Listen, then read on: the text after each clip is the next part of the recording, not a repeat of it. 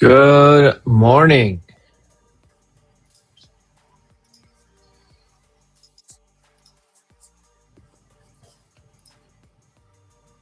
A gap fill on ES downside.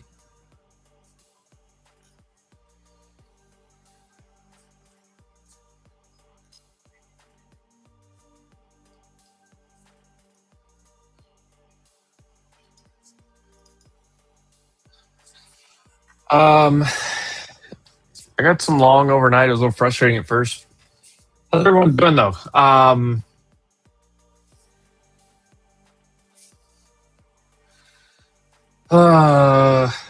Sorry, heading's coming through my other ear.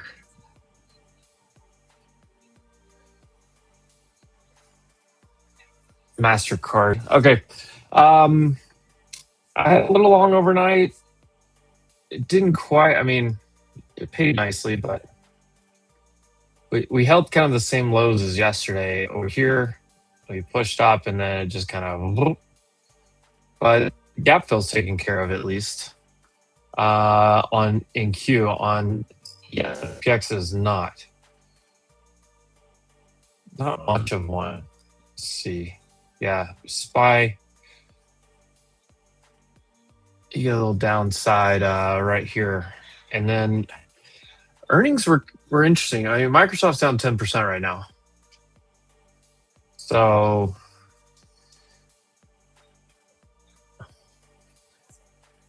it's going to be hard. Yeah, it's going to be hard for anything to happen upside with Microsoft like that. Ooh. Yeah, down 10%. But Meta, trying to offset it. Meta filled the gap on the daily. I don't know if you guys remember the gap from forever ago. Where's Meta? There it is. Right here. Meta, filling the gap. Just draw the full gap here.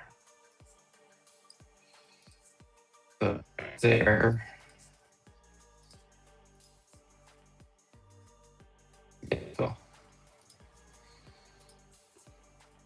So that one's interesting. Tesla doesn't really not earnings. Interesting commentary from Elon. They're discontinuing what the Model S and the Model X build Optimus now. So I guess it's like kind of exciting, kind of not. I don't know. That part is that is interesting.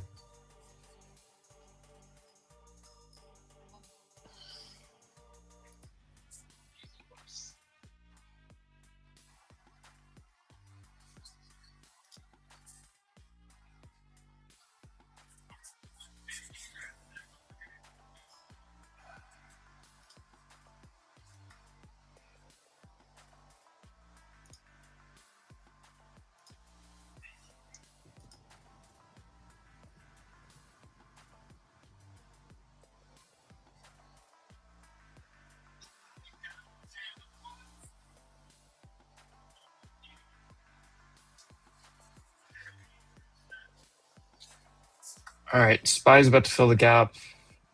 Almost there. Qs have already filled it.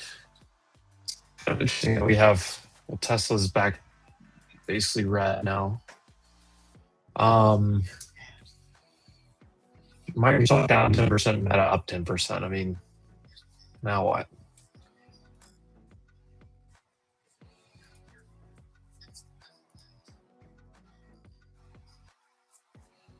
I may have to play shorts today. God.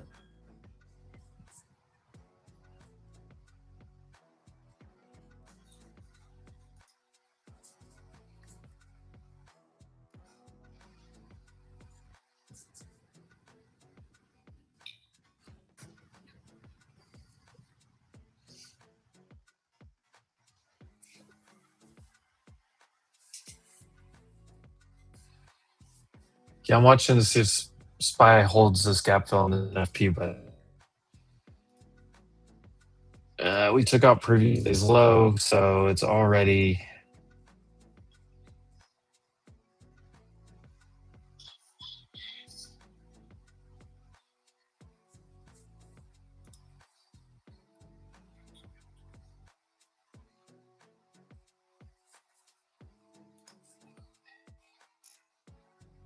All right, SPY's gap filling right here.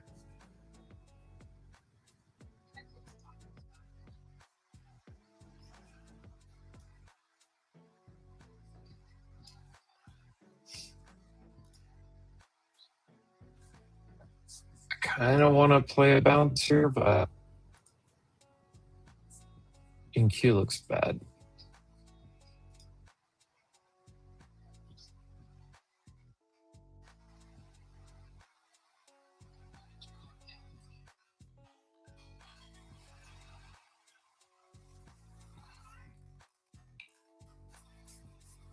Yep, SPY's at that NFP.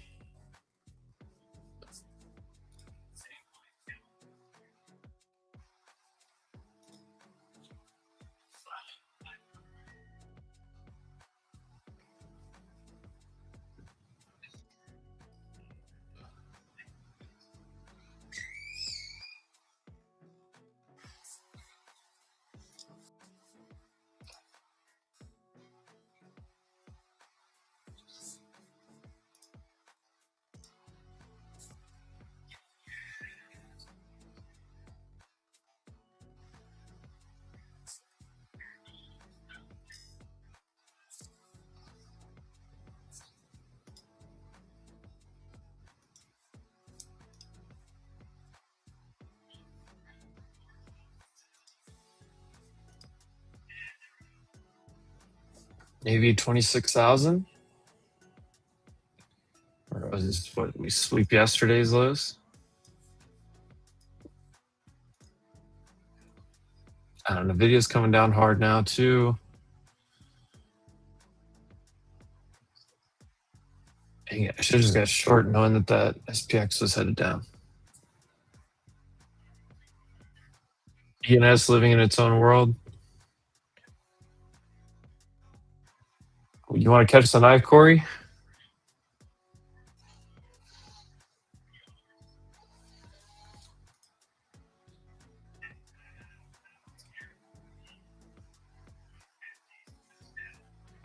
I might get away with some starters long.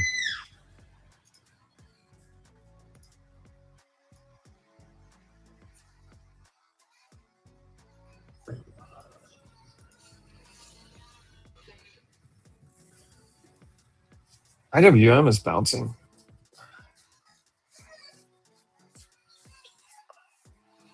On that for the next 10, 15 minutes, probably.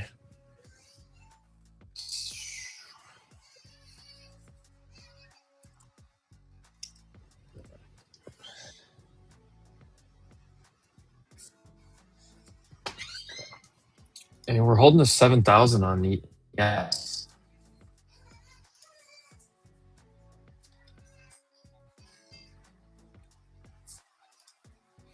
Probably as you break yesterday's low, and now there's a low chance of having a green day in Qs. SPX is still fine. Maybe I'll wait a little bit. All right, hold on. I gotta go turn on, baby.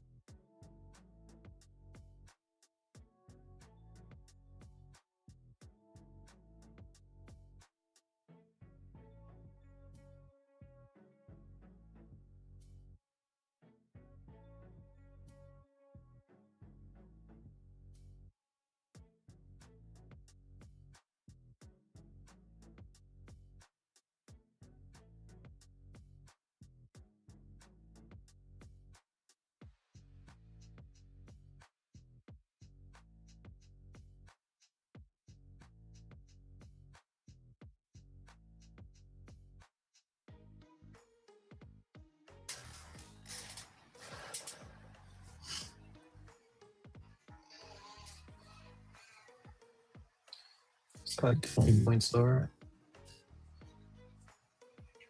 We should get some loss.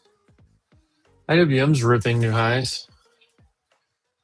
Yeah, IWM strong, SPY medium, and Q's really weak. I mean, Microsoft down 10%. That is sideways.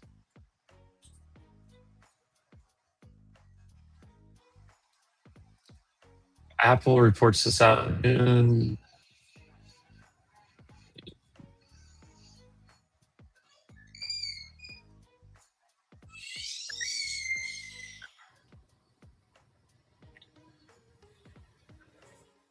Got a bleeder, Nile Tesla. We got a bleeder. 420.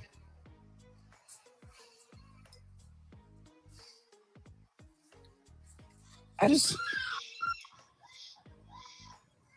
position trader to oh. All right, let's see.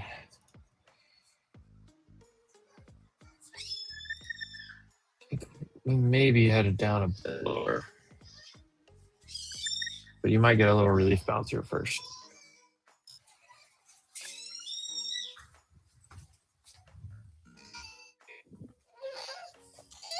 ¿Qué pasa? Done.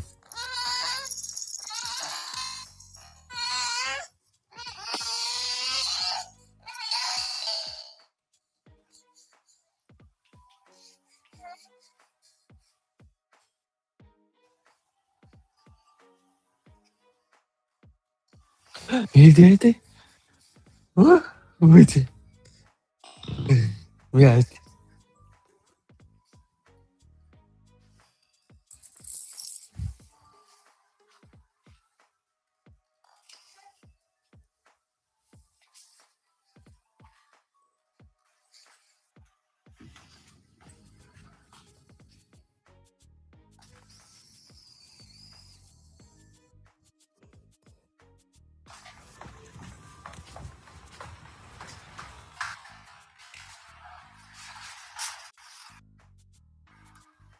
Oh, we're bleeding.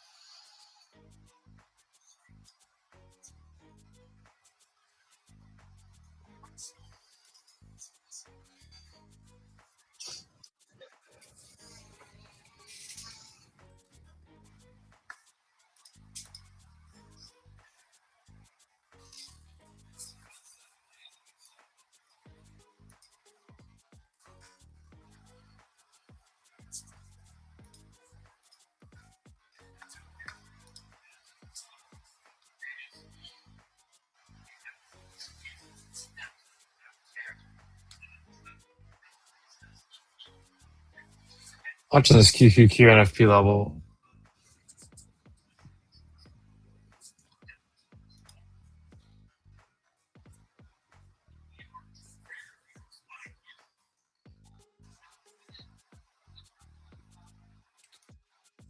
About to start trying to get a little bit long here.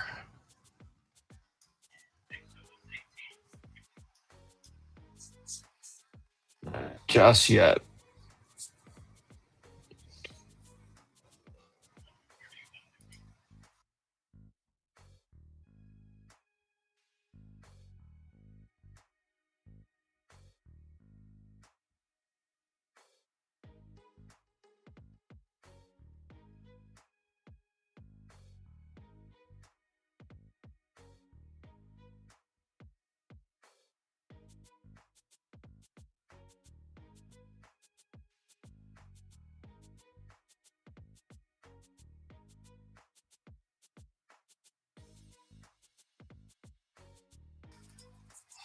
My mouse is like lagging here. All right, there's NFP. I think I'm gonna try it right here.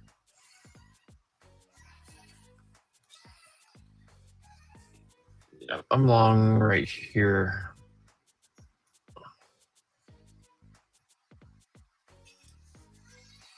Try to play a bounce.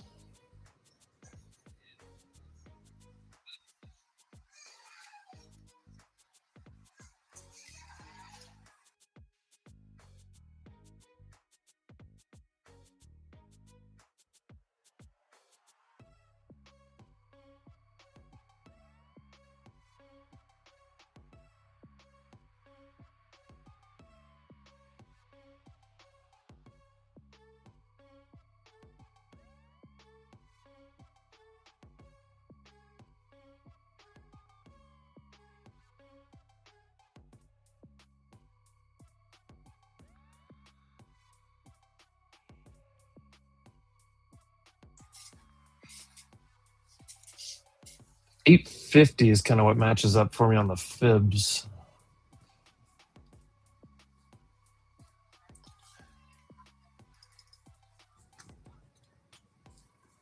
But where's SPX? 950.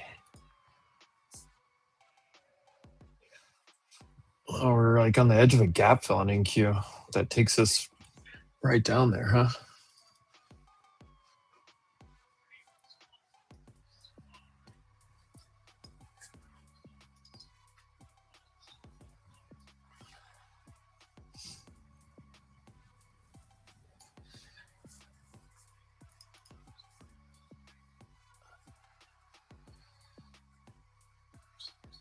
Yeah, I'm long like 940 average here.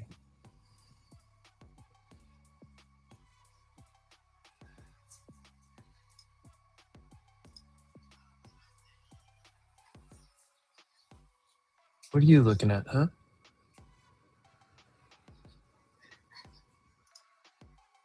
Yep.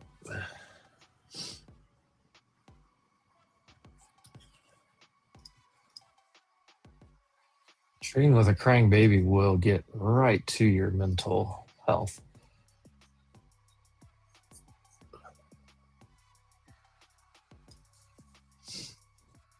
All right, it's 50 points. I'm taking a trim into 26K here.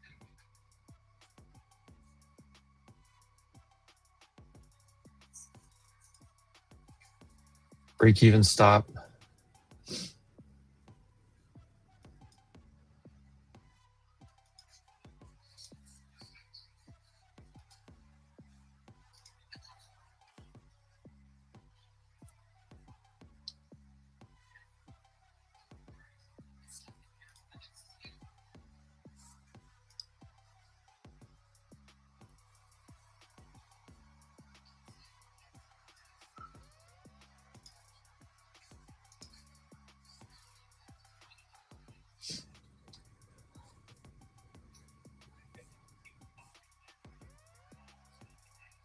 Let's see if we can get up to like 43, 44.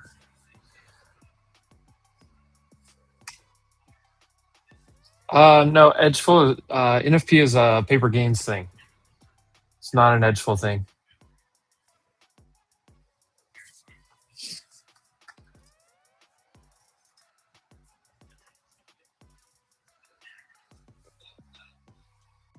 Boy, what a bounce here right off that NFP. Oversold too. So I'm trimming quickly because it's oversold. This is a beautiful bounce. See if we can get up here though. I'm not risking this. I just didn't get a chance to adjust it. I mean, I'm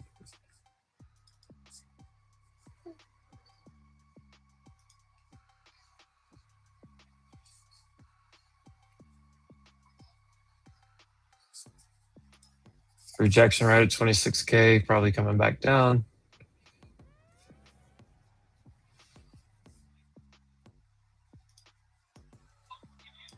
My stop's at 42, so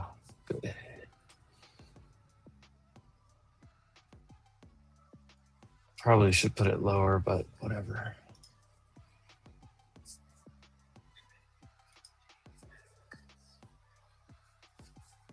Like 930s is probably better.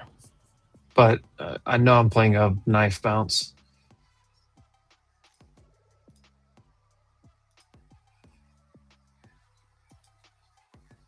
Oh, that's a nice wick there. Come on, push.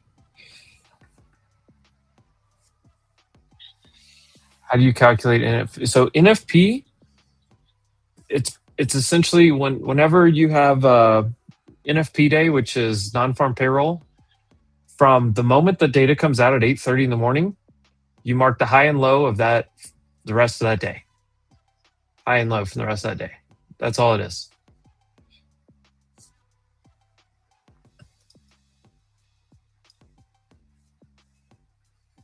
All right. All right, stopped out on that. Nice 50-point bounce play. I think it's still valid here, but I don't want to play around with it since I know it's catching the first bounce of a knife.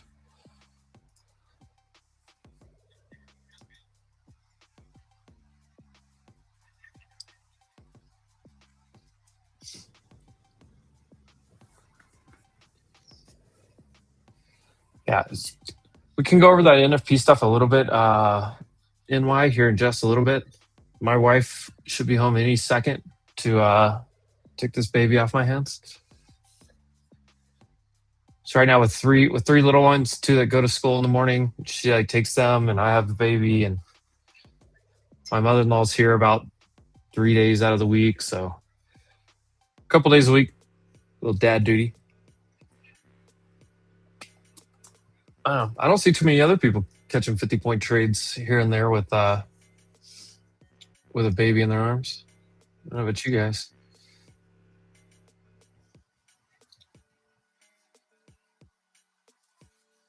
Microsoft new low. Meta looks like a new low. SPY looks like it's coming for a new low. So this looks heavy. And like I said, this NDX, this gap fill, basically right where we bounced. I would not be surprised to go straight to that and fill that gap.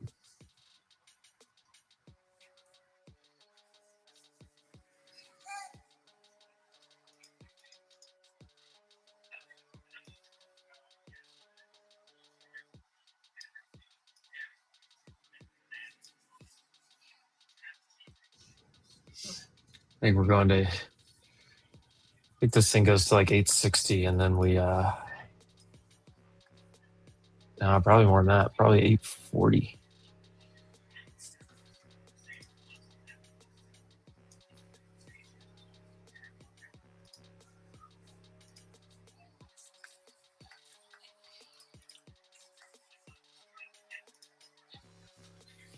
If it falls through this, yeah, I think it's going down another 70 points here. 840 fills the gap. 860 is the other spot I liked for the gap fill that we left from Monday to Tuesday.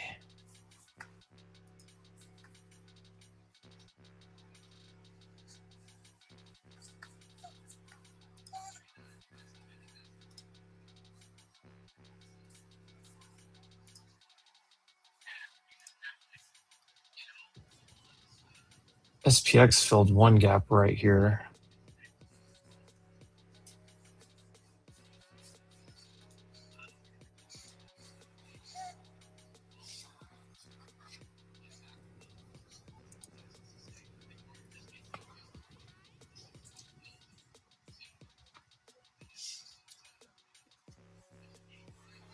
You got two at home as well, Data J? Yeah, I have a 5, let's see, 5, 3, and how old are you? How old are you? Huh? Almost 6 months? Just over 5 months? So yeah, our house is a madhouse.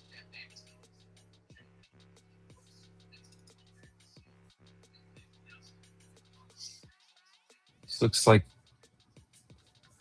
like it wants to flush. Tesla, what's Tesla doing? It's sitting right on that kind of earnings reaction low. You lose 425, you probably do see 420 pretty quickly. Let's see, NVIDIA, a little bit weak. Netflix has been weak. Where's Microsoft new low? Meta trying to bounce, but there's all kinds of stuff. Oh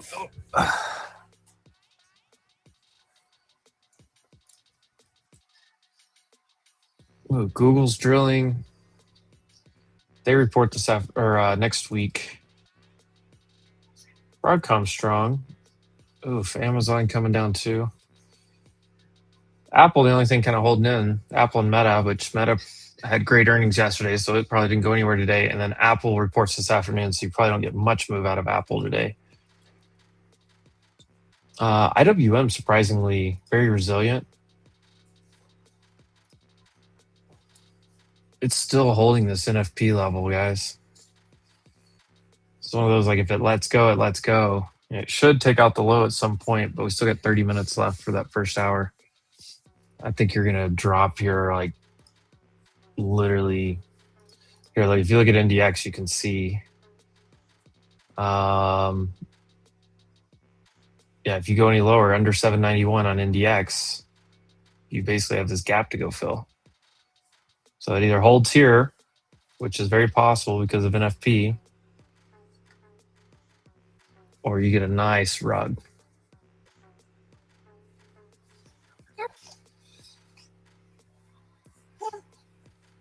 I feel like the nice rug's gonna come. That's what it feels like.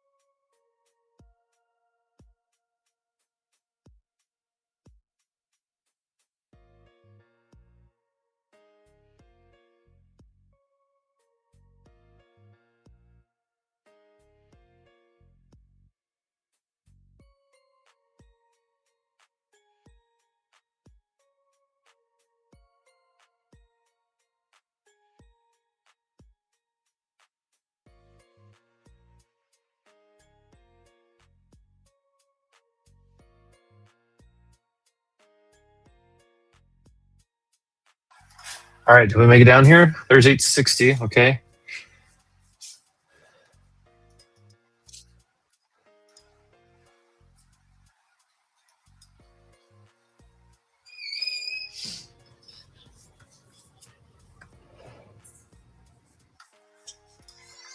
So that gap should fill quick. Here it comes.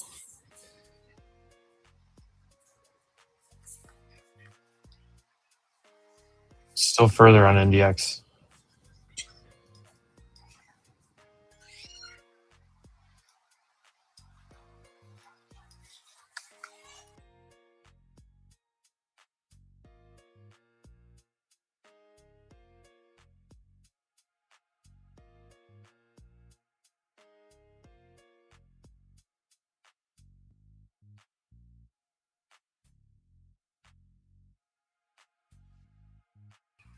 All right, team reinforcements are here, and we just filled the gap. All right, well, that little drill right there worked out. We just filled the gap on NQ from Monday to Tuesday. Where is SPY? That's the quiet. Oof. Oof. Look at the daily. Uh-oh.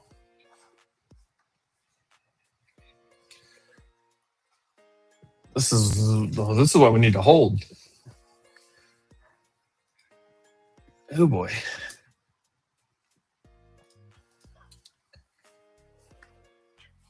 There's SPY.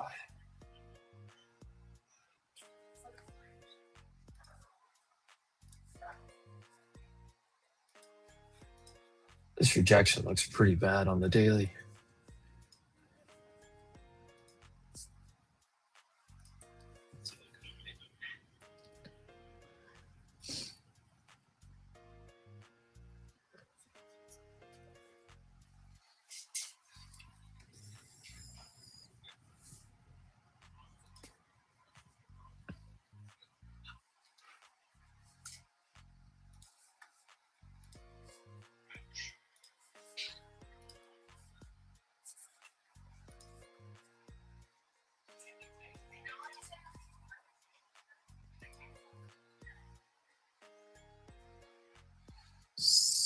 $687 to $650 is the next buy zone if we don't hold. Yeah, literally right here. There's another gap below us that we're touching.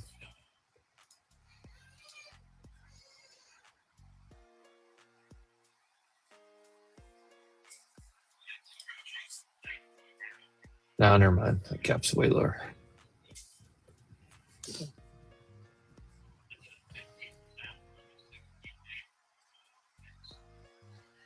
We're super overextended too.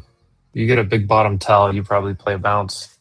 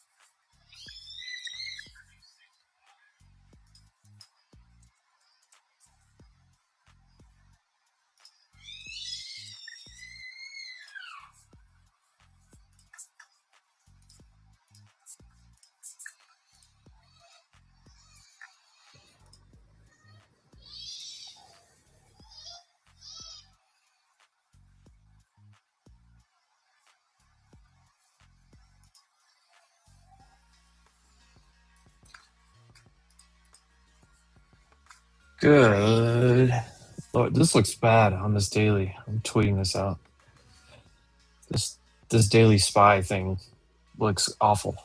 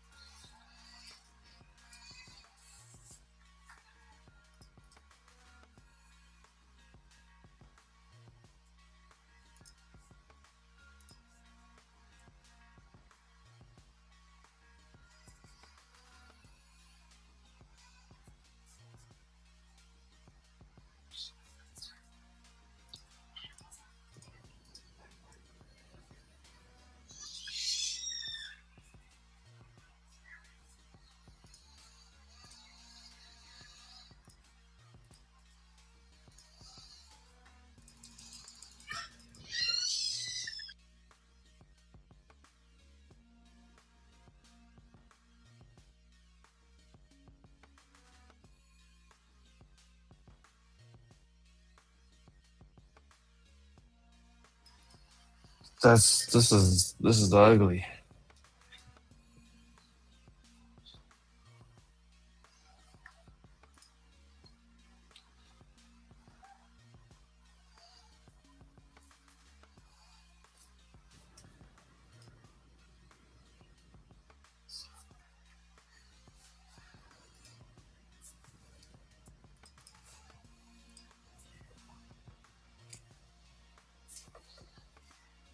Is this the one you're talking about, Tommy? Like right here?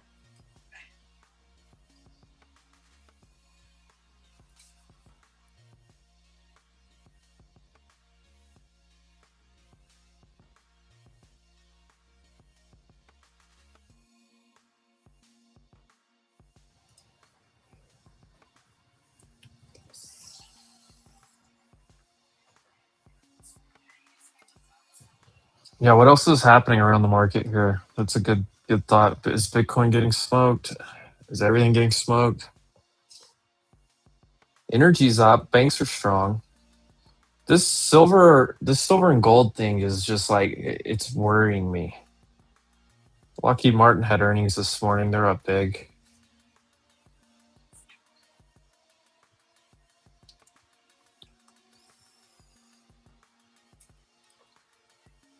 Ooh, coin 200. I'm gonna have to buy some more.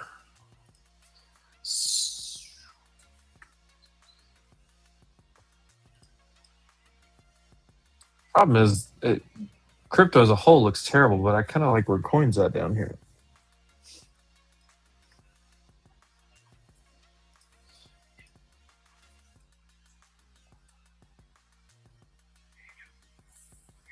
Maybe it goes to like 180s.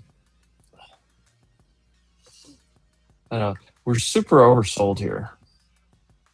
Why do I have a level here from a long time ago? 794.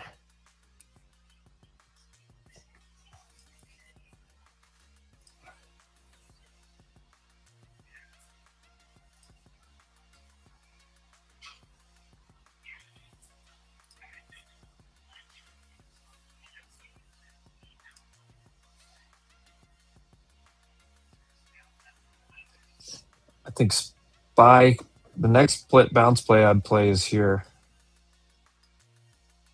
I'm going to keep SPY on here. But you're so oversold.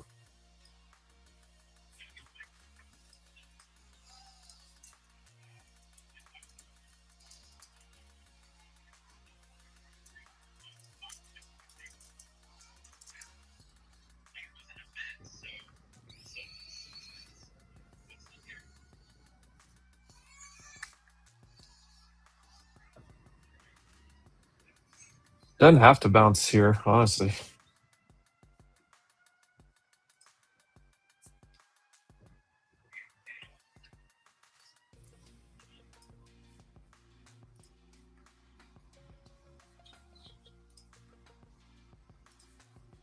I draw my fibs this direction. Halfback 687. That's where I'd look for the next bounce.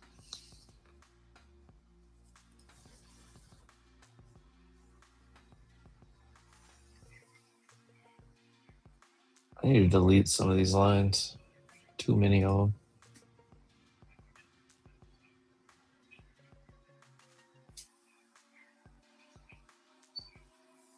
there's still nothing but selling going on.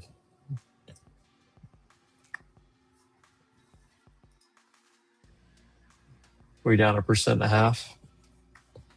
Well, NFP, so as I was talking about earlier, so like this was NFP day. I can't remember, I think New York was asking. So this was NFP day.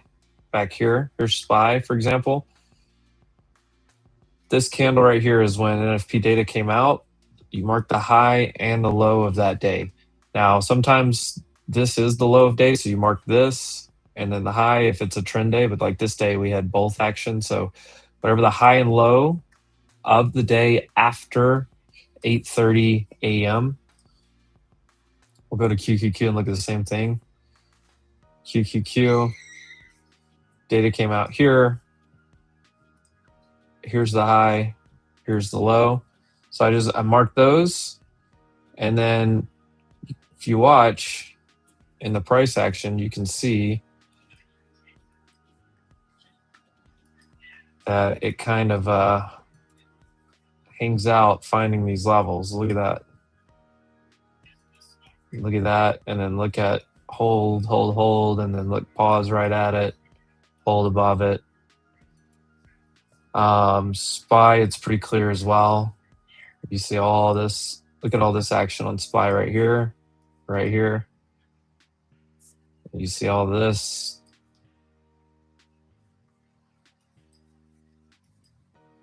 Look at this rejection here. Getting a little bit of a bounce here.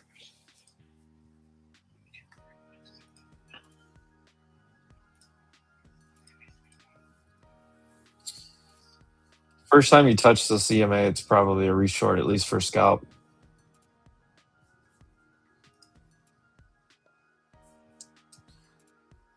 You look for like 700 down.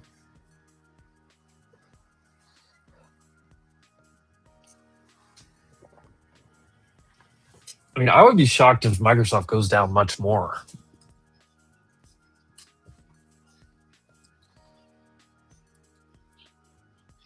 Boy, this is a problem on Microsoft.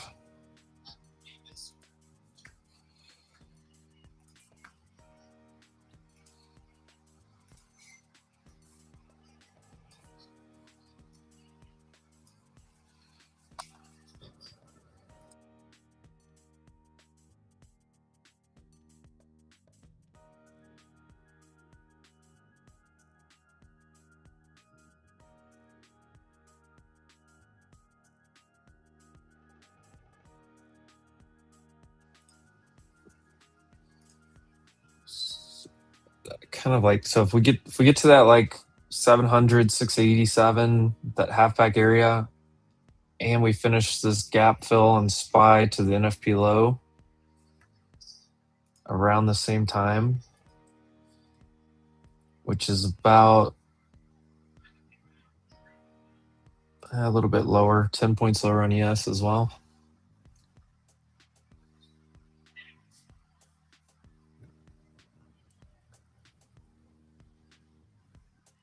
Microsoft looks terrible. I mean, with something down that much, you don't really think it's going to continue, but it could.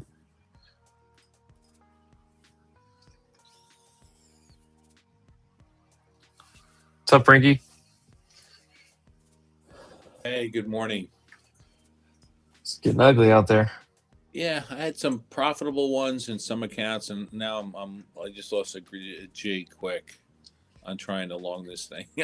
It's like no. I caught along from 940s to 26K, and then once it started breaking, I kind of just scalped the short down about 100 points light. You're about to hit halfback and NFP, and I think you're going to get a little relief bounce here, probably right in this area.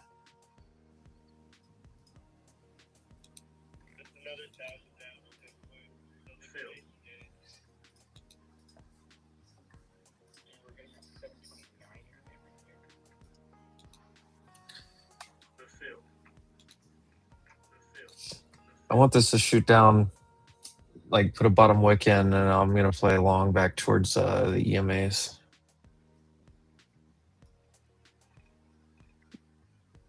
try to get like back to like 850s, 860s, maybe 880s. There's a pivot point down here at 702, and then that halfback of this entire range is 687.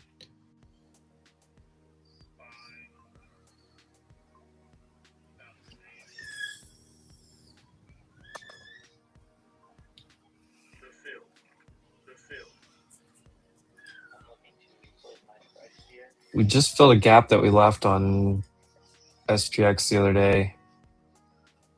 Right there. And we're at the NFP low now of SPY. So I think you get a bounce here.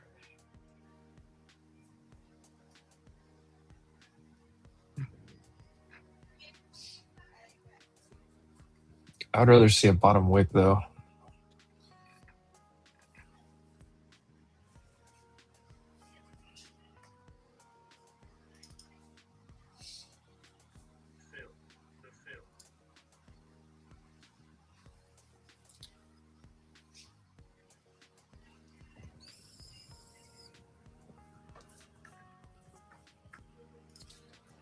Microsoft's bad. Microsoft's sitting on top of that massive gap it left way back in May.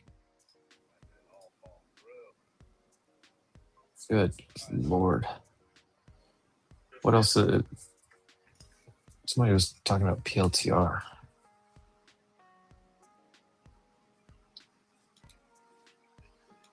Oof. They report on Monday. Straight through the 200-day. Hood straight through the 200-day. There's the gap fill I was looking for on Hood right there. Gold is 101. collapsing. Is that what you're trading over there, gold? Oof. No, but I just saw it. Gold and silver. Maybe are people just going risk off right now? Frank, have you seen this SPY chart? I texted to you. You see this daily?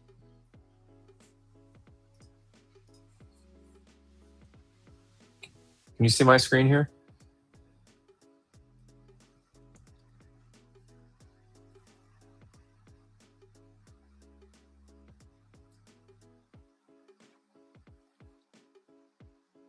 Frank?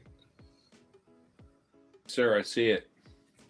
This upper trend hit at the same time we back tested this trend. Yeah. This lower trend, if I zoom out, look at this. This is tariff low to November low to December, January low. And it's a perfectly, look at this apex. Yeah.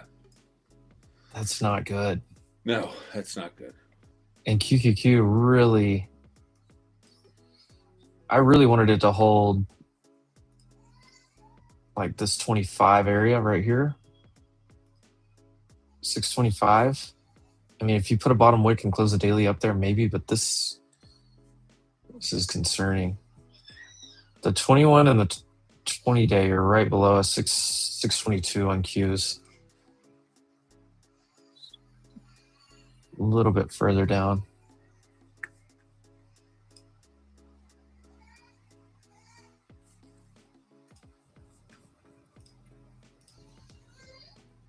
Oh, they are writing silver, aren't they?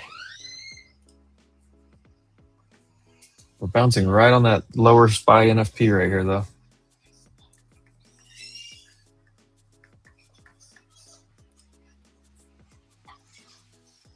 Look how perfectly it. Good Lord. That could be a double top on QQQ on the daily, too.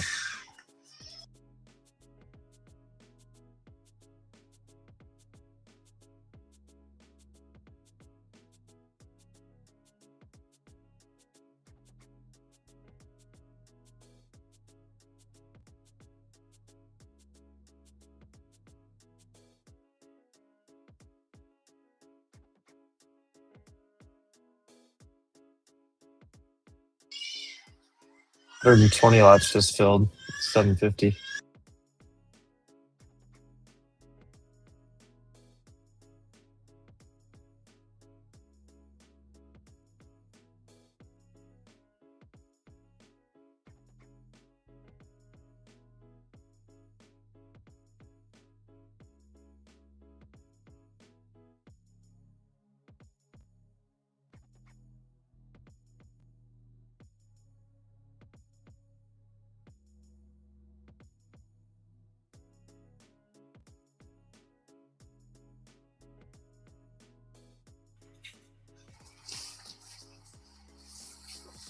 Oh,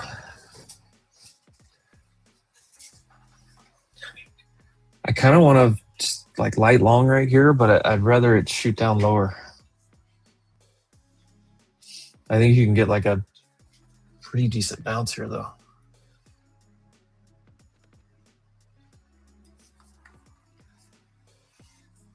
I mean, that far from moving average trade should be firing on every metric, right?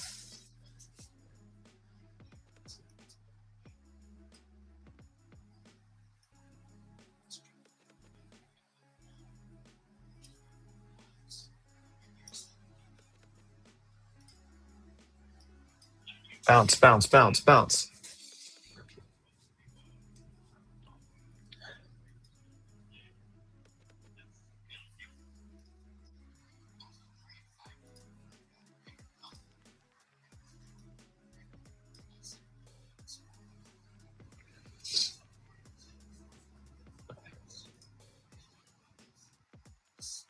We can get back to like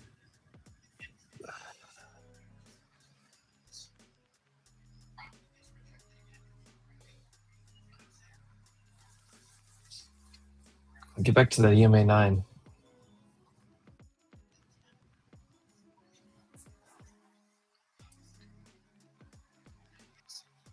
It's bouncing right where it needs to.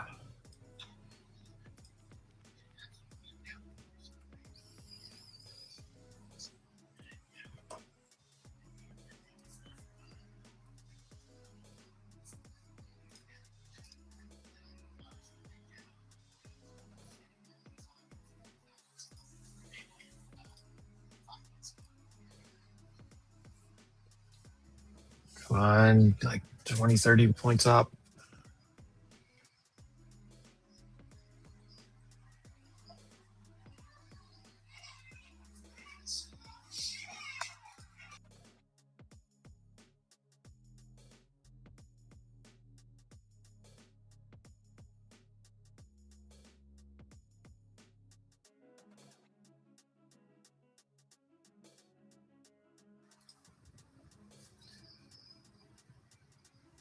And it's probably a short on this bounce because everything on the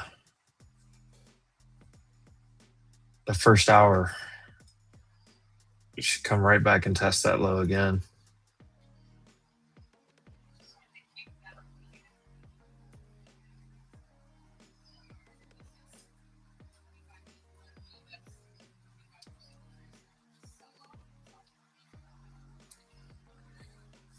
It's like 843.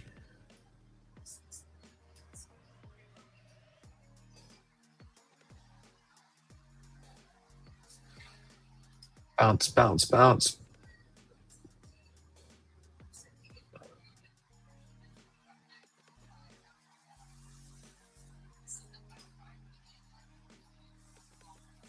Oh, oh, come on. A little bit more.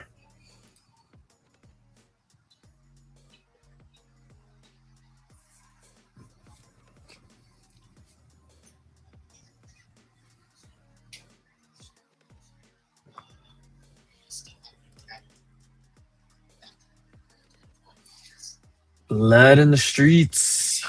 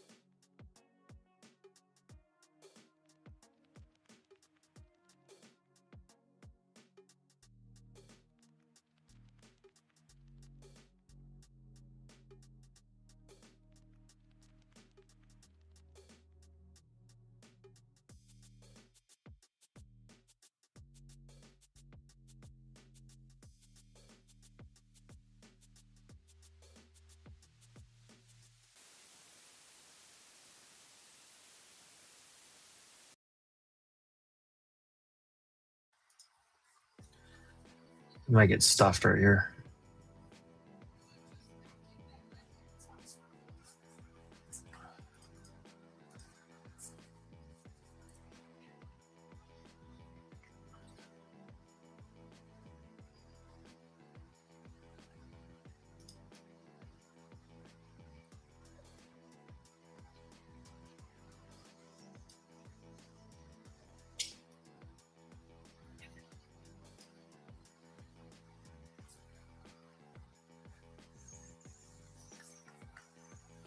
5 minutes until the IB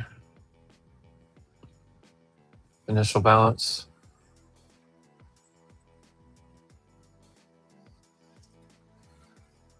All right, guys, we'll get a little bit better analysis of some stuff going right now. Things moving fast, taking some little fast trades.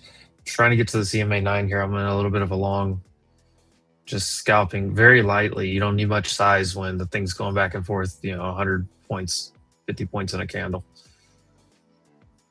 Come on, a little bit higher, a little bit higher.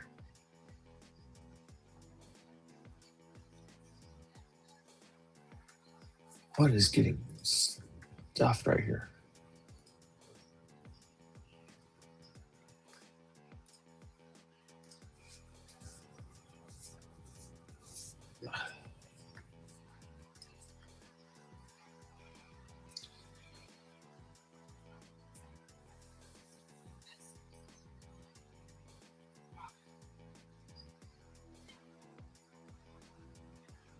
No, it's not gonna make it.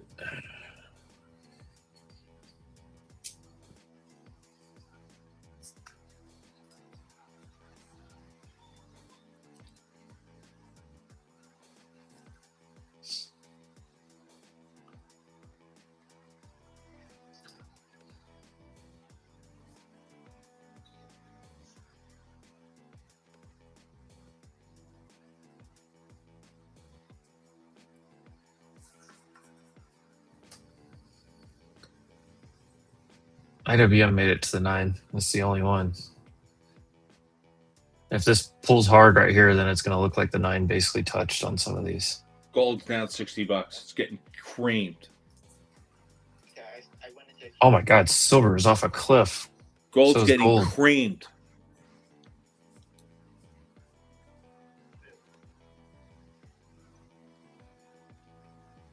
Oh, gold. Good God. Wow, they're rocking right now already.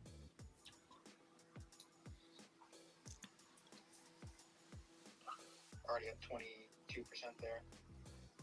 25, 30. All right, stopped out of that long. 35, 40. Try again a little bit lower.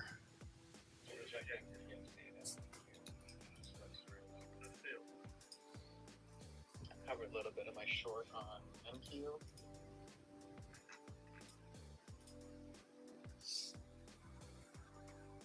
Taking a trim here on QQQ up 40% already in seconds.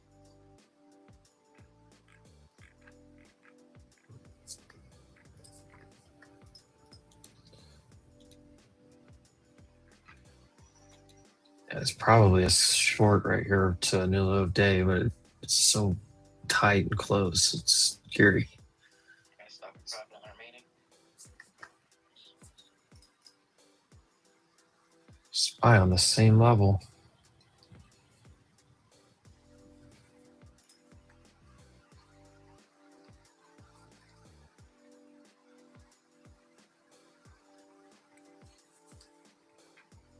Now at 50%. It's 6. Oof. I just lost a little bit today.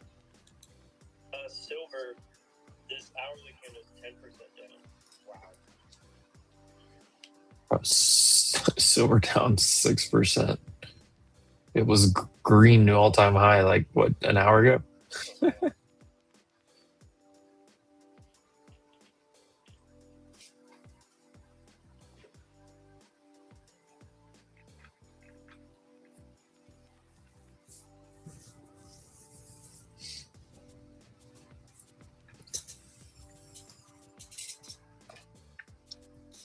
Yeah, if we don't get any meaningful upside action next 30 minutes, the best we're going to get is possible slight melt up because we won't have the volume to back us either. We need to see that pop before. New low's coming. IB is going to break. That's going to get that off the plate.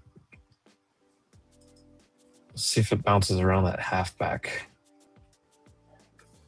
And the S, was that S3 down here? 702.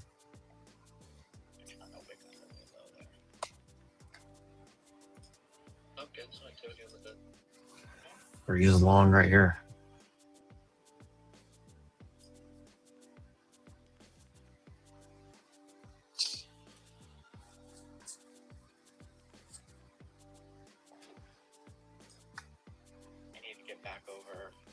760 though. On MQ. We took out the IB low just slightly, and we're still sitting on. Better still holding. Off that liquidity clear out and not even. I don't know. This looks gross. Apple's holding. Obviously earnings time, so. Even though it's like no bid activity now, like it looks like there's no bid activity.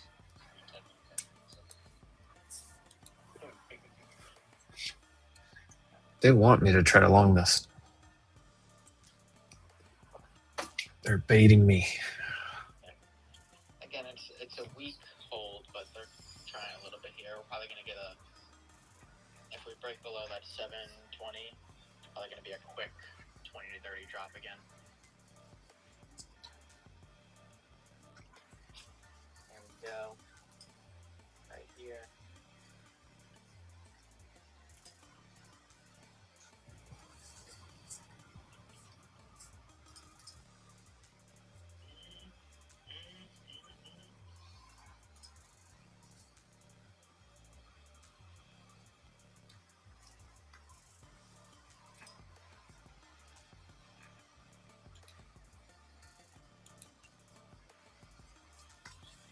Drop it down. Drop it quickly. Do it quickly.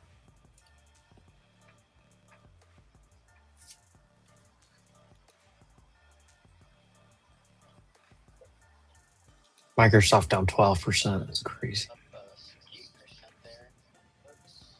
Keeping it on Comcast for CSA. You guys know what's green today? Huge Greatest company in the world. right now, 5%. Your weekly also is about to close. The Wally world. All right, S3.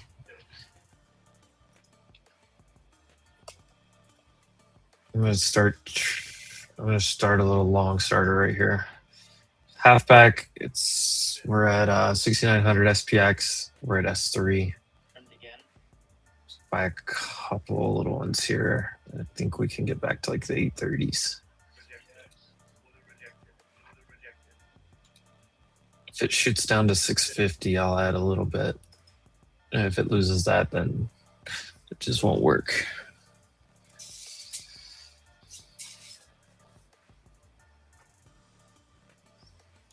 All right.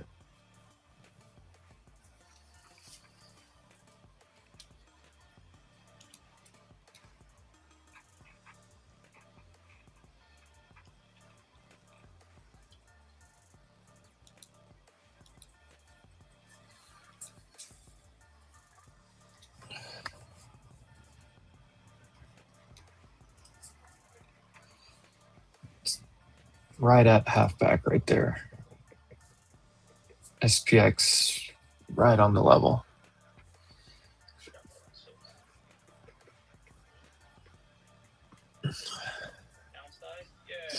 Yeah, I'm long at 697. Florida's getting smoked. Light.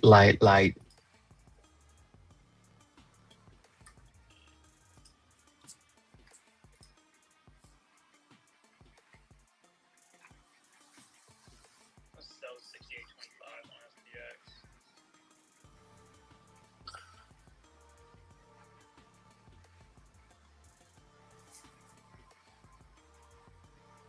What are you selling?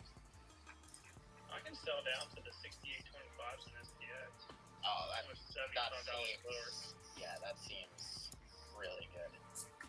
Yeah. I mean, 50 SMA is 68.51. What's up, bro? How's it going? Oh, it's going.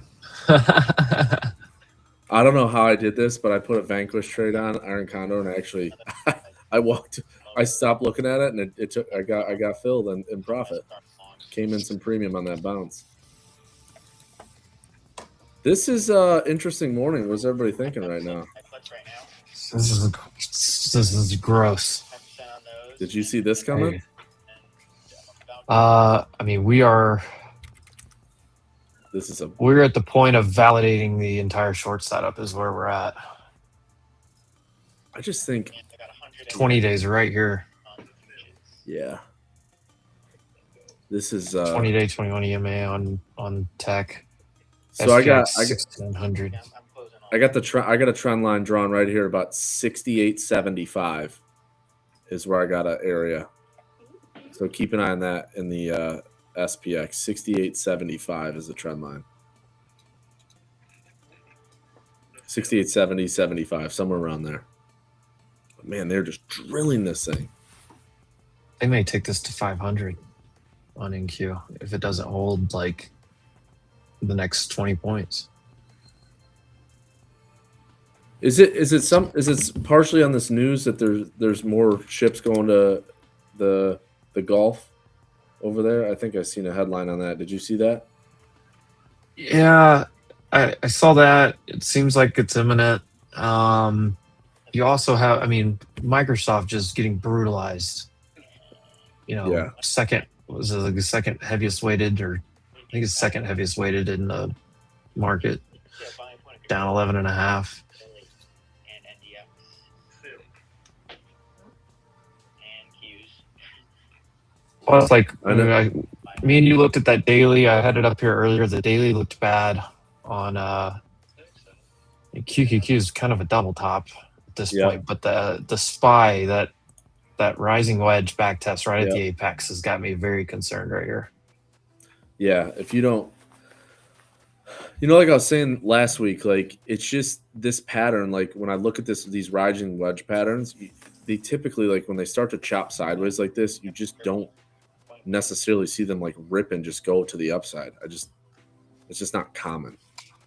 It'd be a weird breakout at the top of a move. So, and yesterday we opened right at 7,000, which is that psych level. You know what I mean? So, makes sense to retrace off that. But this is a big move lower. Especially think about if Meta was not where it was today. Meta wasn't up $60. Where would we be? Be a lot lower. Yeah, and nobody knows what the hell to do with Tesla. They tell you they're not going to sell any cars. Yeah. I mean, them cutting the Model S and Model X, even though it was lower production, I think that's hitting. I'm still in the Rivian short as well. My target's 1470 on that. I'm still on that thing. That has been.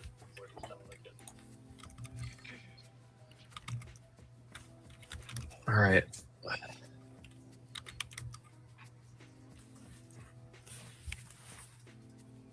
You should have switched to shorting tops mentality.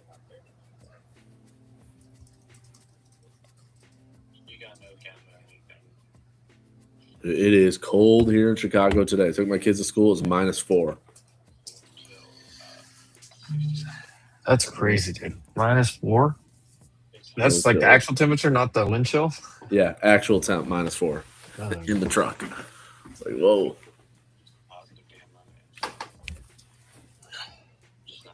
My average is at 84 now. Are you short or are you trying to get long? No, I just got along a little bit. We're at just under halfback. We're back testing a pretty key spot. If it loses this, it's another 100+ points down before I'm interested again. Look at Palantir on the daily. We're right into that support level at 147.5. Yeah, I had that. I have the EMA that I use, 233, is right here. Along with that one's low interesting. on the left. But it came right through. RDW's got a headline. Hood hit the full gap fill, and it's coming through a little bit. And blazing through the 200 day.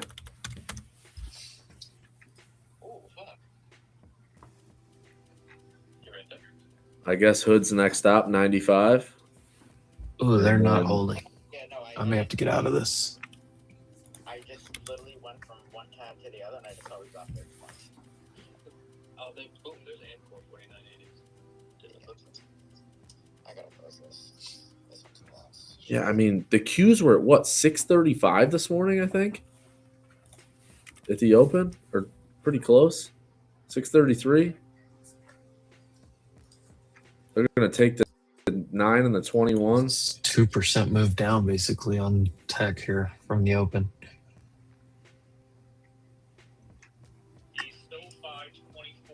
SPX is entering another gap. That's bad. Oh. Surprise. Very small green right now. I'm waiting for a move closer down to 24 bucks. They're finally silver and gold. They finally ripped that apart. God, I wanted to short Yeah, it last night. Frank came on here just So bad. crushing.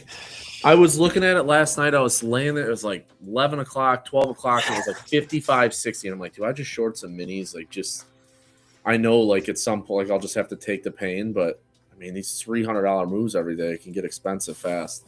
You're wrong. Oh, I knew it. Knew it. There was premium. You could sell. I was looking at the futures, like 50 days out. There was like, you could sell like the 10,000 calls for like $5 in the GCs, which is ridiculous. 5 G's out of the money. Yeah. January 22nd, Friday. I'm Dollar catching a bit today? A little bit. Not really. This week on That thing's so oversold. What's that? The dollar. Yeah.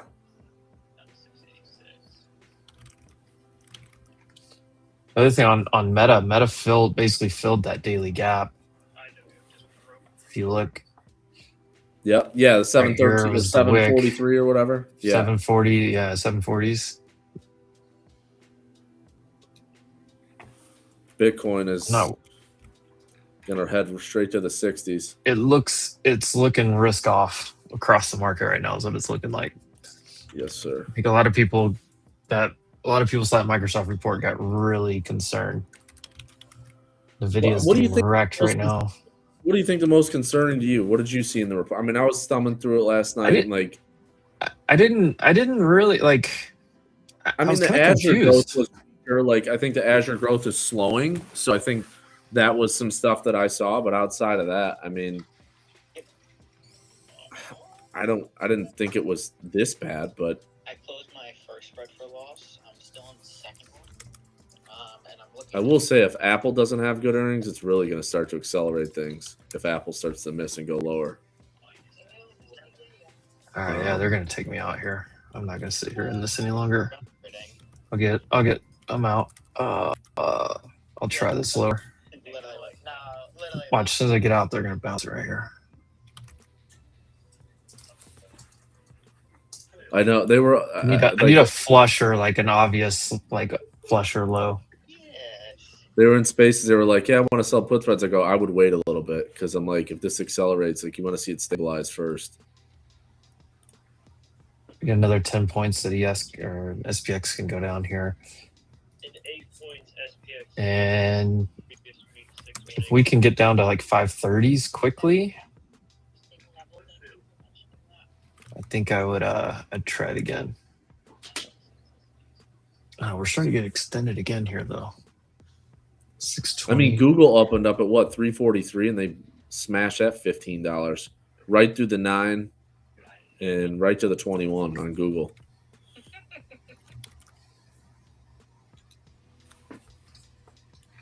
I mean, here Nvidia. If you look at the daily, we're right back to the daily 9. So yeah, we I hit mean, that one. Microsoft did say their capex was going up.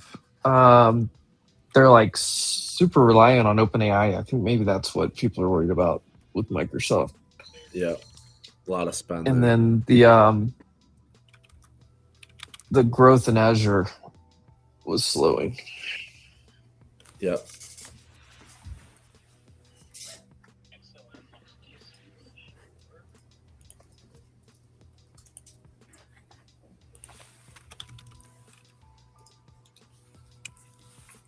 Yeah, maybe this could be see how far they keep drilling it, but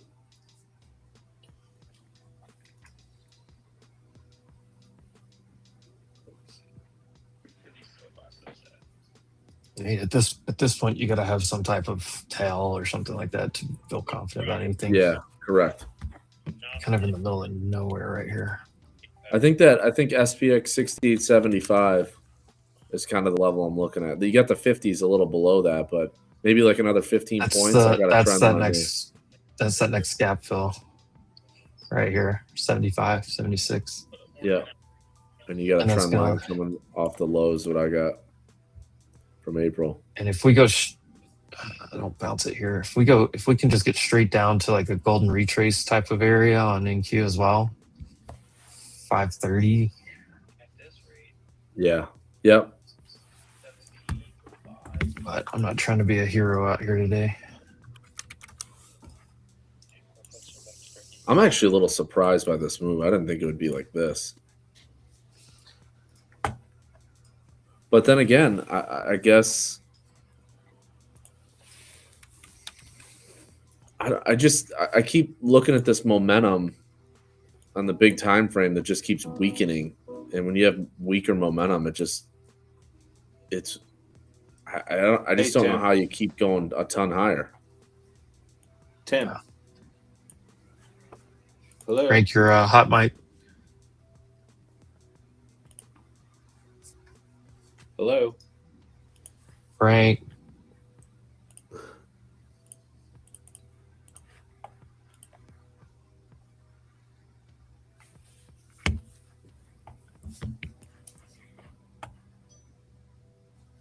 Did you say you took a Vanquish trade, Will?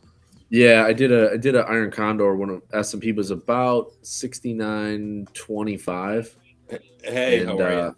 got filled for some profit. We got a little bounce and the premiums came in and I got out of it. Just took it out about 40% of net credit. So it was a good trade.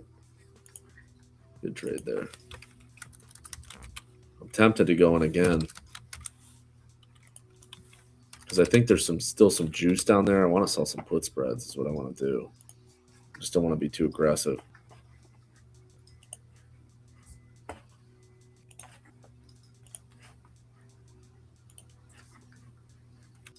I think you're about to get a bounce. I wish it was lower.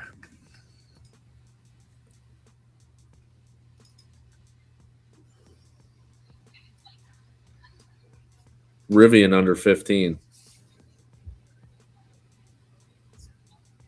Dude, I called that and fumbled I that know. bag. Just fumbled it. I've been short it for a little while, since like 20. I'm getting close to wanting to trim some down here, but I think it could go lower in general. Yeah, I mean, when you're in the middle of a gap that was left the other day, I mean, if anything, you're just, it's just going to pop back up to find more sell. It's just oversold. Yeah. EMAs need to catch up a little bit. Oh man, this would be a lot, but I think I'm going to try it. Here, the 68.20, 6,820 wide put spread right now is trading for $1.20. That's quite a bit. That's talking $70 out of the money. Yeah. Code Wolf, if you guys haven't tried Vanquish, go check them out. I can get a link put in the chat. I'm watching this. There we go. Come on. Just drop hard. Yeah, you need like one little Start push. having to buy like one at a time as this drops. 6,900 ES is going to line up right around that gap fill, I think. Yep.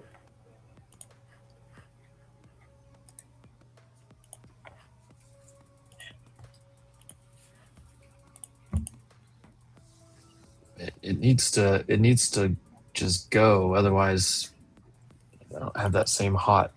I look for like that overextension kind of hot stove reaction, shorts covering to play a bounce play like this. And we don't quite have that yet.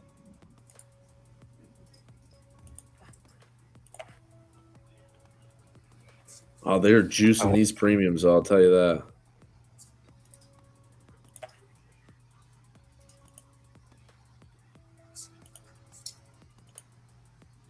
I'm going to buy this thing from 560 down to 500.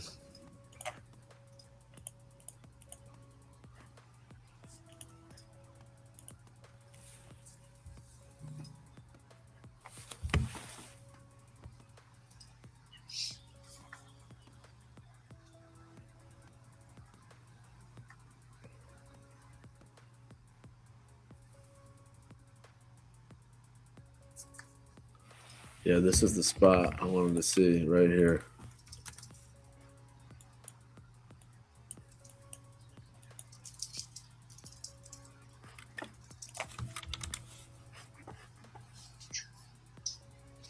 Come on, drop it, drop it, drop it.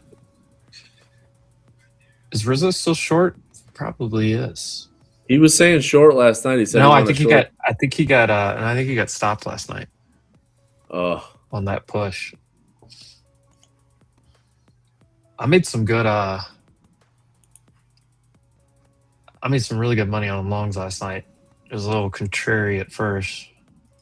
Yeah, I put some longs in on that first push lower, and it came back up, and I took them off.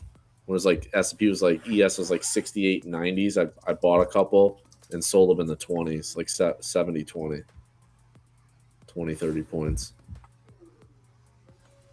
Man, they are really drilling this thing. I'm gonna do them right here. 6,800, 67 80s. That's $80 out of the money, and we're already Right, down 100.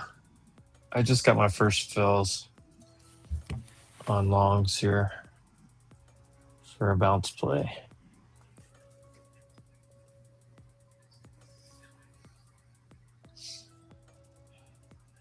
They absolutely drilled Service Now as well. That's another one.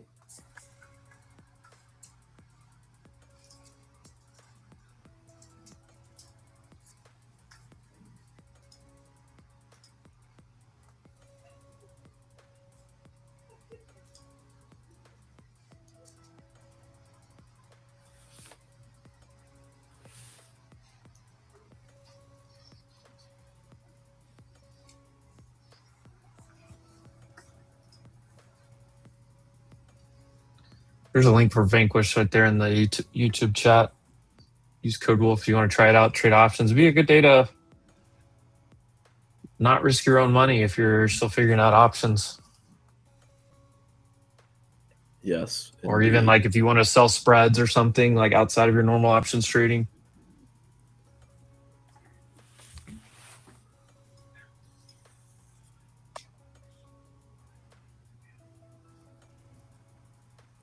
So I did some I'd done these out to March on Tesla. I did some ratios 1x3s. I bought the 430 puts and sold 3 of the 340s to try to basically cut the debit in half on the trade. So those are working out pretty good.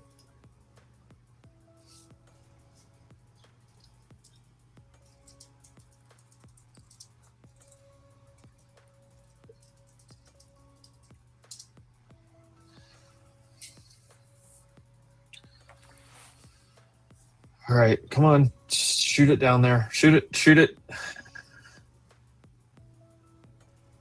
Here's the spot. Hit this golden retrace. Come on, hit it. Come on. There's the gap fill on SPX.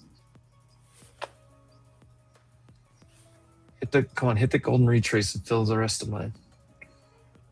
And 6,900 on ES. All this stuff lining up for a decent. Yeah, I'm looking at the same spot. Where are we at on the daily? SPY, the 50 days at 683. So a couple points lower. Imagine we go down that far. Whew. Don't say it. We're already down 100. QQQ is, oof. QQQ is about into the 50-day almost. I mean, we're... Yeah. Well, that's what? Another 0.18% down. That's not far. No, all right, 617.21 is the 50-day. It's literally a dollar lower on QQQ. I just got some fills there. Did we hit the I'm filled in NQ we at didn't 43. hit the 530. And my average is 548. Yeah, I'm at 43. I'll buy more if it hits 530. I think we're gonna get a. I still want a bottom wick, but how far can this bounce? That's the real question here. $655 to 687. 687, 650s right now is the EMA 9. that's probably a pretty decent trade. IB low is what, 718?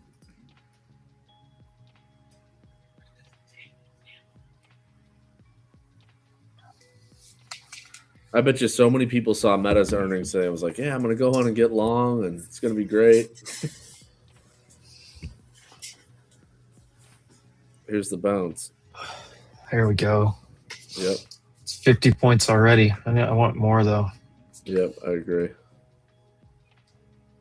It's so oversold. It needs to get back up into the 9. See if we can get back to 650s. Yeah, a little 100-point bounce.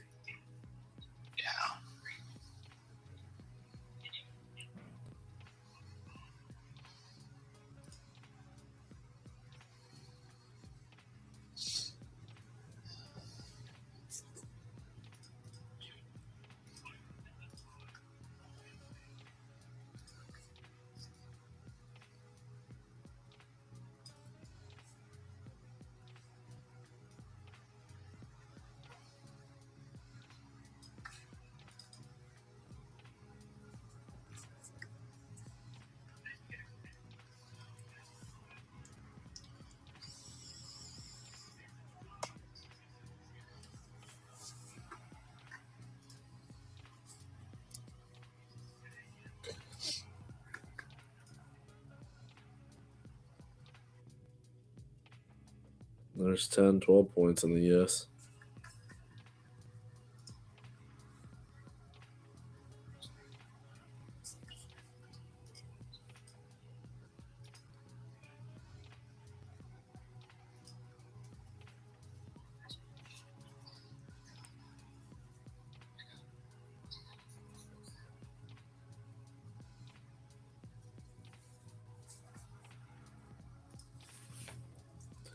I think we hit the 50-day in the futures on NQ. Or close. Did we get there? No, we didn't. 493 is the 50-day in NQ.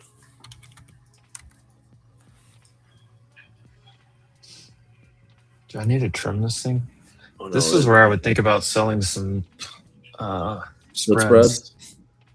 I did. I sold the 68, 10, 67, 95s on that push lower. They're up about they're green. About 10, 12% profit so far. They should come in though pretty quick though. Yeah, I got on the futures. NQ is the 50-day on the futures chart. 25,594, which is kind of right where we are. A little bit below it, but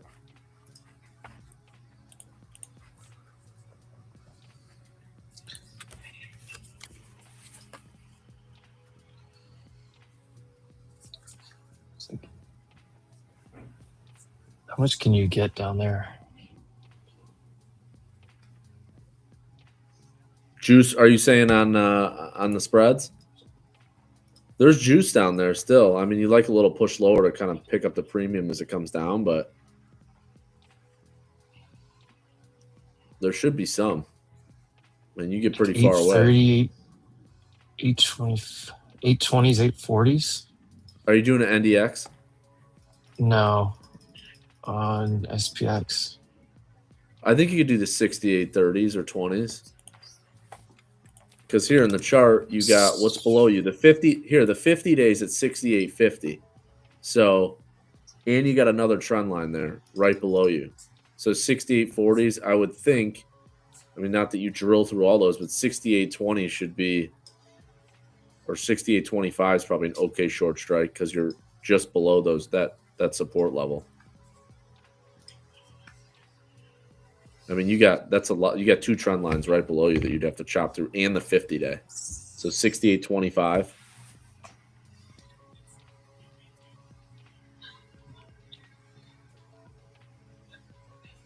So I could like sell the 6835s and buy the 6815s. Yeah, you could do that, or the 30s if you want to give it a little bit more space. Well, what just happened?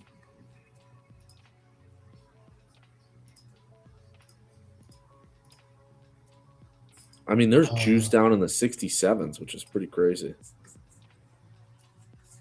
Like here's Vanquish. I don't know what just happened to my thing. All right, I sold 5 68.35s and bought 68.15s. At least for a bounce in here, you know what I mean? You could take it off. Yeah. I mean, you could sit on them, or I would try to target like 50% of the credit. So how much you sell them for? I got like 250, I think. Okay. Yeah, so I'd take them. 225. I got 225. I sold 5 of So them. target like, I would buy them back at like $1.30, $1.40. Because if you get a bounce, they'll come in pretty fast, but it just takes the risk out in case they rug it in the afternoon and blaze through everything.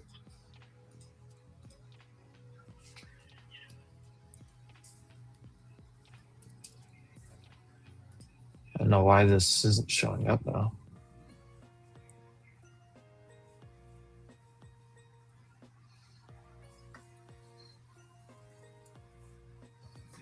I mean, if they do take all the support out, that would be quite bearish.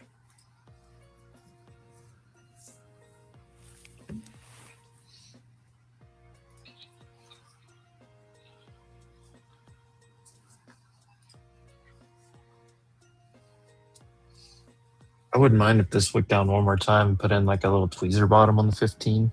Yep. Nvidia is still very weak. Yeah, Palantir's holding that 147.5 area.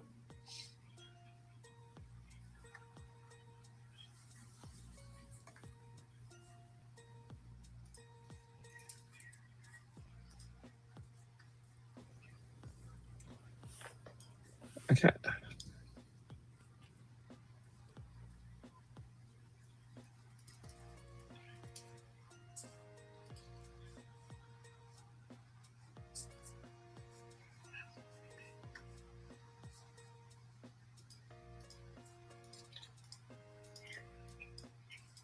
I don't know why this isn't showing up all of a sudden.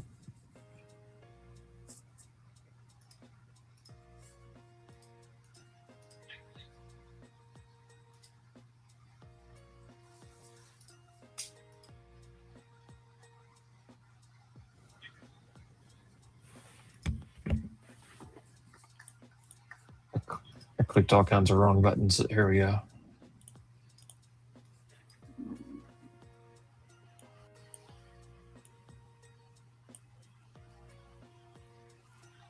Oh, are we bouncing? Not really. Not really. Gotta think it's got to slow down in here a little bit based on. Yeah, it may have to base for a little while. Here we go. I got on the. I mean, we're starting to get into some higher volume areas around this like 68.80, 68.70 on the futures, so a little bit lower, but.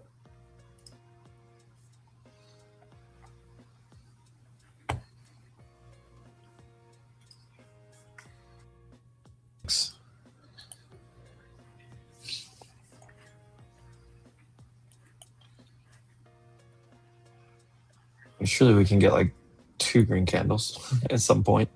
Yeah. Straight sell side.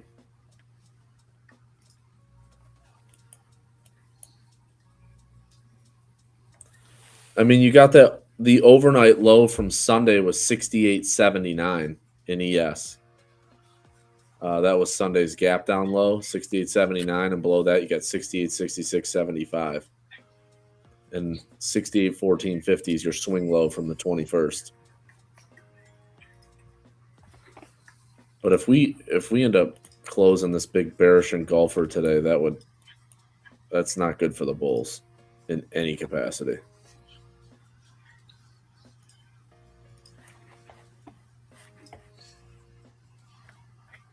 I just unmuted you, Frank, if you want to.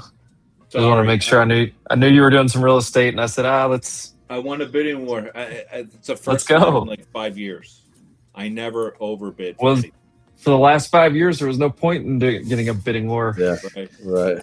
This may be the first time in real estate in 5 years that it makes sense again. Yeah, I mean it's a top of what I would pay, but like there was 5 cash offers. It's a beach house, so it's a little different. Yeah, I blew those out basically because it was a retrace. I blew them out between 5,600 and 56 like 15. But I bought with you down in the 30s and 40s and low 50s. Yeah. I don't know. I still have one more buy order down here. This is if a it bad, wants to go down. I mean, did you scale some out when it rallied? No, because I'm just not buying a whole lot. I don't think I need a whole lot for this Right, to, right. If you're rebound right, you're gonna 100 be points. right. Yeah. Yeah. And it's far enough down that I think we can get I think it, even if it like dips in further, I think it'll at least come back here and give me a chance to get out at some point today. I mean, it Well, would here's be the other thing. pretty incredible to go down 3% and stay down there Yeah. Without a bounce. without a bounce back to here at some point. That's why I'm Here's the kinda thing: comfortable. the sectors are split as well. I mean, you only have 5 sectors red. The rest are financials are green, utilities, communication services because of Meta, staples, real estate, and energy, all to the upside. Yeah, So it's just tech that's getting crushed. Oil's telling you there is concerns in the Middle East, right? Yeah, especially now it's 65. 65, 3% up again. I should have bought oil at 55. Sold some Micron. puts I was down going to there. buy. You know what? Casey was talking about Micron puts this morning about how somebody said if you buy Micron calls, you make money every day, and I'm like, and I had in my notepad gold Buy puts, puts. Micron puts from last night. I wrote it Yeah. down. I fucking wrote it down. I can't believe it. Look at this. Oh, good God. Nobody told me Bitcoin broke 85. That's not good. Look at that. Micron put, gold puts. There it is. They didn't do it. Oh, jeez. Today's one of those days that you like. Everything just changed. It was a big rejection. Yeah, it's tough. And when you see that, you have to kind of like just get on board somewhere.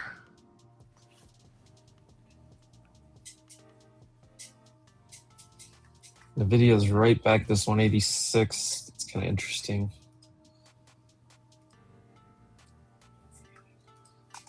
Where does Microsoft even stop at this point? That's the concerning thing. I mean, 400, 380, 396 is the 396 is that gap fill.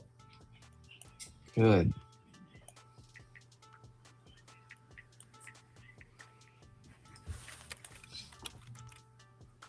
I mean, look at IGV. That thing is just obviously because of Microsoft, but that's just another. ServiceNow got murdered too. That's another. You know what is green today? What's that? Greatest company in the world, sir. Walmart. Yeah. Yeah, it is. To the upside. Safety trade. Did you see Caterpillar? It's $679.99 at the open. Yeah, and then they just reversed it. Almost all of these are like all-time high, good earnings. It's just people are selling, taking profit, but they've been long forever in some of these names. Why not? IBM is one that I've talked about a lot. They had a really good earnings report again. So profit taking, but when you gap up as far as they did, almost all-time highs. Yeah. But that chart's still intact, so it looks pretty good. ASML took out yesterday's low as well, and AMD just ripped through the 9.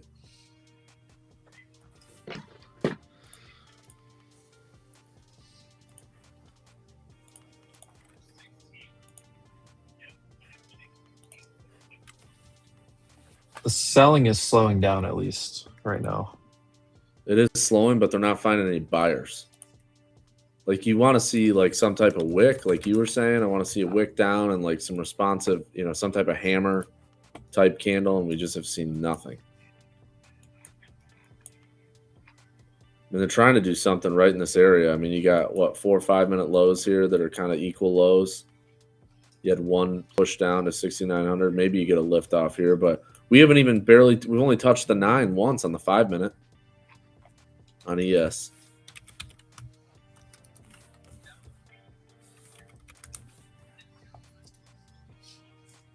That's where I think it's going to get back to pretty soon.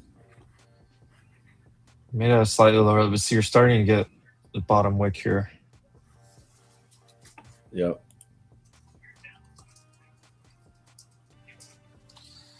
You watch these premiums like and the options. If you here. sold put spreads, they're going to come in fast.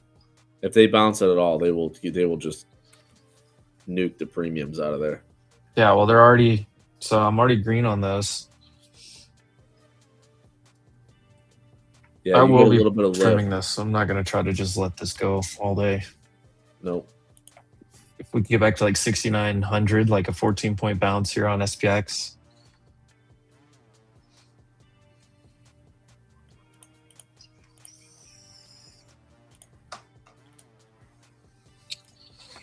All right, I'm about to take a trim here. I'm up 60 plus points. Just touch this 620 area.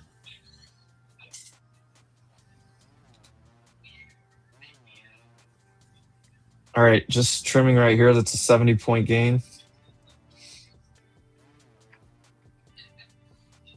Where do I want to trim again? 650, I think I have to trim. 655. We'll go 650. That'll be 100 points. And then 687, if we can get there. 685, how about that?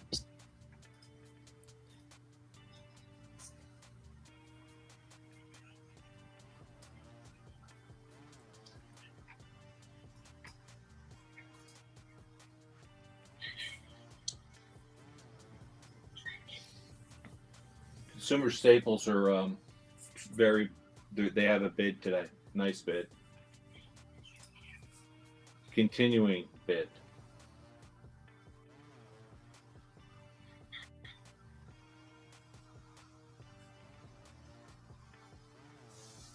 Yeah, safety.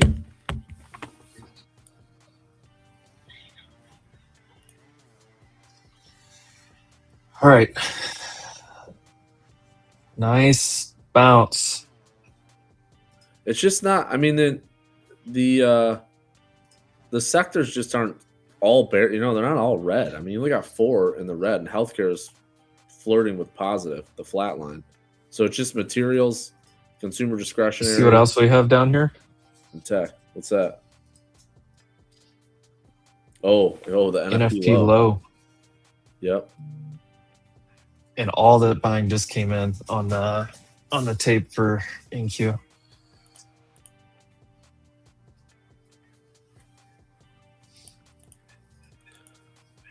Can you imagine they rip it back to unchanged on the day? How everybody would feel. All right, that's 100 points. I'm taking a second trim here. I'm out half. All right, I just trimmed some of my put spreads in that I sold. Oh, I probably need to do that too. Yeah, right here. Yep, on this bounce before we get back to the 9 or whatever that is, the 21. I gotta buy back 2 of these spreads here.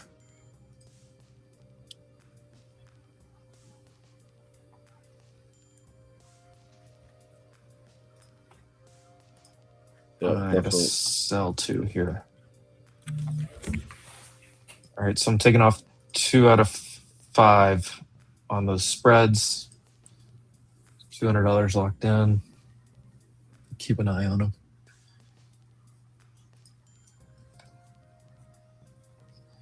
There we go. A little Vanquish action for you guys today. I got to get this account going again. I know. What a bounce here.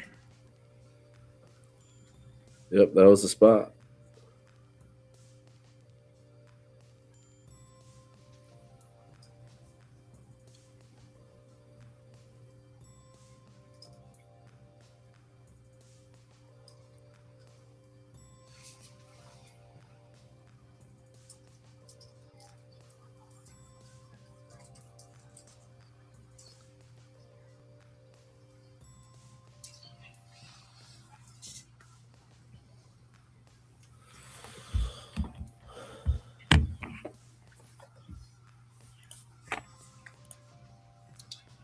Right at 6,900 here. think we can get back to that IB low. Yeah, certainly possible. Running Q. Trim at 685 and 715.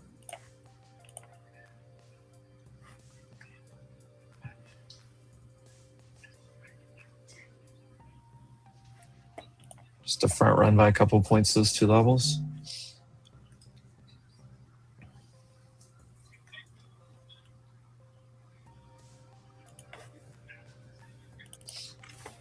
I don't know. This one wasn't as much of a falling knife trade, though. This is more of a oversold, holding an area that it needs to hold. Yep. Like so QQQ is on the NFP.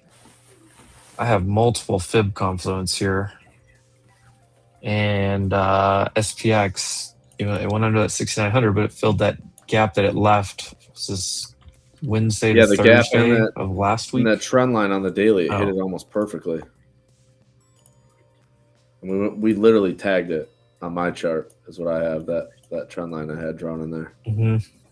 68, 70, 68, 65, 68, right in there.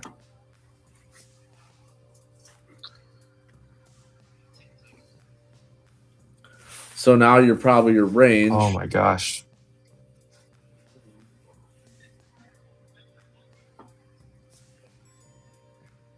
Maybe I'm almost tempted to sell. If we get a little bit more of a bounce, I want to sell some call spreads. That's what I'm thinking.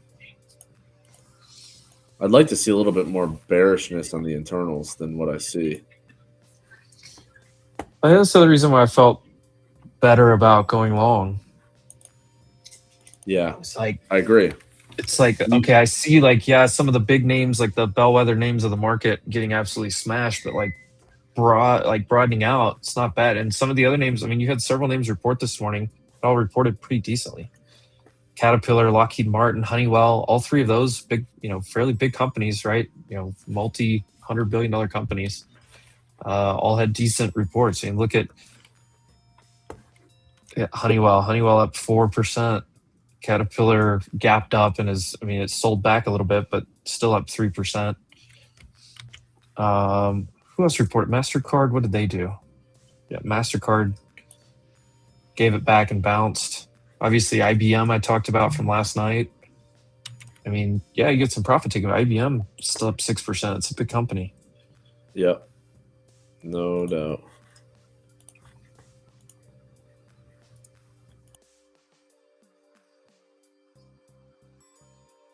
Oh, I fumbled that Rivian bag so bad. But look at Wells Fargo, JP Morgan, and Bank of America. Your three largest banks are all up over 1%.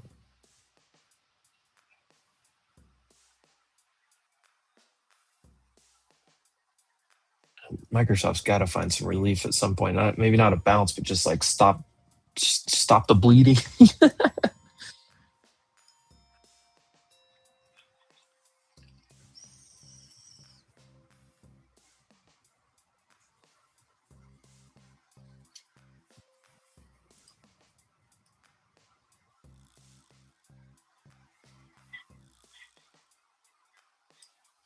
I just got filled 685. How many points was that? Like 130 plus points.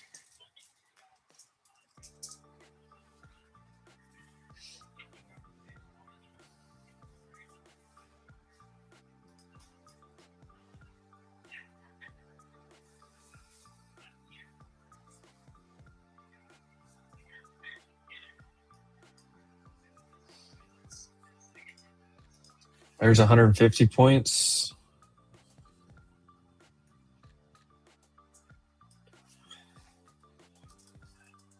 Nice Well, trade. you're That at second 715. buy was the second buy when they came back in was awesome. Nice trade. I added a little bit that second time down. I still had one more buy order down at 531 that never got filled. I'm gonna cancel that out. Should I go ahead and take it here at 700, this pivot point? It's a pretty big bounce.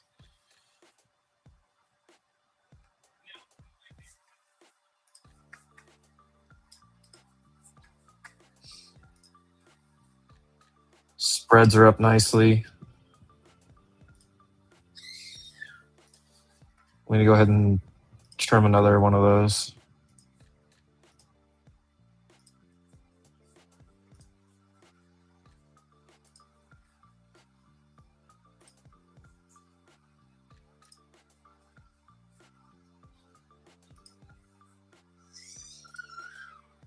All right. Locked in some profit on the spreads. It's $345 locked in. Out 3 out of 5 on the put spreads for SPX over on Vanquish. Just give me that IB low right there. Ooh.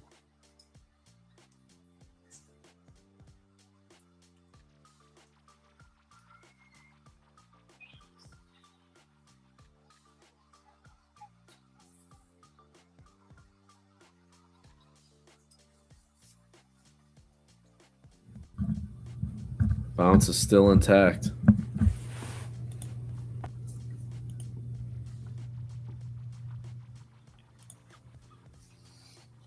Expirations today. So these are 0 DTs. I sold the 6835s and I bought the 6815s. I got 225 credit. I did 5 of those. You can see right here's my order. And yeah.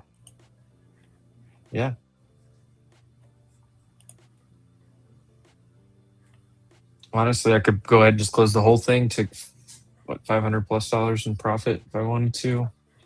Yeah, I took mine off. I did 2 trades in Vanquish. I did Iron Condor first and took that off, and then I sold that put spread kind of on the same time you did, and I took it off at 50% of net credit.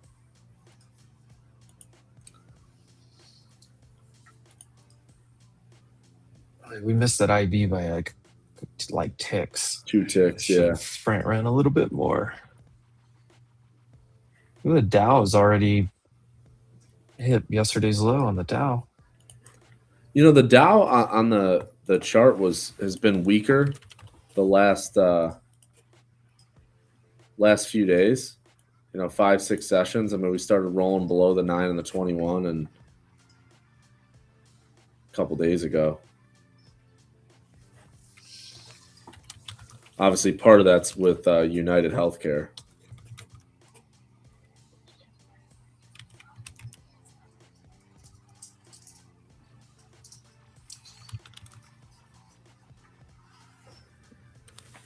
Yeah, Tesla tried to probe below that swing low at like 418. Got bought up, but I don't know. Now Tesla didn't get over the 50. 9 and 21 are curling lower. I feel like the target for Tesla's got to be 382.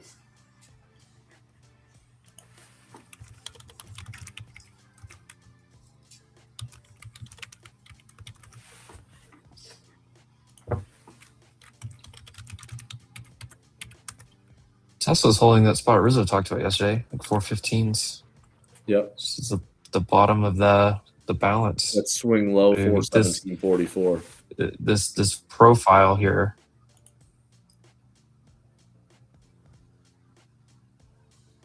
But we start losing this 420 I area. move my trim is just.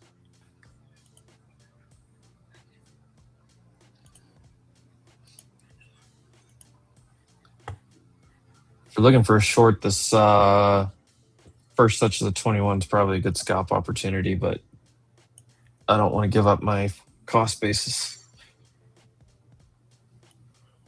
I mean, the advanced decline line is not even negative. It's positive 48 in the S&P 500. So outside of tech getting crushed, is it just rotation?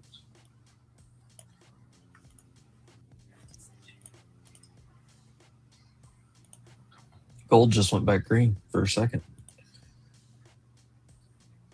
NVIDIA, perfect bounce off that 186, by the way. Man, Oracle all the way down 160s. Wow. That stock was 300.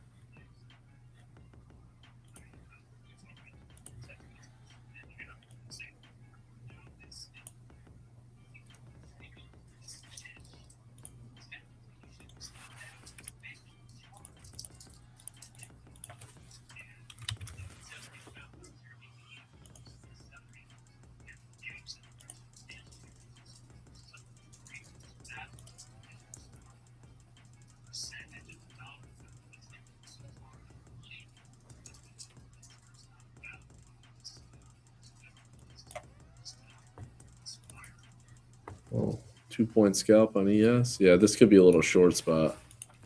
Maybe.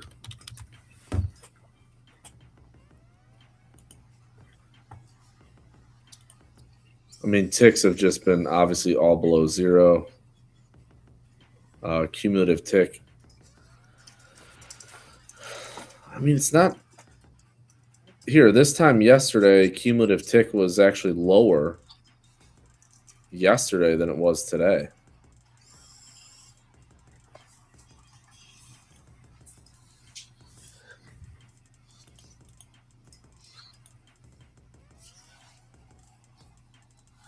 Chris says he thinks Oracle's junk.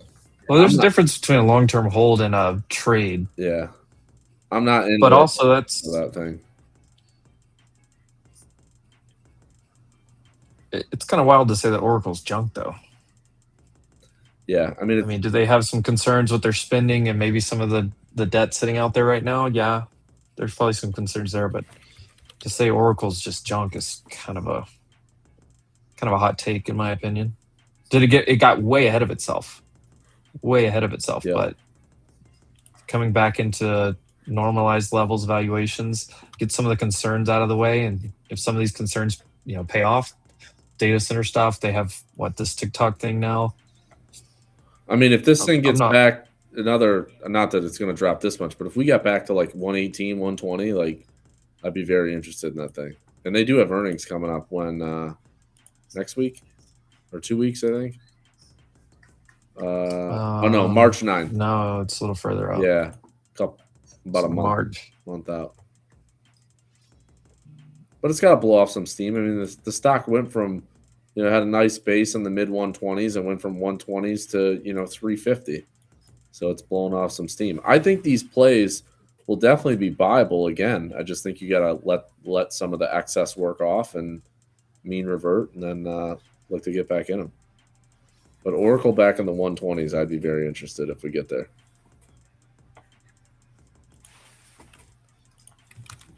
I mean, the other one that's huge is, I hate this. I mean, this chart does not look good by any means, but Broadcom, AVGO, if we lose this like 320 area, that's a big weighting in the NASDAQ 100 as well. And it looks like a big head and shoulders. Below the 50, below the 9, below the 21. On a break lower, that could be a nice short. Probably back to the 250s.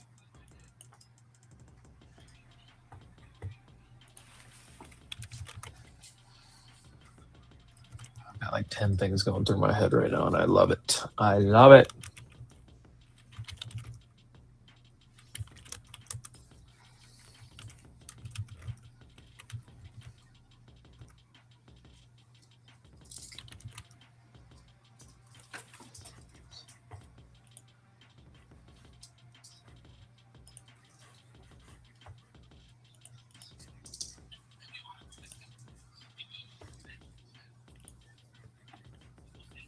Come on, give me my trim. That IB low. I'm being really stubborn here, not taking it.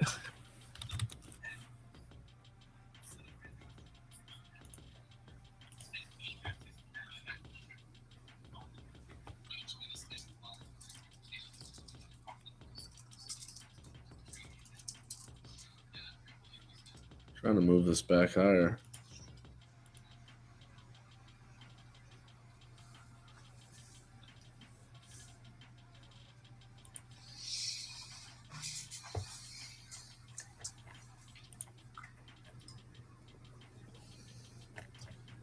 I don't know. I got a nice wind going right here. I'm kind of. I mean, if you're long from that, It's slowing down. I'm kind of going. Yeah, if you're long from that bottom, I mean, we're getting into a little bit of resistance here. So you got 3 wicks on the 5 I think I'm going minute. to take off another. Take off one more of these on the Vanquish account over here. Yeah, probably a good move. Yep. All right. That's 4 out of 5 that I'm out. It's $495 locked in. I'll leave 1 on here. I'll just kind of keep my eye on it. Because if we reject here and go back down, I don't really want to be a part of it. No. Yeah, I locked in 490 to be exact. Could just lock in $500. Call it a day on that. Yep. I don't like these 3 even upper wicks right here. Correct. Yeah. Stuck at the. This could be a short right back down to here at this point. I got a light way short in this the is acting. micros and ES, but I'm gonna cut it over the ES 40. ES SPX is it's tough because you remember the last couple, I don't know, probably the last month or so. This 6,900 to 6,905, 6,910. This spot here, it's just a huge spot. I mean, look at all this right here, right where we're trading. Yep. It was, I mean, all the, look at this. There's tons of stuff. I don't have a ton of stuff on my chart, but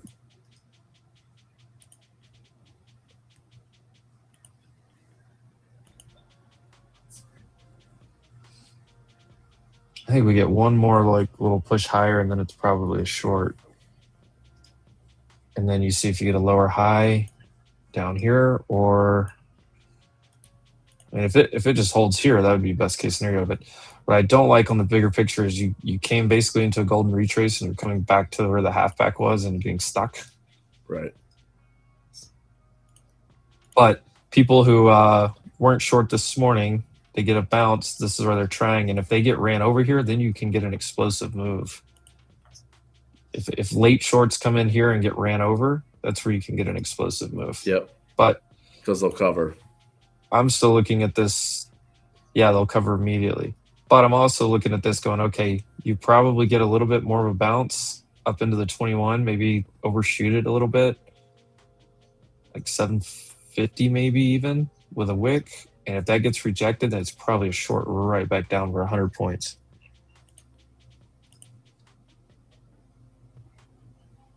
But my 648 or 548 average is looking really good right now. Yes, it is.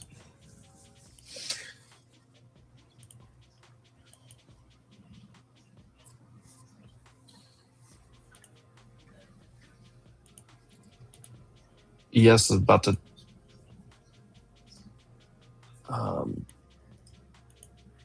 ES is about to that 21 and the first hour initial balance IB low is right together right here. It's about to, I mean, these are going to tag together. Nvidia did get a nice bounce. Microsoft finally getting, I mean, it should. some kind of relief, if you want to call it that. Hammered. Brutalized. CrowdStrike down 7%. God. I saw Palantir sub 150 still rejecting it. I mean, CrowdStrike basically taking out. I guarantee somebody's buying Hood at 100. Sorry, actually, yeah, let's talk about CrowdStrike first, and we'll talk about Hood. I mean, CrowdStrike, you're below the 50, you broke the 200, and then you have a big gap down with continuation below that 439 area. Double rejection on 50-day. Yep.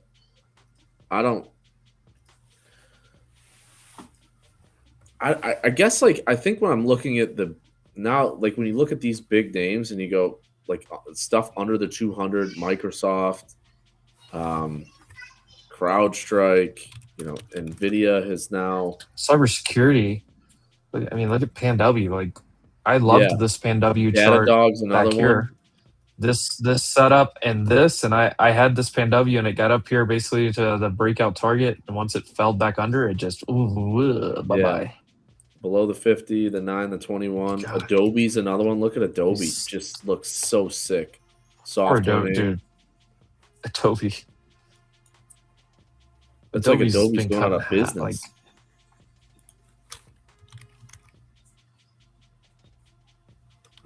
Yeah, then you take like You're almost at ServiceNow. COVID. You're almost at COVID lows. Right. I guess like how in the tech space, like what's going to propel us to go just ripping through and go a lot higher in the index? I don't. You have like 3-4 names carrying you. Like that's a fragile market.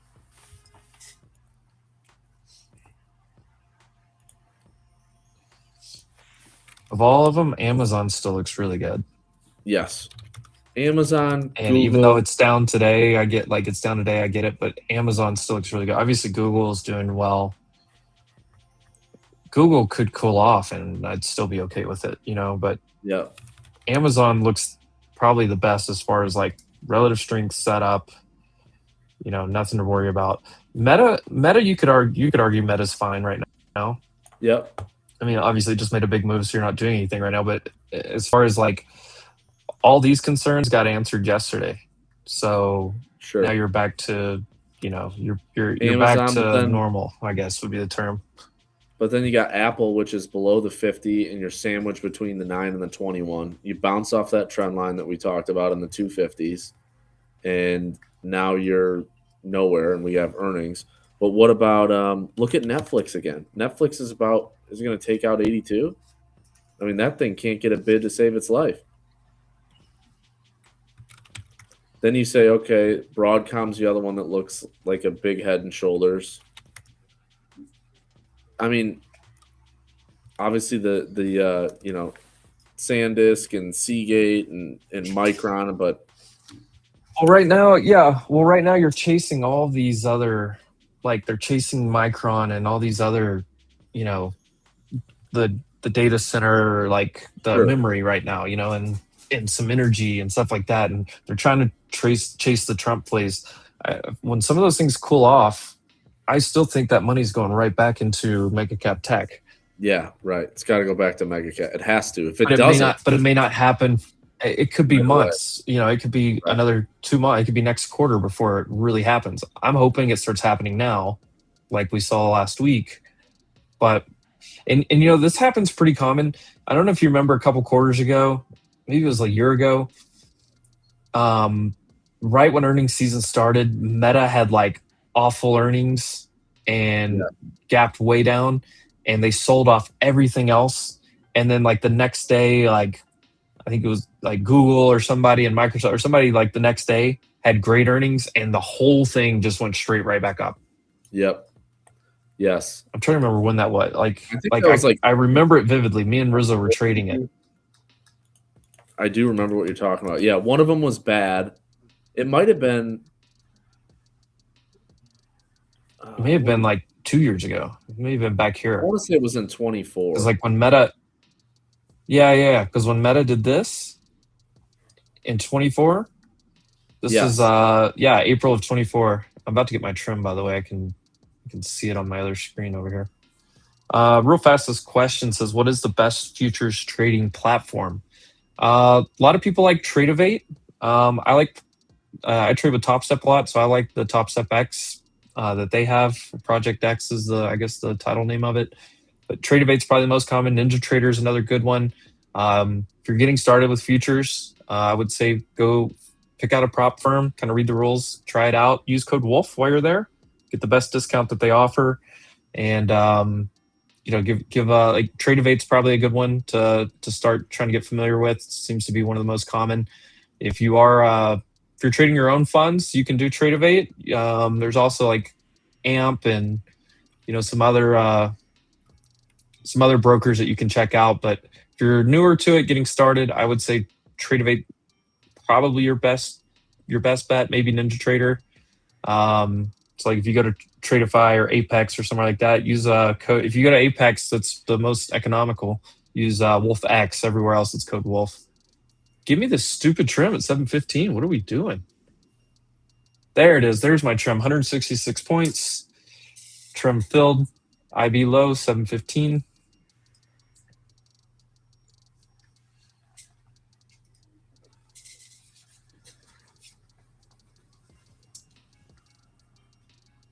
I would not be surprised to see a an upper wick and a slam here.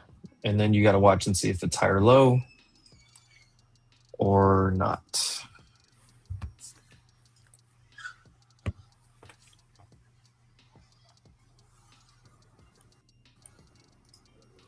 Yeah, I mean, internal's not crazy bearish by any means. Nicey breath's only 1.7 to 1 negative, and Nasdaq breath -3 to 1 negative. But for the way the Nasdaq being down 400 certainly seems like the tape would be much weaker.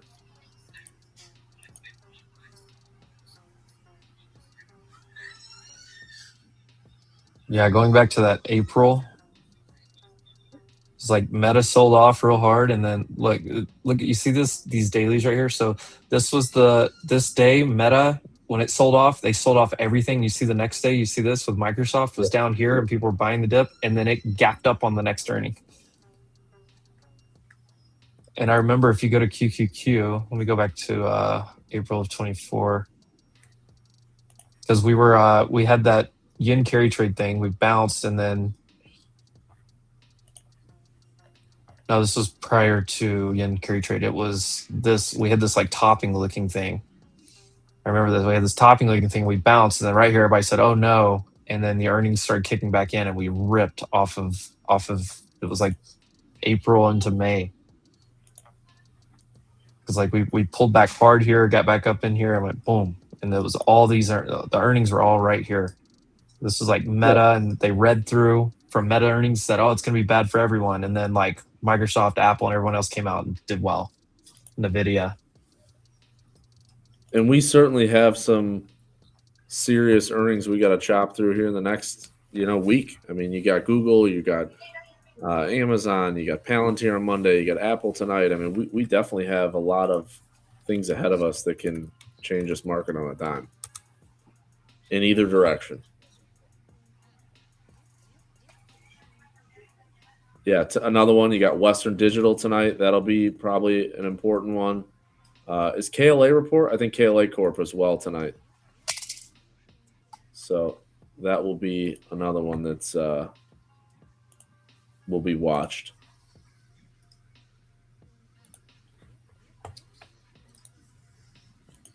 Cindy to the penny thinks a new low's coming today. I'm tempted to sell another call spread here. I should say sell a call spread on this bounce. I'm tempted to, if we get up towards VWAP a little bit higher on SPY, which is not much. Where is it? Right under, it's like 689.5. It's like $1 higher on SPY.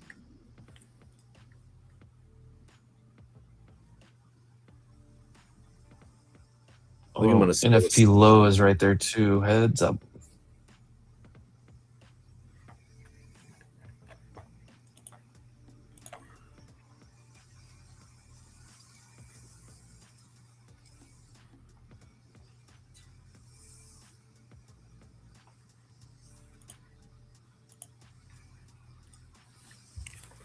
I know I've seen some commentary about Apple and them cutting some of the production of iPhone Air. So I wonder if that's going to transpire into their iPhone sales for the fourth quarter. It's just interesting. You've seen it cut a few times. They cut production on iPhone Air.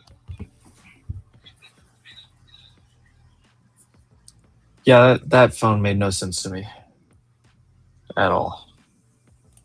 Yeah, what are they I think the biggest problem in Apple fundamentally is like they have not innovated very much in the last few cycles, and it's just the same thing. Like, why is somebody going to go out and buy an iPhone 17 versus the 16 or the 15? Like, is it really worth the upgrade? You're going to go out and spend $1,000? For me, everybody I know and I ask, everybody's got an iPhone. Like, would you do it? And they're just like, I don't really need it. What's different?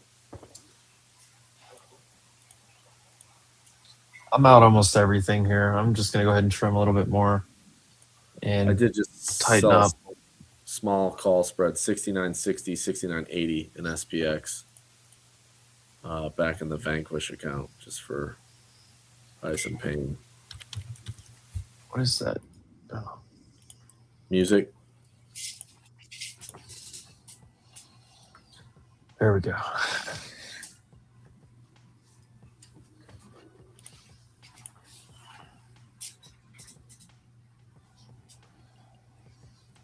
I mean, I would expect, I mean, maybe. You would think we would retrace some of this move off that low. Gabrielle, you made $1,600 on 2 M&Qs off of that?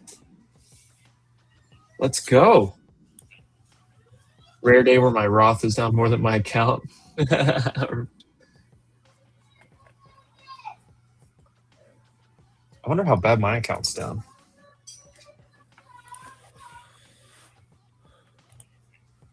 My equity account. Probably not doing well. Oh, I'm beating the market. I'm only down 0.9. There you go. I'll take that. IBM helping there for sure.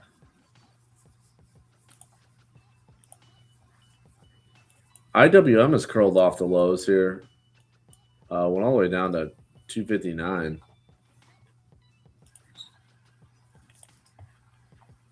And that has firmed up a little bit. What else? Let's see. Walmart's green, Meta's green, Uber's green, Caterpillar, NEE, IBM, Dell, DraftKings, and GE are all green in my portfolio. Oh, here we go. So they're going to give me a 200-point trade here? I think so.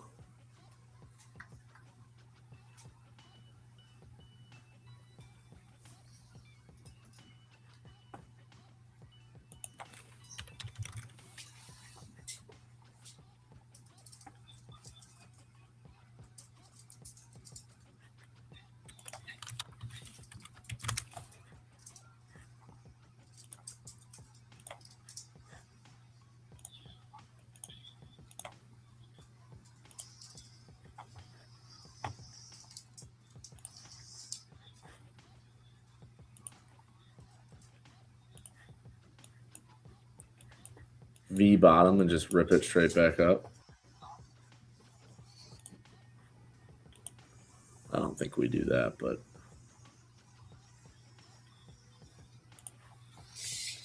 What I said earlier, if we pop up into like 750 into the 21 EMA and then get stomped.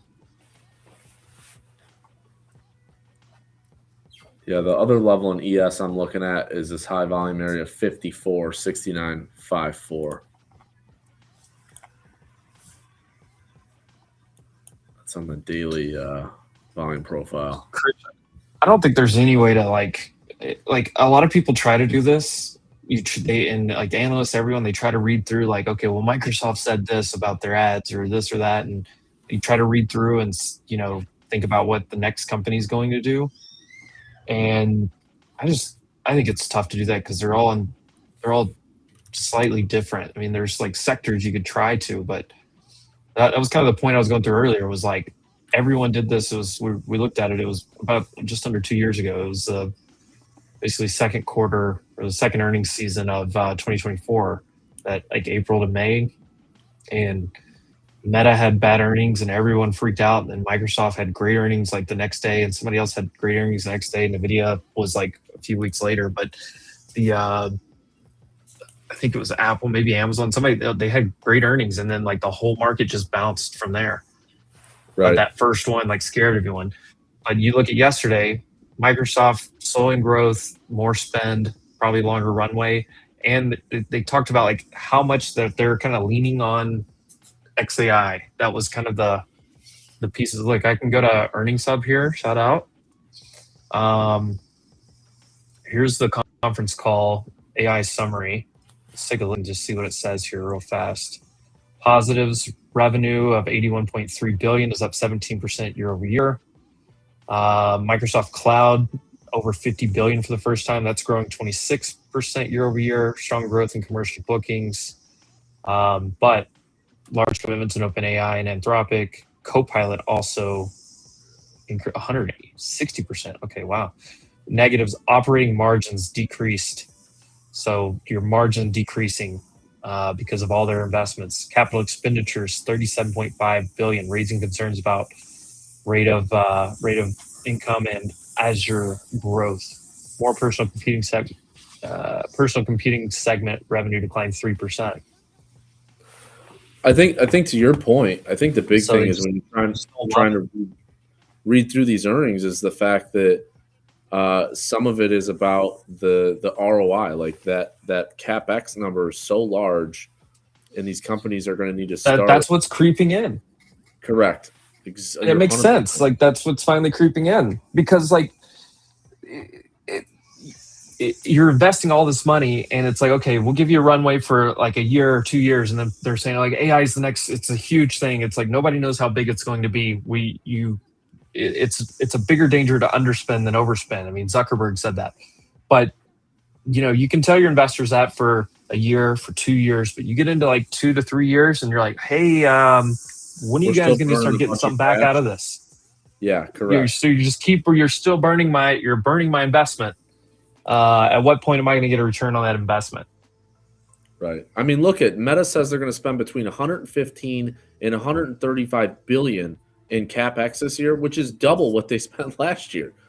So if you're spending 130 billion in CapEx, you better be able to get some type of return on your $130 billion spend. And it better show up, within the next 18 to 24 months. You better start to be able to show some return on investment. Because that's a lot of spend. Yeah, and the other thing there is because like I see this comment, hold on, where'd it go?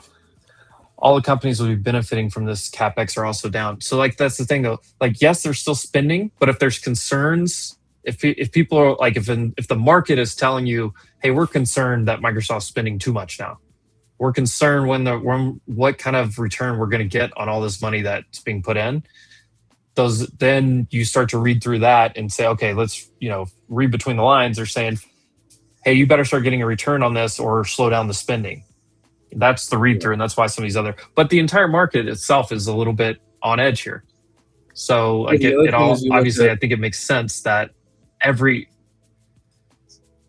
going to just say real fast, it makes sense that like everything related to Microsoft and that AI trade is like down today. A lot of tech is down today. So like there's other pieces that have done well, and you mentioned it earlier, Will. There's other pockets of the market that are doing better today than tech. But yes. But this is kind of a risk off, like it's kind of a spook risk off on everything, because you see crypto getting smoked. You see like, a lot of the S&P tech, which is the heaviest weighted piece. You see a lot of names just getting risk. I mean, Palantir, Hood, some of these other names just, okay, risk off. Like, let's pull money out because we're nervous. And here's the other thing. When you look at the debt markets, like you look at like Oracle's credit default swap market, like those have been trading poorly for months. And then to your point, when you look at Robinhood and you look at some of these big tech names, like the technicals and the charts have not looked good for 2-3 months or longer in some cases. So I think when people get caught up in the index levels that, we're trading at highs or whatever else, but when you look at some of these mega caps, especially the software names in particular, like Salesforce and, even ServiceNow. I mean, Salesforce is a new low, and Adobe, and we go through all these names. None of these charts have looked good. So you would think that a lot of this AI should feed into these software names where you have companies spending on enterprise to implement AI into their workplace. And maybe that isn't the case, or maybe the runway for AI is much longer.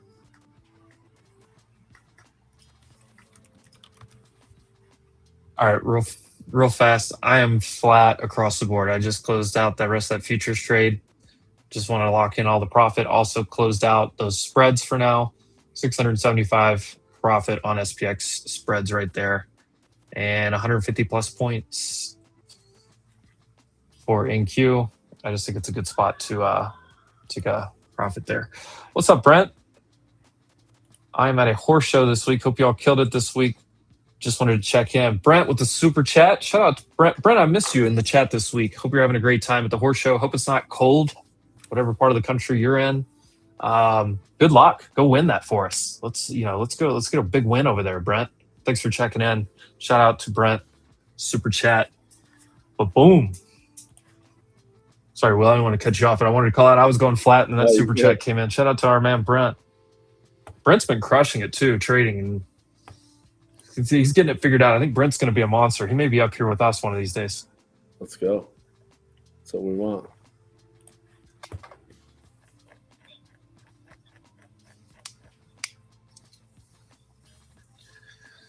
But yeah, I love where I got long. We're coming into the 21 here. I got a great trade. Let's go flat across the board and find out if they want to come down and put like a higher low in, or if they really want to reclaim somewhere. But great trade. You're up 150 plus points. I have no reason to let that come in 100 points against me and then find out if it's going to hold or not. Not in a down tape. No point. That's a good bounce play. If anything, I think you retrace maybe 50% of this move up off that low. Yeah, retrace the retrace. Yep. And you could like come down here and test this low again. You could literally come down and do this. You could get a day that does this, honestly. like, that wouldn't surprise me either. The super bullish case would be come down and hold here and then reclaim back up in here. But you get the big kind of engulfing candle off the lows, oversold bounce. You get a little bit of follow through back into the IB, and you're starting to slow down. Going into lunch, 2 minutes into lunch, it's a little bit nervy. And honestly, that first touch of the 21 all day long since the open, usually you can get a nice short right here. Yes. At least for a I'm just going to take a breather, but I think you get a nice scalp. Yeah, it's like you were saying, retrace the retrace. So here's your retrace, and you retrace that a little bit. I know some people have a system, literally, they see this, and they see this, and they literally want to just take this piece of their pie. Yep. There's like trading systems that are just for that, where they big move down, there's your retrace bounce. Now you just look for like half of that. Yep, a little 50% retracement. Yep, absolutely. Yeah, which would be, back to like 640 or so. I would probably take it at 650, 660 if I was in this trade. I'm not. Frank probably sold it right there, honestly, unless he's 34. I sold 5. Typing up that offer and acceptance. Sold 5 at 34. Yeah, knew it. I was a starter, but I hear you say you're selling 5 because it's kind of like shop. Yeah, I covered them from 10 down to the figure here.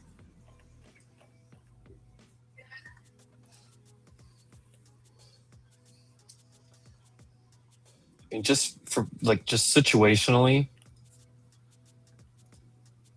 when you get kind of the first little scare in the market like this, it's a lot of times it kind of gets an overreaction, and then it bounces back up. And people go, well, wait a second, we still have Apple to report, Amazon to report, Google to report, half the rest of the market, 1, 2, whatever, 2 names aren't gonna, wreck the entire market. But people love to overreact, and then they come to their senses a little bit.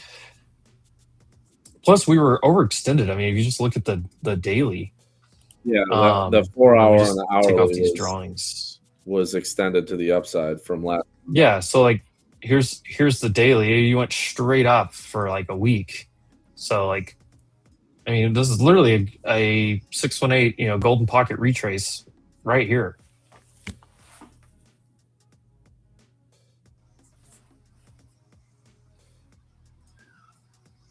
Oh, he rugged me again.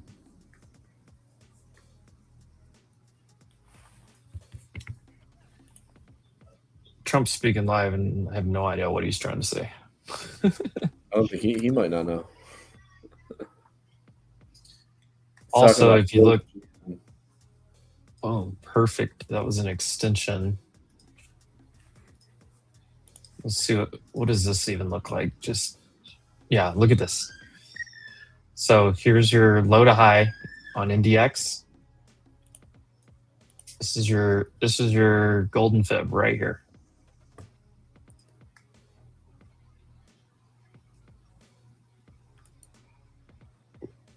We were 2 points from that golden retrace. Close enough, right? That's why I started buying it down into that.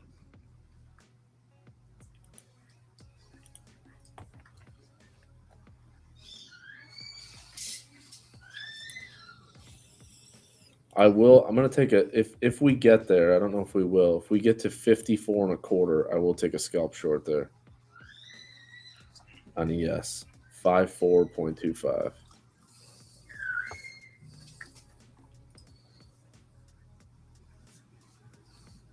I wouldn't be surprised to see this thing retrace back into the 800s, honestly. Like it's like square all the way back off to VWAP. Wouldn't be surprised. I'm not gonna be in it.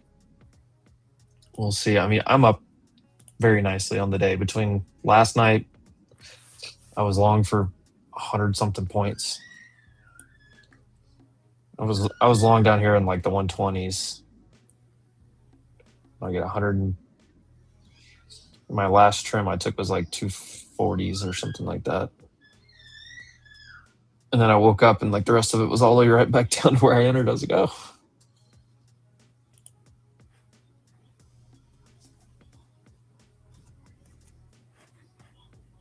Some nice buying coming in right now. Well, if anybody held, it's 200 points. Yeah, there's a lot off the bottom here. I do think we see like 830s at some point today.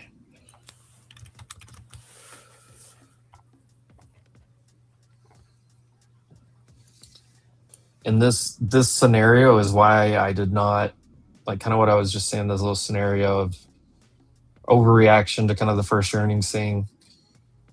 Normal golden retrace after being overextended to the upside on the daily and 4 hour. That's why I didn't try to short the 21 right there like I normally would have. A little discretion, as they say. That's how you're supposed to do it. So now you look for like a red candle in the 15-minute, higher low, and like a hold above the IB.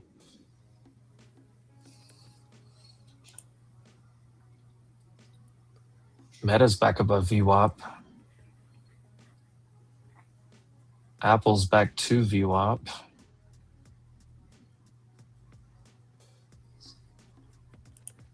So is Amazon. Google are right there right now. Nvidia's almost there. Tesla up $8 off the low. Yep. Short report on Ridgetech Robotics today. Good God, I just killed it.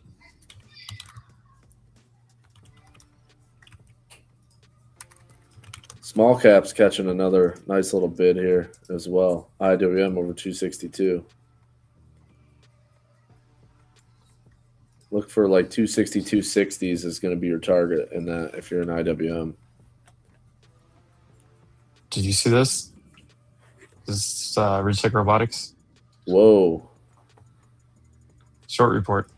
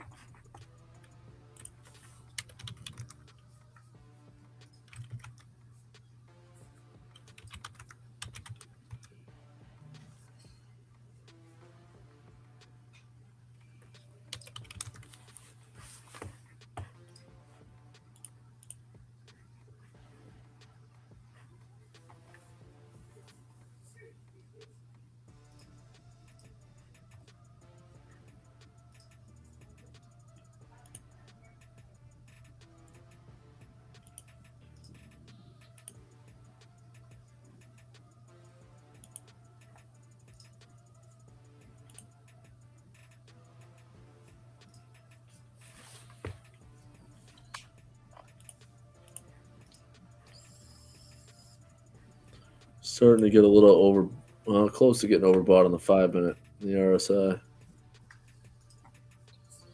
Yeah, I mean, we were so overextended though. We're just now at the 15-minute 9 for the first time Right. all day. I mean, look, even the hourly is crazy overextended. Yes. After being after seeing the 4-hour overextended to the upside, really all you did was come back to the same value right here too. All this value that was built here, you just came back and got bought up off of it. Yep.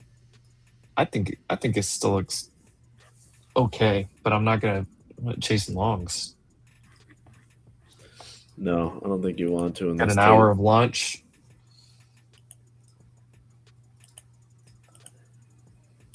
You need a red candle on the 15-minute. You need to come back down into here and like hold.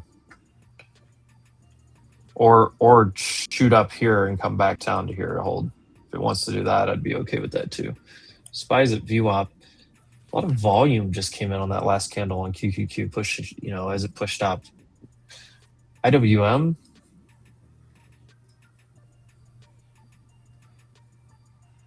IWM's back at yesterday's low.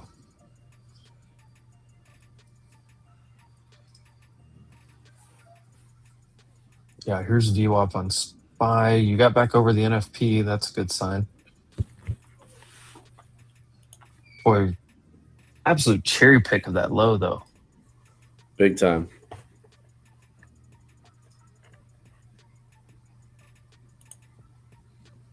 RSP is back to green. Yeah, that's what Will was hitting on, kind of, the internals, the broader, portions of the market.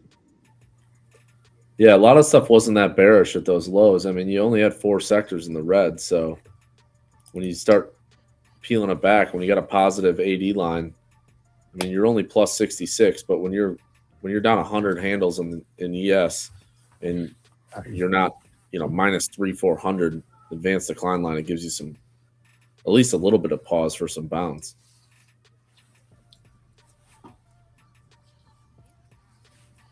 I think that's like for anybody that's trading credit spreads or put spreads, like when we were pushing into those lows, like we're looking at those support levels. You had a trend line, you had the 50-day just below you there, and then you start looking at the internals and be like, well, if not everything is that bearish, there should be, if you got some premium, you should be able to go collect some, because if you do get a bounce, that premium evaporates so fast and you can get into a profitable situation. Yeah, because extremely quickly. Yeah, because everybody starts panicking and those premiums start, just expanding like crazy. That's where you want to take advantage of selling it. You get so juiced, you're like, okay, let's take advantage, let's drink some of this juice. Yeah.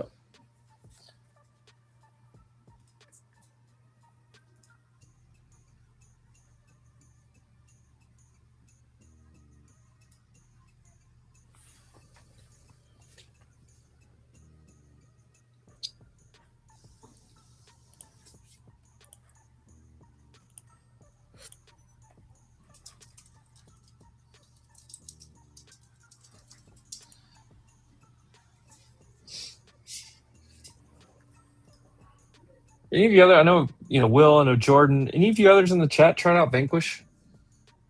I'm about to figure this daggum thing out. I get so focused on futures that I get like a little reckless over here trying to play, and I'm just figuring out the sizing or whatever, but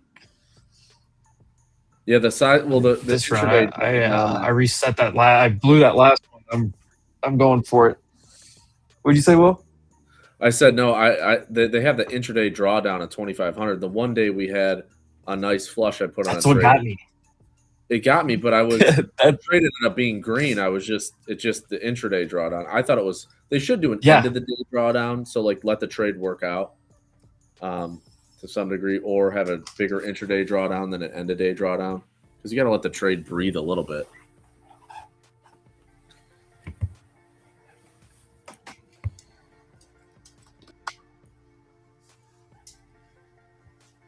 All right, now what are we doing?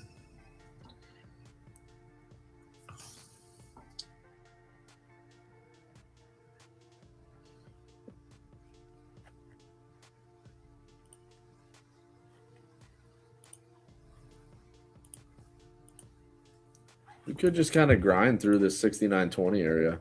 Because if you look at IWM, you got a little bit of overhead supply kind of creeping into this mid 262s in the Russell. So What's up, chat? What's up, boys? what's up, Jordan? What is it? Oh, was that Jordan? Yeah. Dude, it was like super quiet for some reason. What's that?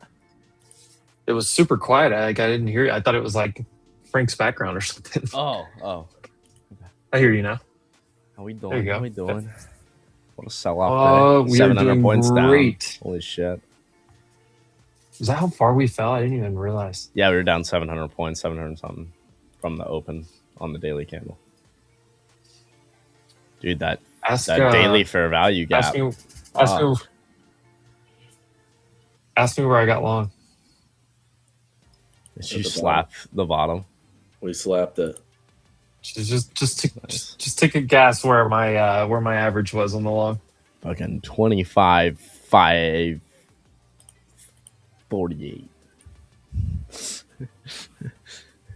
540. It was exactly 548. No way. Crazy. No way. Yes. Wait, really? Yes. 548 exactly. Yeah. Well, go back and rewatch the stream because it's exactly the number. Because I was No at 40. way. I swear Emp did not text me. There was no way for me to know that. Holy shit. I was not on stream earlier. No shit. I called that right now.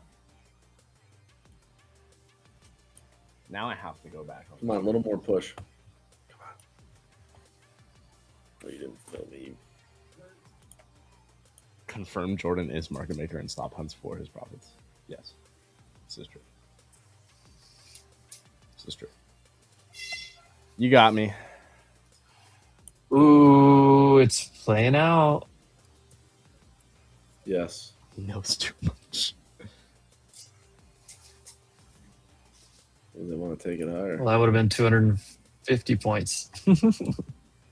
Nah, if I knew too much, I would have been short this shit all day and then long the bottom with them. But I was not. You could have there could be a scalp in here.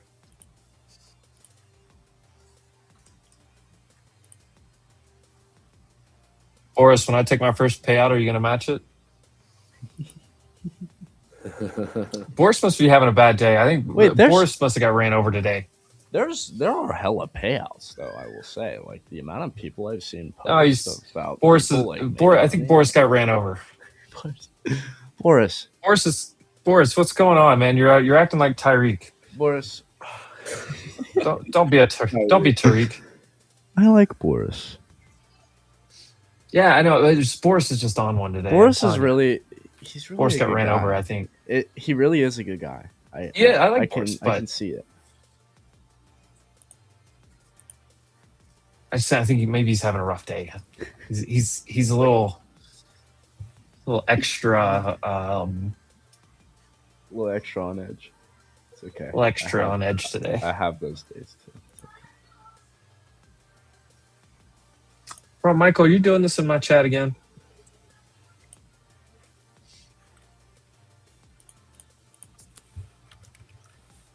Michael, you're getting another 30-minute timeout. What? For a second. Dude, all day yesterday, this guy just comes in and tries What ticker is it today? SBRA. I don't know. He just I'm not even going to put it on the screen. No, don't. I had some nice spreads, Jordan. I'm a $675. Locked it in, closed it out. I took a lot. Bottom ticked that as well. Nice. Over on the Vanquish. I did not. Got in too early. Oh, yeah.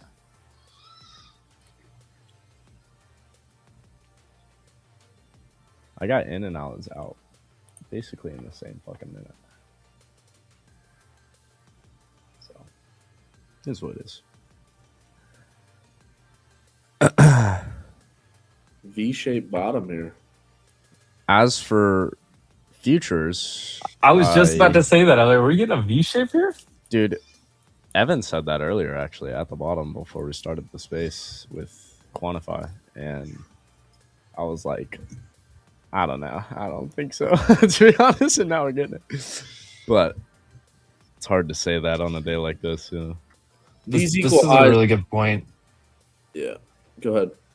Go ahead and hit the equal highs, the analysis, and then we'll hit the chat. Yeah, you got like on ES, you got these equal highs from like right in the morning, the first kind of area that we stopped at. So this could be a spot. If you were long, you're getting a little bit overbought too. So I would say if you're still long, just trail up your stops.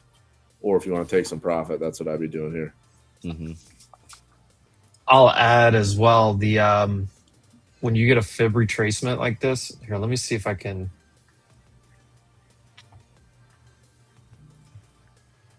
There. So when you get a fib retracement here, so you can see I drew from this swing low to this swing high. When you get a fib retracement, a lot of times you go to like a 618 and you come back to the 382 and then you work your way back in like this. So this area, definitely a spot that I would be looking for. And we're kind of getting on a shorter time frame, we're getting overextended to the upside here a little bit. So just call that piece out real fast. To this point right here, so easy to vent frustrations when you get run over. Yeah, it's you know, I got screwed. It's the market makers. It's this, or like the market did this, was dumb, whatever. You know, my daughter's crying out here, or my son's screaming, or whatever. And like, it's so easy to make excuses. Sometimes you just take losses. Sometimes you're just wrong, and that's okay. And if you accept that and let the emotions out, like I get so frustrated sometimes 'cause I'm trying to focus and I just hear like a baby crying or whatever. And sometimes I just like, okay, I just got to get out of this trade and like walk away because like my emotional senses are just heightened and I'm going to make a bad decision, whether I'm right or wrong. Like I just need to get away from it. Yeah. I almost felt like that this morning while we were dipping because I was like,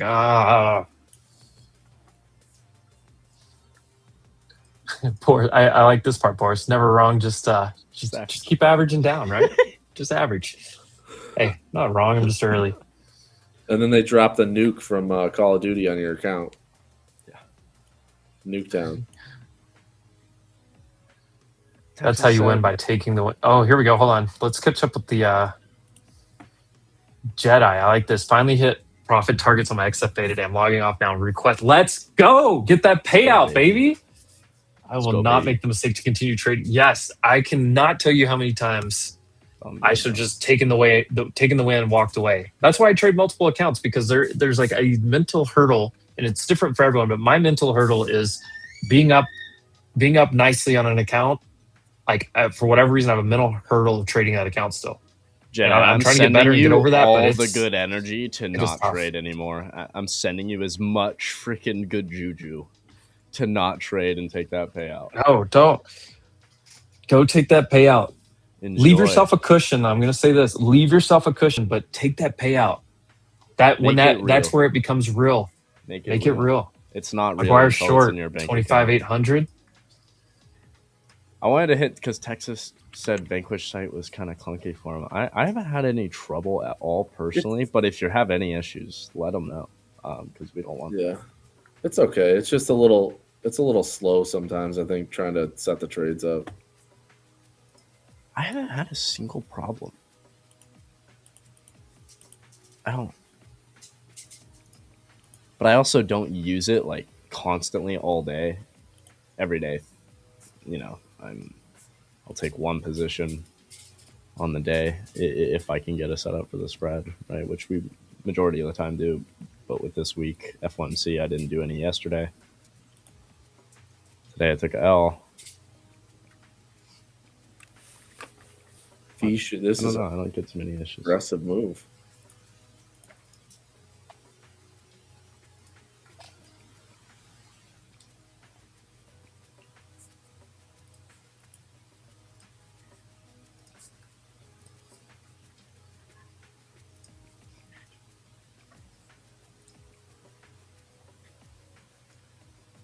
Jedi. Since you showed me your settings of your chart colors a few nights ago, oh my gosh, are you running my chart colors? I love that. It's awesome. They're actually not mine. I got them from somebody else, but PB Blake.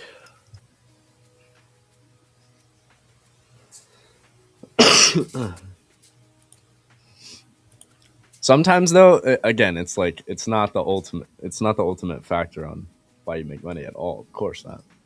But sometimes that like switch of an environment of your trading screen can actually just help you a little bit. I don't know. I'm weird like that, and it helped me, especially if you're just so traditionally used to green and red, and you're like earlier in trading.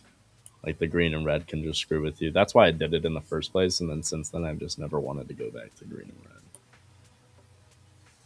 Oh, Yeah. Overnight I futures. got my paper gains indicator back. Yeah.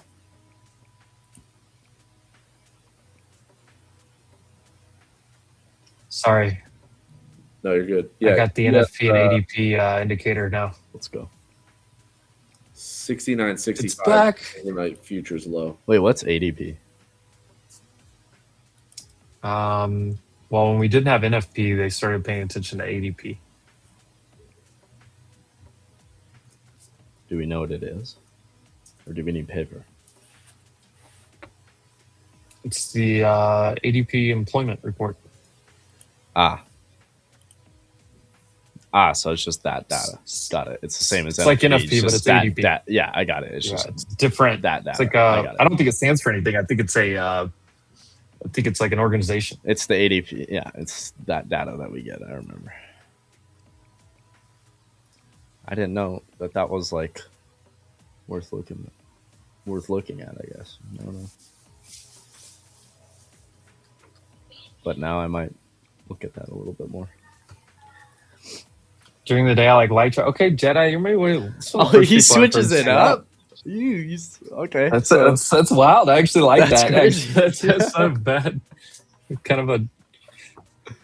I do think if you tap up into this like 830 to 850 area, you can probably fade it back down.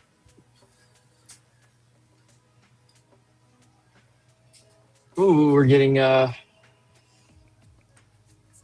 don't know what this level's from. I'm deleting it. Wow, it's almost 300 points for my entry. Oh, Crazy. Fuck. Sorry, I could have. I'd already. I didn't have much like runners anyway. It wouldn't have been that. Wouldn't have been that big of a thing. But boy, talk about bottom taking. I just cherry picked that low day. I can't believe I freaking. I'm about to short this where though. you were long, dude. I'm gonna take a little starter here actually, just for a scalp.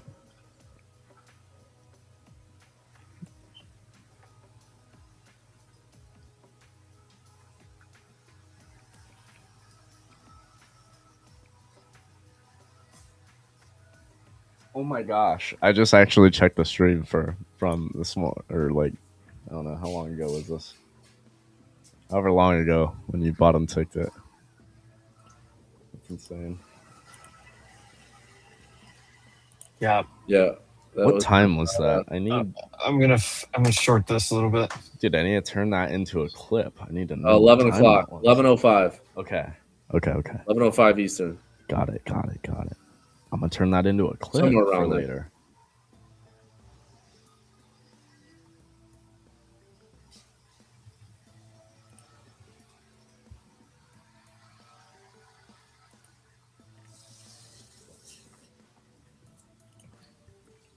All right. If Emp's bottom ticking markets, we need to be posting that, bro. Like, the fuck? Come on. Come on, baby.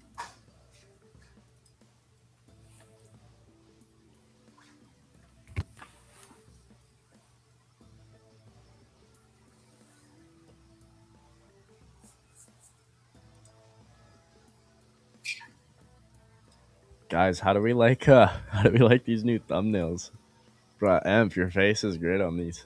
Just like stoked, bro. I'm loving these. We got what? Apple earnings later. Apple and KLA.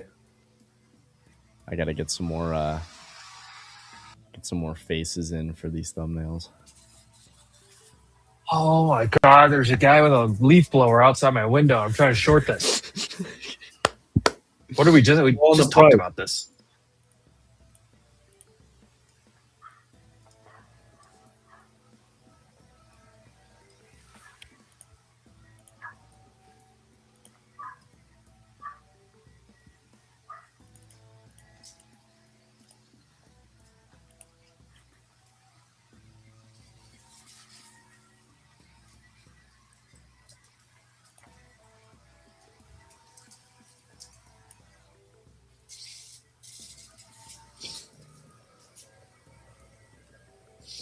Come We on hit down. halfback of New York session.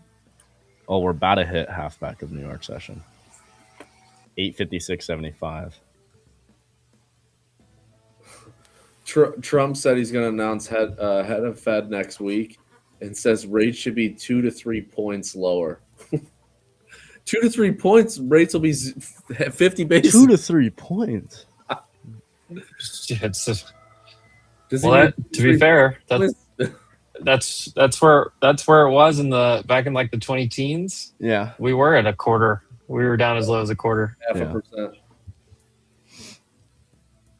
Yeah, true. SanDisk. I think. Does SanDisk have earnings tonight as well? I think so. Or is that tomorrow?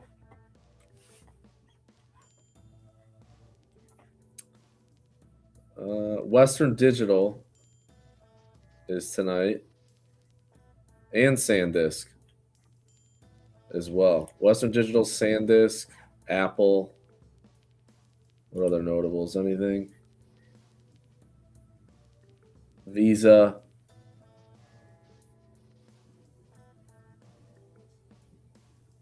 Yeah, I would say that's probably it.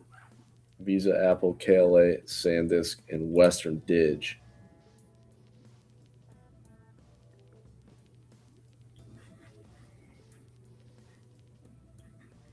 Maybe we're just going to go straight back to 7,000. Just reverse the whole day and go up 100 points. Wouldn't that fake everybody out?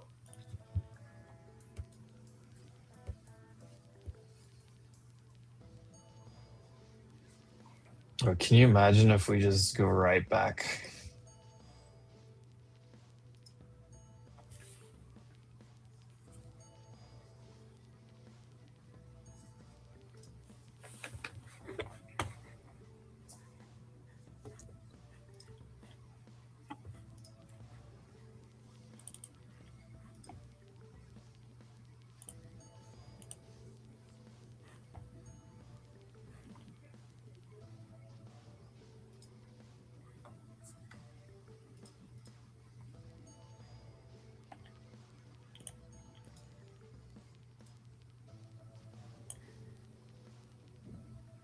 I mean, could they take ES all the way back to 86?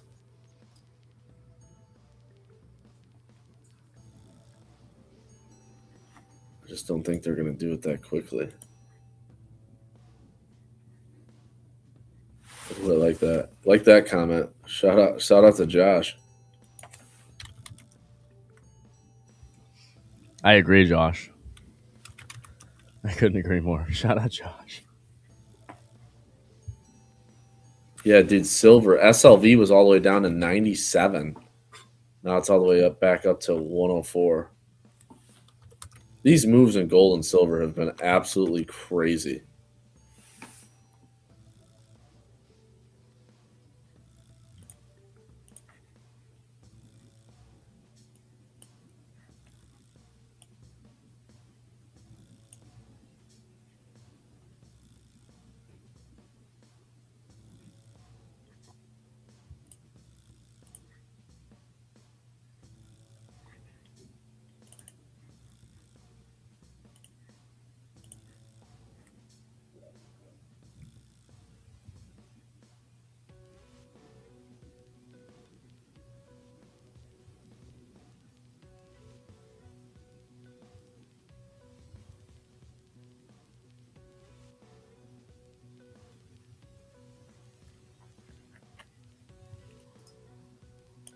Oh, I just now saw what you guys were talking about. Sorry, I was locked in for a second over here. It's okay, it happens. Wolf trading is the best. No one trades like Wolf Trading Crew. They do tremendous at trading. Some say the best. That's what they're saying. And I know a lot of good traders, but these guys, tremendous traders. They're live all day. Code Wolf. Best discount at your favorite prop firm. You're going to love this headline. Trump says he does not want home values to go down. He would like to drive up the current values for homeowners. How much further do we got to go? Just blow it off. Let's take home prices up another 30-40%.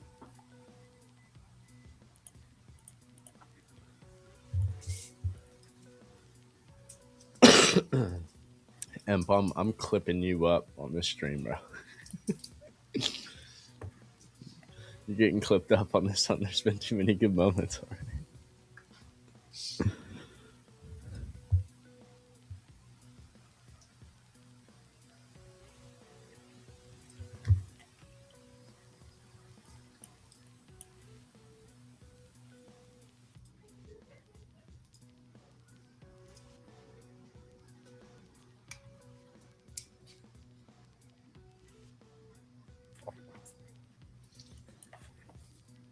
You gonna retrace this or what?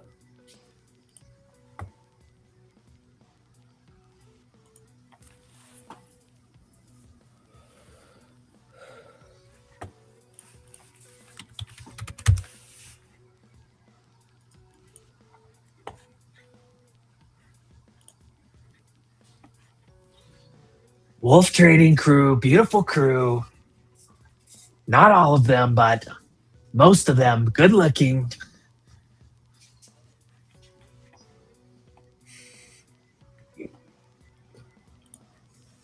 He said, not all of them.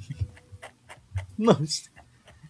I've seen some of them. They're not the best looking, but they are good at what they do.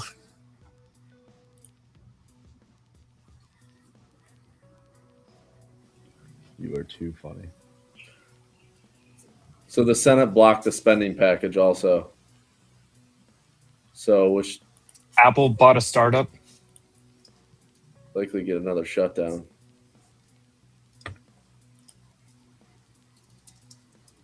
Best crew ever. Never seen anything like him.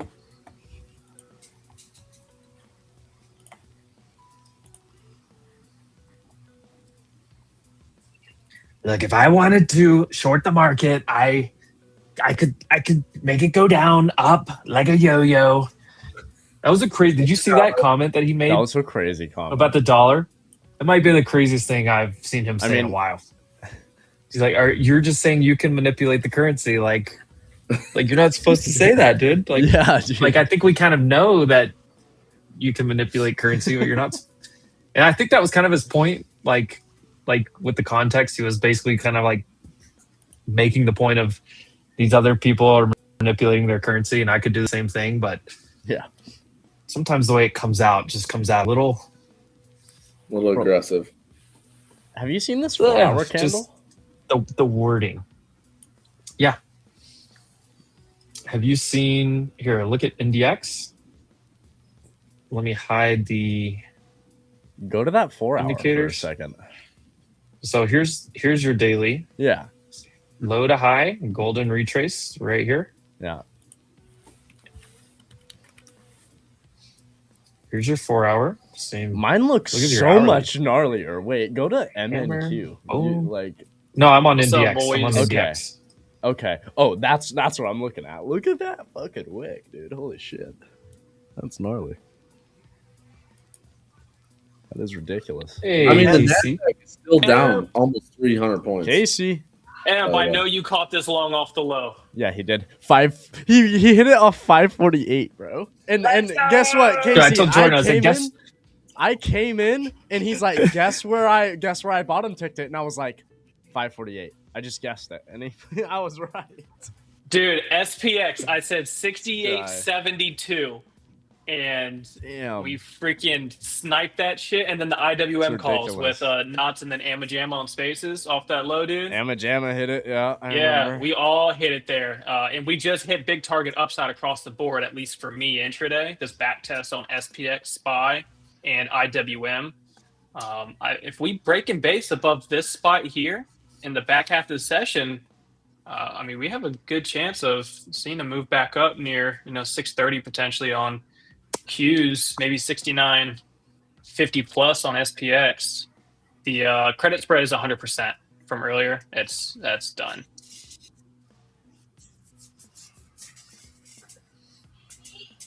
This was a crazy move upside after missing that entire downside action this morning. Some of them like chopsticks. Some don't. That's fine. But I use a spork.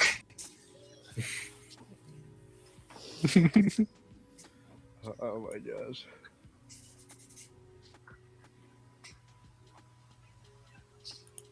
This is starting to get a little squeezy. Dude, this is gonna be insane. Could you imagine this giant red just to go back flat or green on the end of the day? They got everybody sucked them in. Oh, it's insane.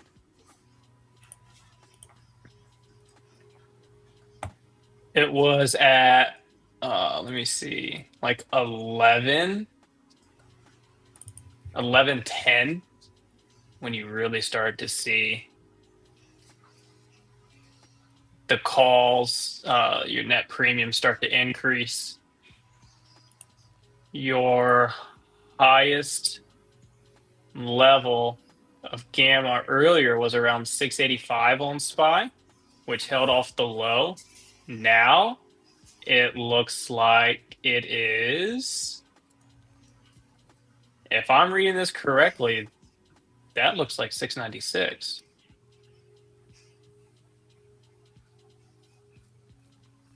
And 69.60 on SPX.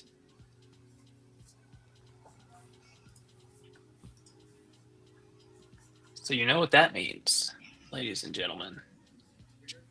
Ladies and gentlemen, We want to see the move from here to right up there. Previous day low, SPX is 69.63.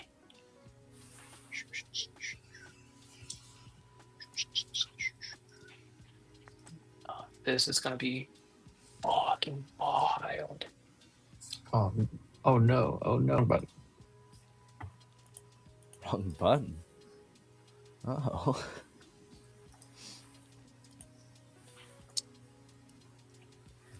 Carvana right now, this thing looks awful. Yeah, we were talking about that yesterday. I haven't looked at it today though.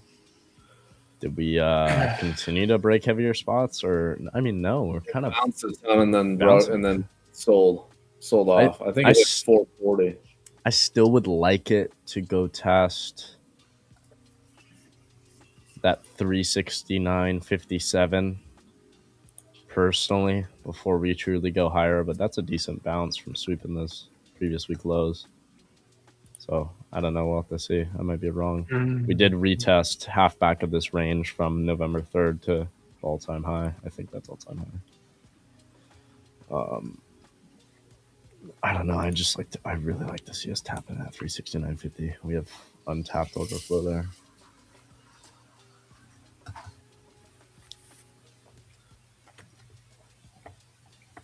A little 5-minute wick here. See if we finally pull it back in here. Yeah. I was waiting for it. I thought it was right where I wanted it to be. Here we go.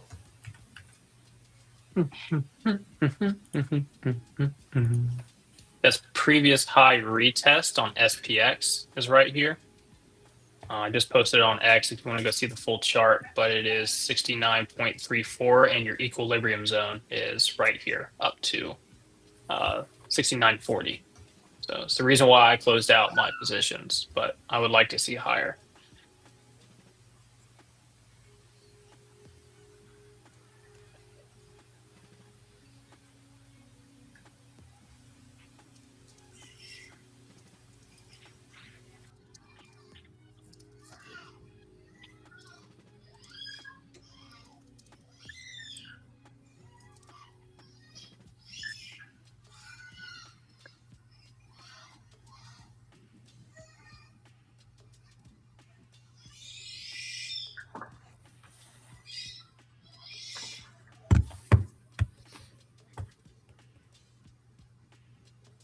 Come on down. It's a little frothy still. Just been a one-way train to the upside, not a retrace at all. A little overbought though. Short term.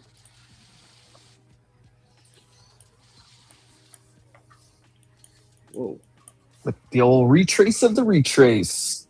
Wolf WULF $16 call February 20th at 87.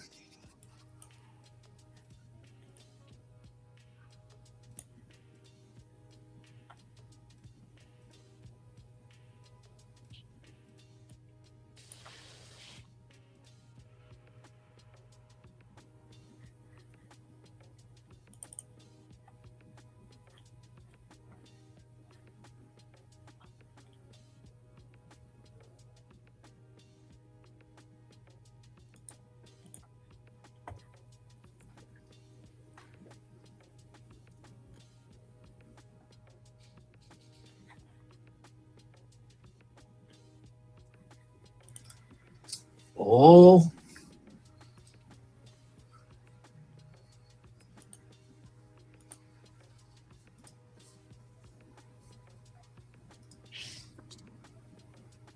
All right. I'm going to go ahead and trim some of the extra ads I took off up there at 20 points here.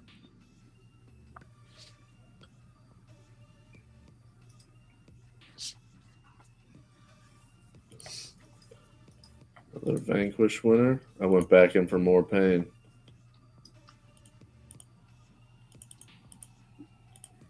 Ooh, perfect rejection, SPX. 73% chance of government shutdown by January 31st. Perfect. Yay. Yeah, they have to vote on that government shutdown by tomorrow afternoon, I think. I think they voted. I think there was. It says the U.S. Senate blocked spending package. Bringing. Yeah, the House passed it, but now the Senate was like, because of everything going on, like it was looking good to pass until this extra stuff happened in Minnesota and things got a little spicy. More caliente. Yeah, muy caliente. Trump says we don't want a shutdown, but uncertainty keeps odds high. I just want to know how high he thinks home prices need to go. That one was funny to me. Don't want home values to go down. We want to drive up value for current homeowners.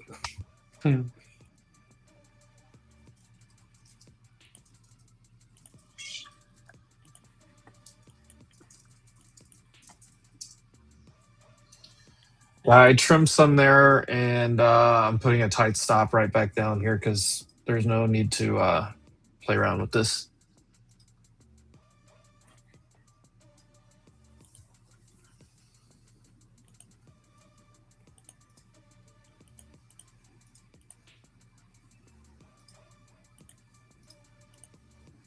Basically touched the 9 there.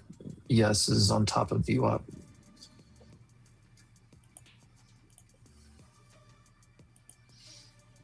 Yeah, somebody just bought 60 something here. They're going to try to hold this up.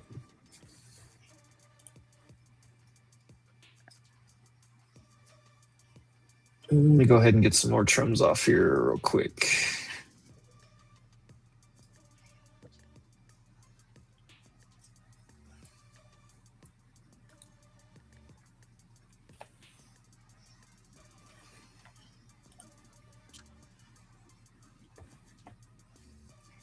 BlackRock. It's going to reject. This is my favorite spot, though.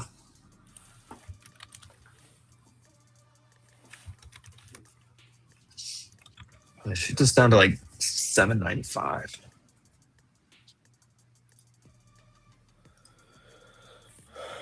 All right, I'm gonna grab some quick lunch and then I might jump back in a few. I gotta eat something. Who can eat at a time like this? I know. How can you eat? I said I was going to go take a quick lunch an hour ago, and I'm still sitting at my desk. I'll tell you why, because I already made it to the upside, and I caught that short just now and covered some. So there you go. Got some Vanquish my headphones wins. dying. With some put spreads. Hey, we'll be here all afternoon. Yeah, we'll be here. All right, I'll be back in a bit. Sounds good. All right.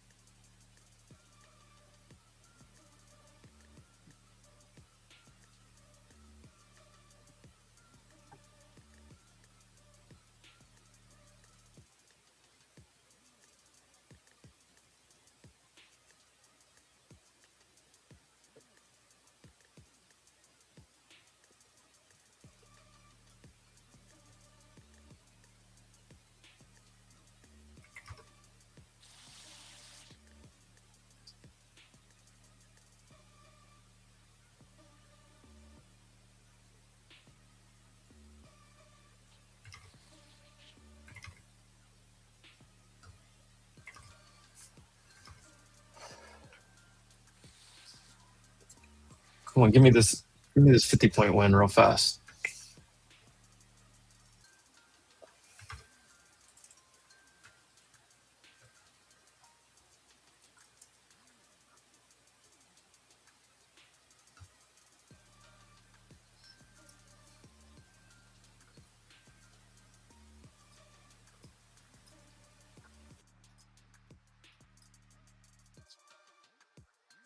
There we go. There we go.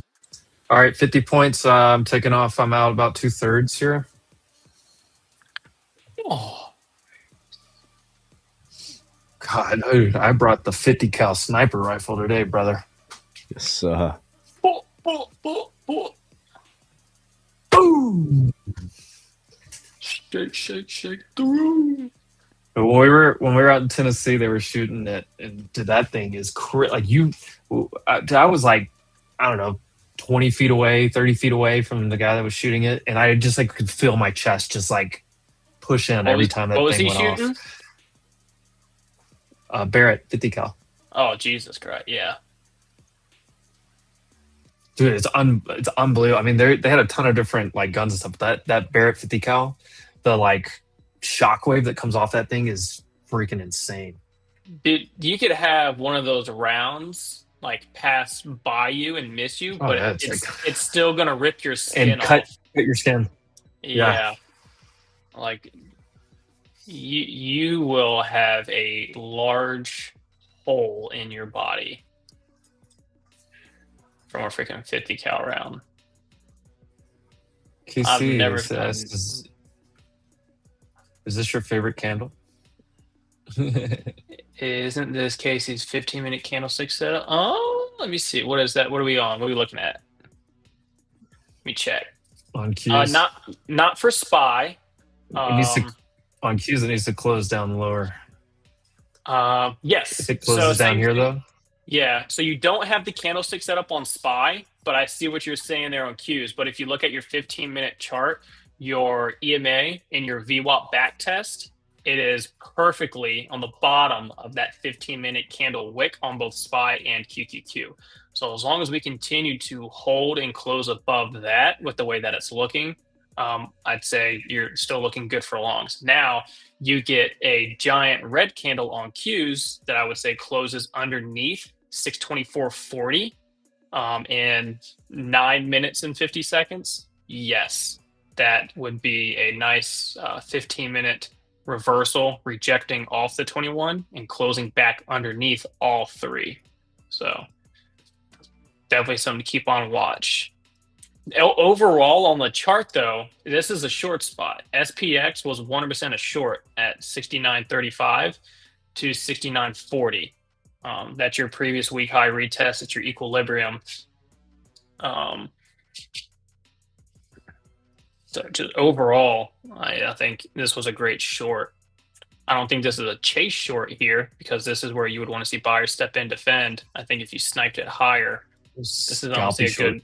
Yeah. I think there's people that are already short from higher from what they saw on the higher time frames. This is probably a cover area for some people that are short.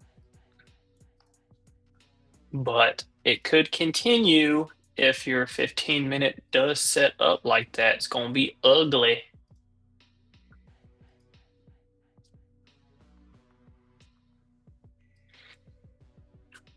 Watch for a move down closer to 69.14, 15 area on SPX.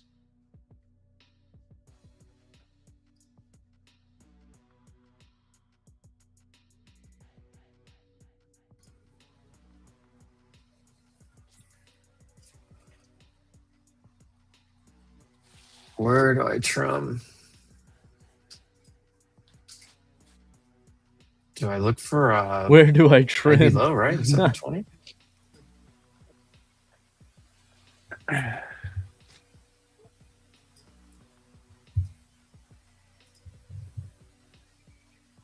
Here we go. There we go.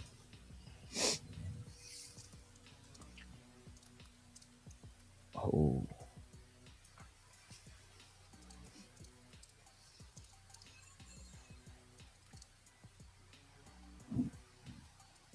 Oh, crush it. Crush it.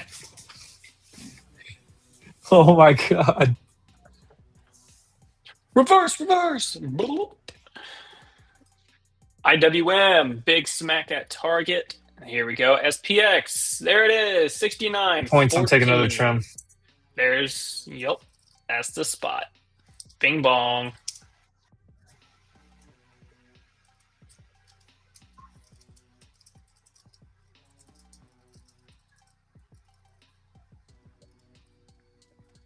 It's good. Ooh, RTY sell.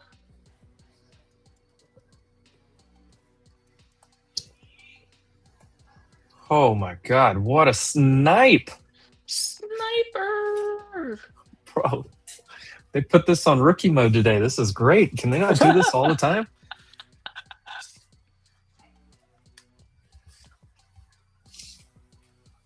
Oh my gosh.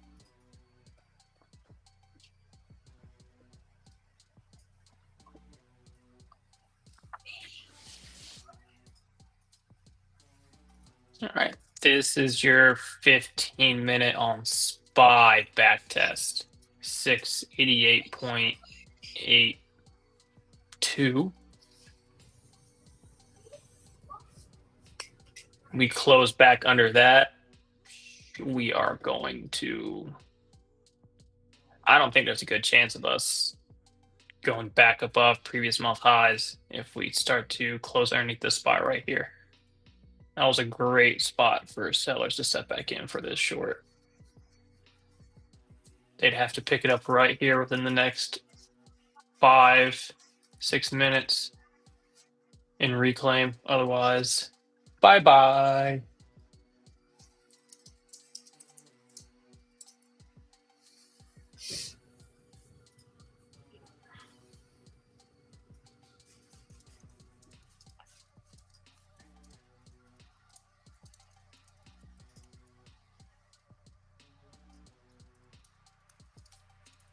This is basically... you could have a main target here. I think you get that IB low again, 720.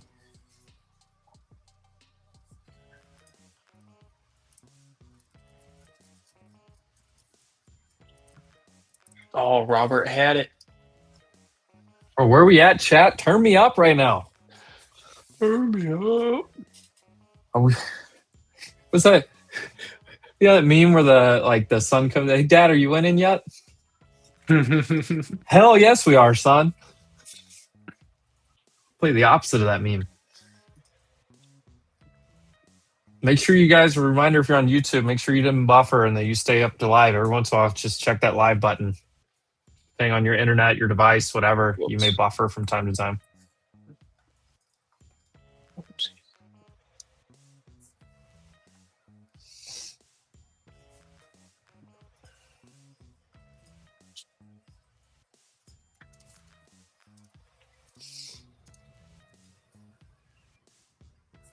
All right, they got 4 minutes left. They got to bounce and hold.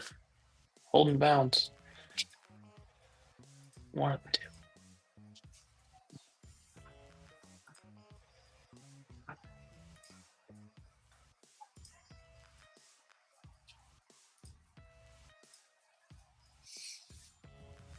Well, this is like the retrace of the retrace. After this, it's like it could get real messy for a little while.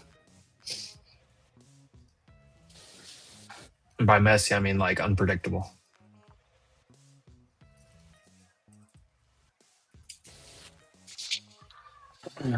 So someone said it took an SPX put credit spread and it went minus 130% and they panicked. And then they thought to cut it for a loss, fearing that it could lose more. But somehow they managed to held. And right when it came back to break even, they closed it, only to see it then go plus 100% a few minutes later. How do you manage emotions in these situations for a If it doesn't hit your psychology stop, question? it's not a trade you stop out of. That's the way I Yeah. see it. Like, if you're running the 200% stop loss, right? It's like it's so hard to get used to, but like no matter what your emotions feel, it's like I stop out there no matter what. I Yeah, mean, that's the thing with the credit spreads is that you have most it's of the tough ones with that I end up spreads. taking, they have a plus 80. I usually don't take it unless it's at least a plus 80, somewhere between plus 80 plus 90% chance of profitability. So yes, is it unusual to let a trade go minus 200%? Absolutely. Who the fuck lets a trade go minus 200%? But the thing is if you take 20 trades, the same one over and over again, and you have an 80-90% chance of profitability on all of those. So say you're going to win 18 of those trades and lose 2 of them, right? If you lose 2 at minus 200%, that's going to set you back, but it's still way more than half overall. You're going to be net green overall in the trade. So when it comes to psychology and like how do you manage emotions for these situations, like you asked, again, 2 things for me. One is I don't trade with emotions really. I express my emotions when I trade, like when I'm getting paid. I'm like, yeah, let's drill it down, blah blah blah. But I'm watching the chart and I'm not instantly selling like, oh, I gotta take my profits here, I gotta take it here. Like I don't do any of that. I just Oh yeah, we may get excited, but we're also live streaming and being on yeah, shows, right? So we're trying yeah, to entertain, but like you can see with everybody's actions that we're not really yeah, emotional with the actions, right? That's what really matters. Are you emotional with the actions you're taking in trading? yeah. One, Whether you're cheering on your position or not, it doesn't really matter. That's yeah. not what the emotion factor is. It's all within the actual things you're doing when trading, right? Another thing that I like to do, and I think everybody should do this, if you are constantly watching your P&L while you are in that trade, you are getting emotionally attached to that trade. So for me, it's you take the trade because you see X, Y, and Z on the chart. Also, QQQ is about to close with that 15-minute reversal downside, 30 seconds. If before you take the trade, you should tell yourself, I'm taking the trade because of X, Y, and Z on the chart. If it goes against me, then I know above this spot right here, let's say I'm short or in puts. If it goes above this spot here, I'm out, and it validates my technical analysis on that chart, right? If it goes in favor for me, I know to sell it for a profit here. Risk to reward, in my opinion, reward should always be greater than your risk for majority of options trades. I took those IWM calls earlier at the low, right? I'll risk losing $100 to make $200. Spreads obviously a little bit different. That's just because they're managed completely different. But you take the trade based on what you see on the chart, and then I look away. Like I have it on another tab, but I took the trade and I know where I want it to go, either against me or for me to start managing this trade. So I will look at the chart. When the chart tells me it's either going in my direction or going against me, I then will pull up my account and I will manage my trade right there. Am I exiting for a loss for invalidation, or am I taking profit on my trade for the validation? So I'm not constantly looking at the money. Oh, I'm up $60. I'm up $160. I'm up 8%. I'm up 28%. I don't care really about that.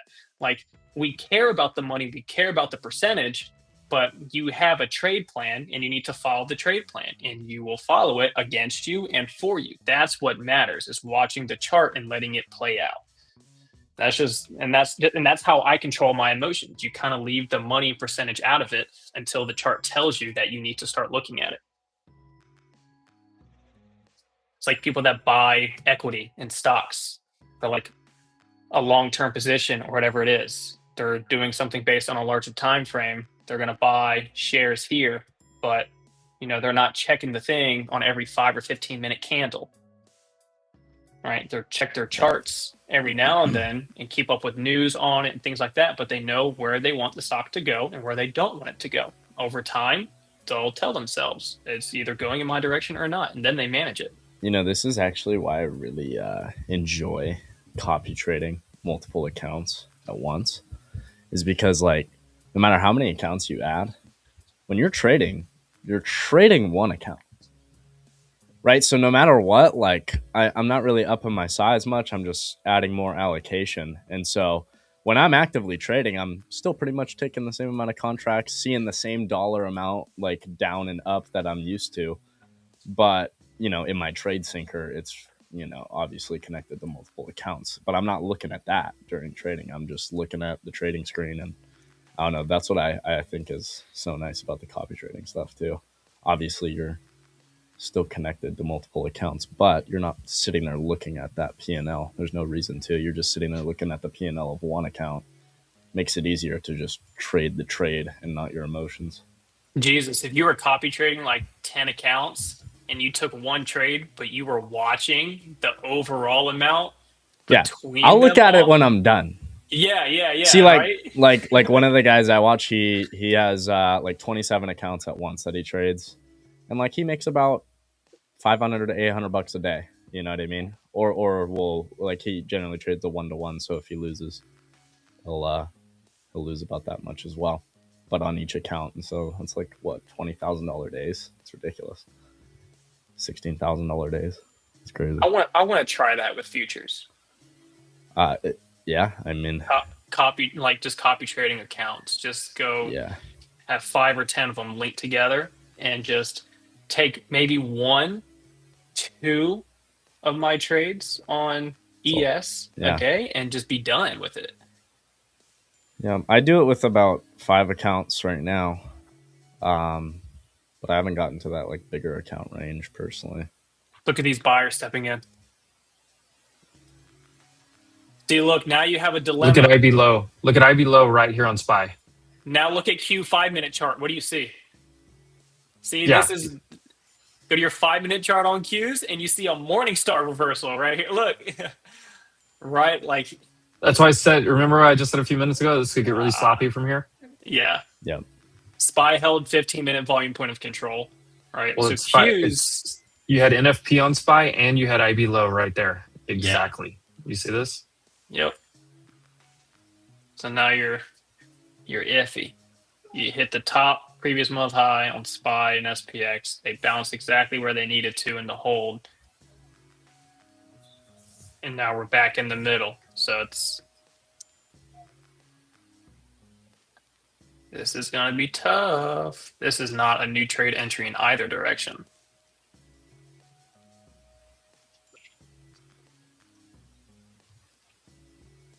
NVIDIA and Mercedes-Benz move forward with planned robo-taxis.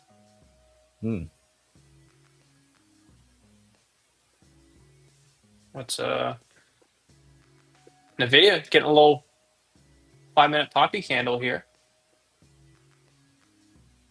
Little volume behind it. Yeah, this is diddle in the middle. This is iffy. Another thing too, if you look at your tick, if you use the tick, that was your lowest tick of the day. That was over a minus 1,000 tick. When you see that, majority of the time you have a nice bounce on that minus 1,000.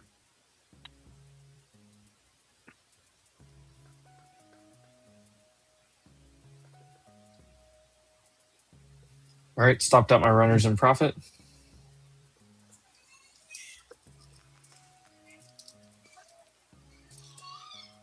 All right, I really need to go to lunch, but let me pull this up real quick. Let me see if calls are increasing on the net premiums for SPY. Oh, yeah. Yeah.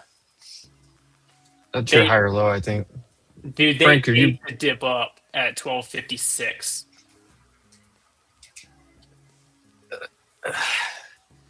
There, nothing but buyers on NQ right here too.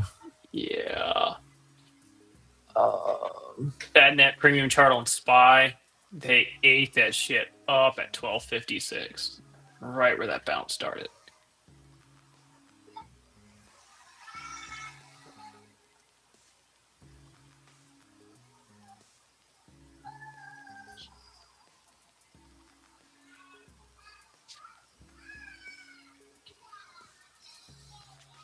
There's a reason why I was trimming right there.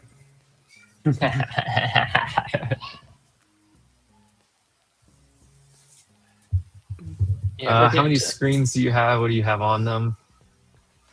I mean, I have a 49-inch widescreen that I'm sharing with you guys the middle of it, and then I have you guys over here and some other tabs over here, and I have my trading stuff over here on the left side of that. I have a 27-inch screen up here up higher that I just keep 6 charts on all day. QQQ, SPY, IWM, NVIDIA, Microsoft, and then the last one I rotate through my watch list, mostly like Mag 7, big name stocks. I have Discord, I have X, and a YouTube stream, and Benzinga, and Bookmap currently on a 34-inch widescreen over here. And I have stuff in the background too, so.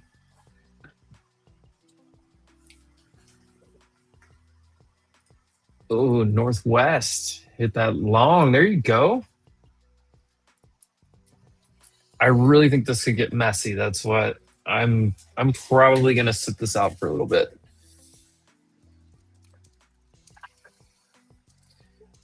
You could get stuck here for a period of time. I do see QQQ could make it back up here to this NFP high.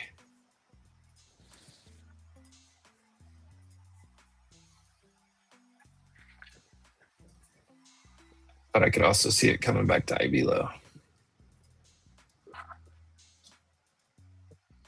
Like I said, you hit the golden retrace, you go back to the 382. Profit taking, reject off of that. Now decision time. If you get above this, then you should make your way back up maybe to the middle. If you continue to reject here, then you're looking for IB low and back to the halfback, 687. Look at this 5-minute candle. I didn't buy them, but I sold them. I just sold them at 50, and covered here. But I actually had a bid in at 44, 43, and 40. And it hit like 49. It hit like. Yeah, 49. Like, yeah, 49. Yeah, because I was good. I was about to say I was so ready to say 100-point gain. It stopped 2 points away. Oh, of course. But I trimmed at 80 points, so I wasn't going to trim there. I was only looking for 720 at that point. I don't think anybody has 10 screens, Julie. Paper probably does. For sure. Yeah, paper does. No, paper has like I think he has 6. I think he has 6. Yeah. It's like 3 and 3. I have like 18 tabs, but I only have 4 screens. Where can you get information about 1,000 volume? Like if you just type in tick on TradingView, I'll go down to 1 minute here. So you can see like down here, the low, and I've got the NFP here. Let me just turn that off. So you can see the low tick of the day was 1,041. Actually, is that the low of the day? No. Oh, it was, yes. Oh, that was the low tick of the day just a few moments ago. Yeah, ago. it should have been. Yeah. High tick of the day was right at the open. That's crazy. The high tick of the day was the open, right? When we just fell off the planet. Yeah, for tick, I watch it on a 5-minute chart, and I have 5 lines on the chart. I have plus 800, plus 1,000, minus 800, minus 1,000, and a 0 line right across the middle. That is how I run that. The top 2 for plus 800 and 1,000 are red lines. That way it lets me know potential overextension upside, look for scalp down, and then vice versa for like this one, right? Minus 800 to minus 1,000. Those two lines at the bottom are green. Look for buyers or support bounds to step in to go long. That's kind of how I run mine.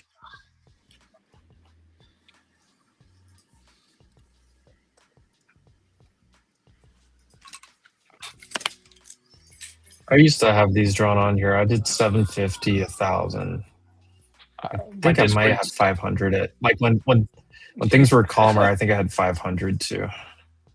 My Discord's yelling at me, telling me to go to lunch, so I'm gonna go eat. Also, if Knots was here, he would tell me that he agrees, but Rivian could be a swing long. It did sweep. Dude, I'm so salty. Swingeth long on Rivian? It swept the low. It swept the low. And it's reclaiming. What low? Where are we? I haven't looked at this in a minute. So I had look how salty I am on this. I shorted it here. I have a spot and I covered down it there. Here. It's like 14.5-ish, 1460. Previous month $15. Lows we just swept you're talking about. And you're getting a nice green hammer reclaiming your daily 200.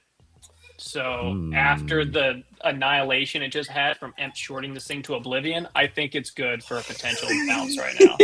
Could be something. Paper handed this to oblivion that I did.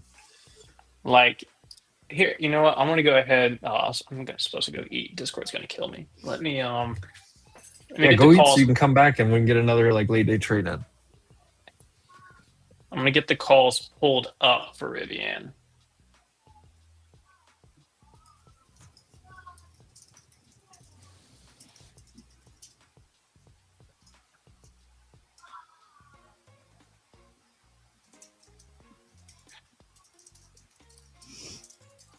Your March 16s aren't terrible.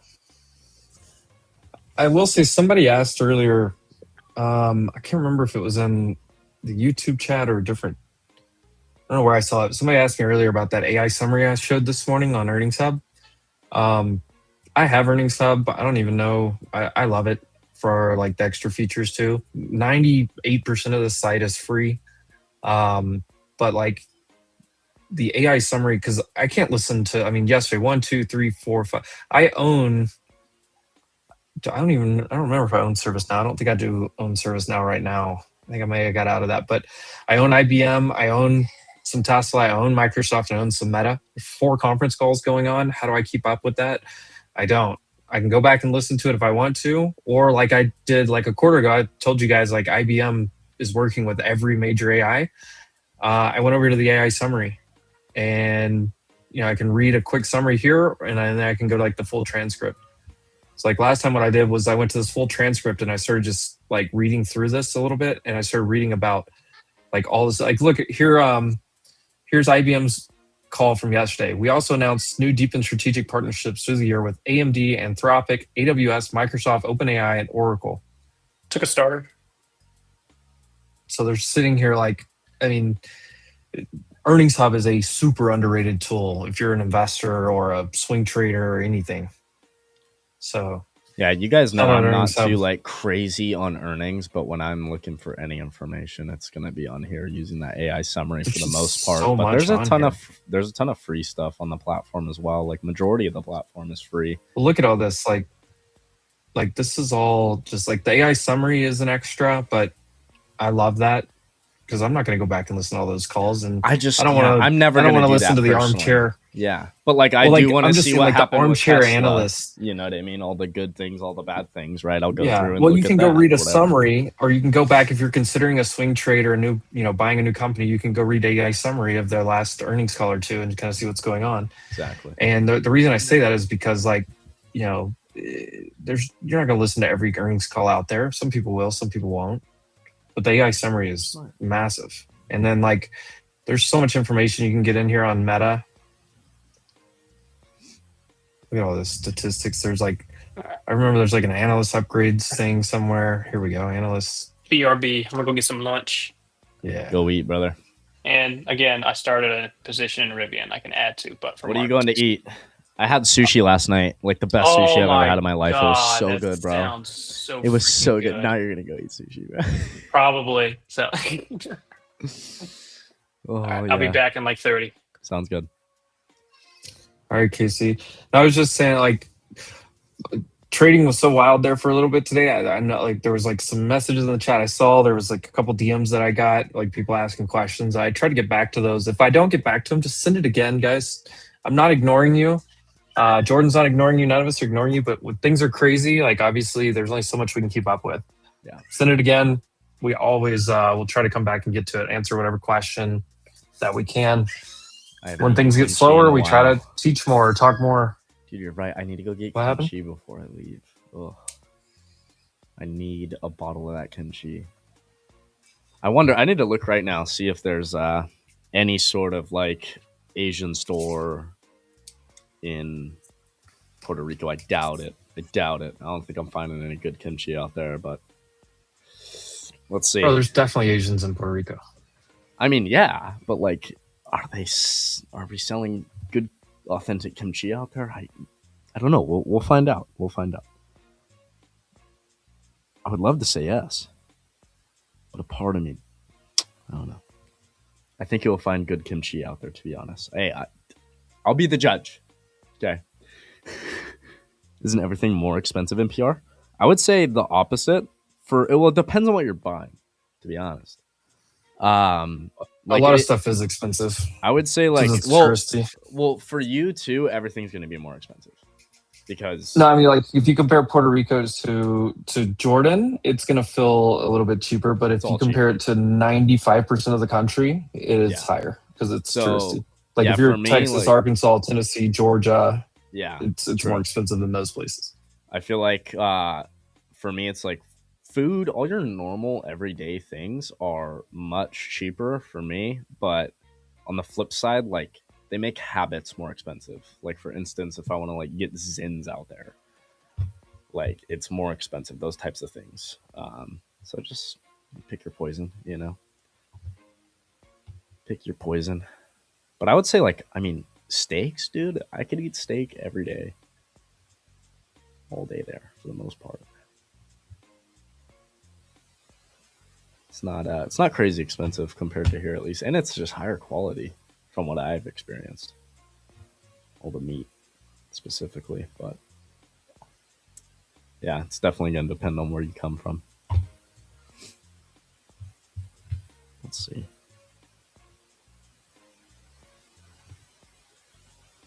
No.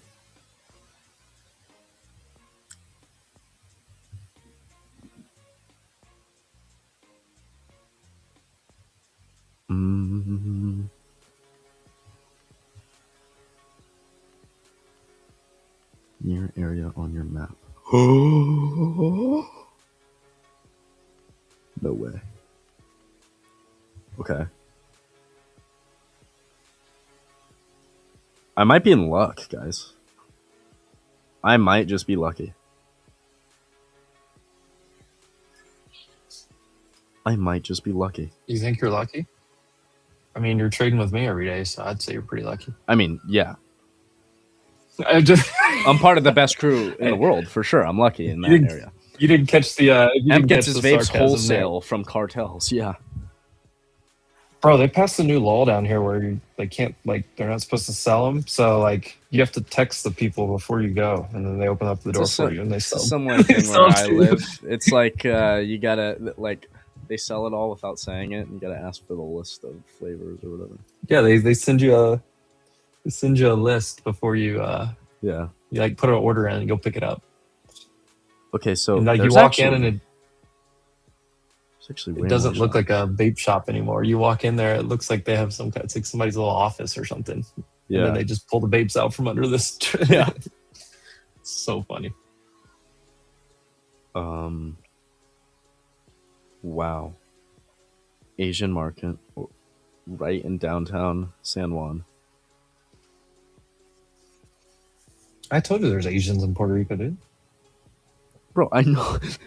I know they're out there. I just you don't know that there's a good market. You didn't think there were Asians out there, dude? I did. Of course, there is. Puerto Rico, man. It's not like Oh, you're going and to right like next Trinidad to it, or there's somewhere. another Oriental market. Oh, I'm in luck. I'm getting good kimchi, bro. I'm telling you. Yeah. Are you flying out this weekend? Sunday. Nice. I'm not I need to. I'm I gotta like start checking on. ready, but not ready, and I'm excited. But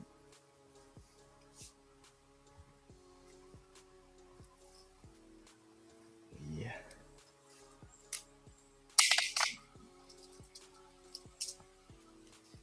Let's go.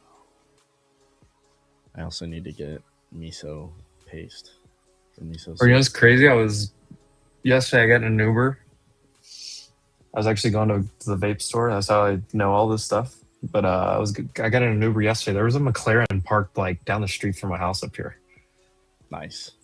Oh, why is there a Nice. McLaren? We like that. We like that. Wasn't mine. I wish it was mine. Actually, I don't even wish it was mine. I don't even like them.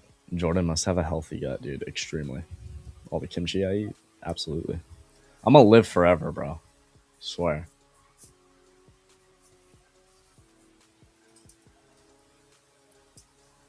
Or we've new lows. I think the Ooh. kimchi is what's keeping me alive, or like, going to keep me alive. Future. It's amazing. I feel like I'm just eating good medicine when I eat kimchi. Just like medicine for the body. I do think we could get real sloppy choppy here for a bit. That's my current prognosis. Will be interesting to see what some of these daily candles end up looking like. Yeah. NASDAQ looks fine. SPY still looks okay.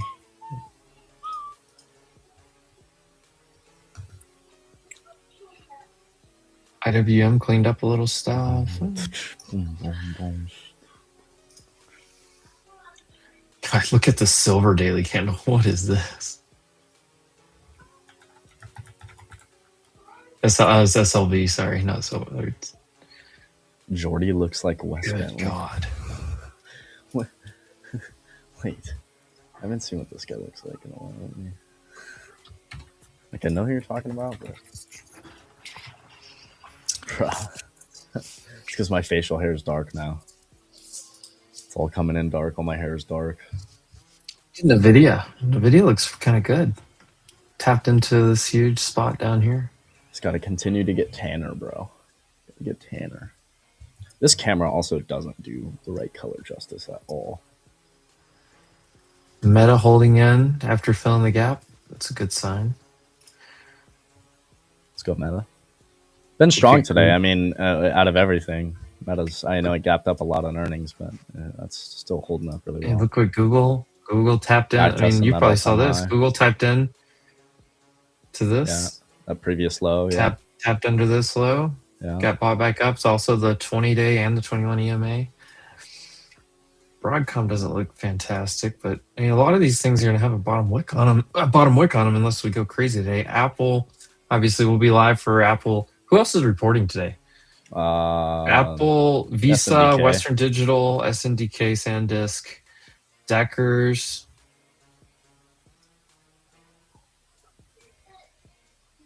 Does anybody?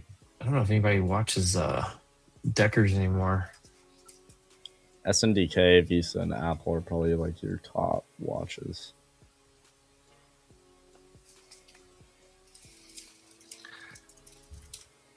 Apparel names, are just getting smoked. You just wonder if Deckers. I remember Deckers got added in to like somewhere back in here. They got added into the S&P. I think maybe it was in here. But they, come back down and consolidate. But Deckers, if you don't know what Deckers is, they have it's like clothing, but they have a lot of big brands. They have Uggs, Tevas, Hoka. What's the other one? Those are the three big ones. Like the uglies that the women wear. The little. I bet Jordan's got a pair of uglies. What are they? Uggs. Yes.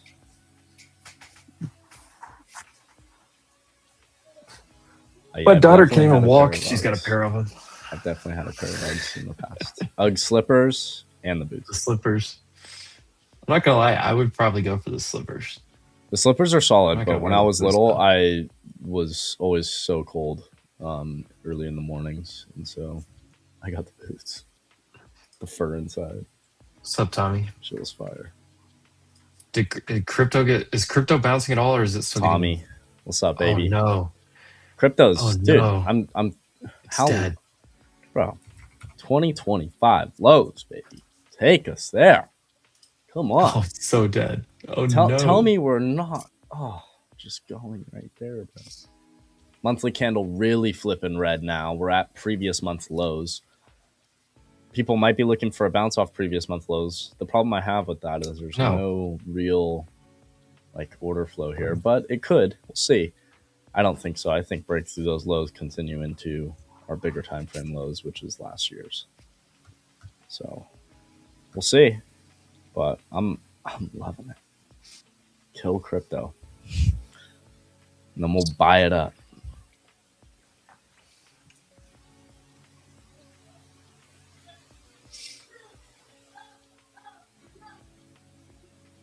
Oh my god, dude! Dude, and I just love how I love being prepared when I know most people are scared. You know what I mean? Like most people are freaking out looking at crypto. Dude, look at Oh, MSTR. shit. Oh, This is coming in. Oh boy. MSTR just broke the 200 week. Oh no! Arnar. People aren't gonna buy crypto when you can buy gold and silver. True, but just wait till rotation happens. But I don't think that's gonna happen until those lows get taken, you know. I gotta post this. We'll see. But yeah, it's facts right now. It's like why? Until we get down to some more enticing prices on Bitcoin.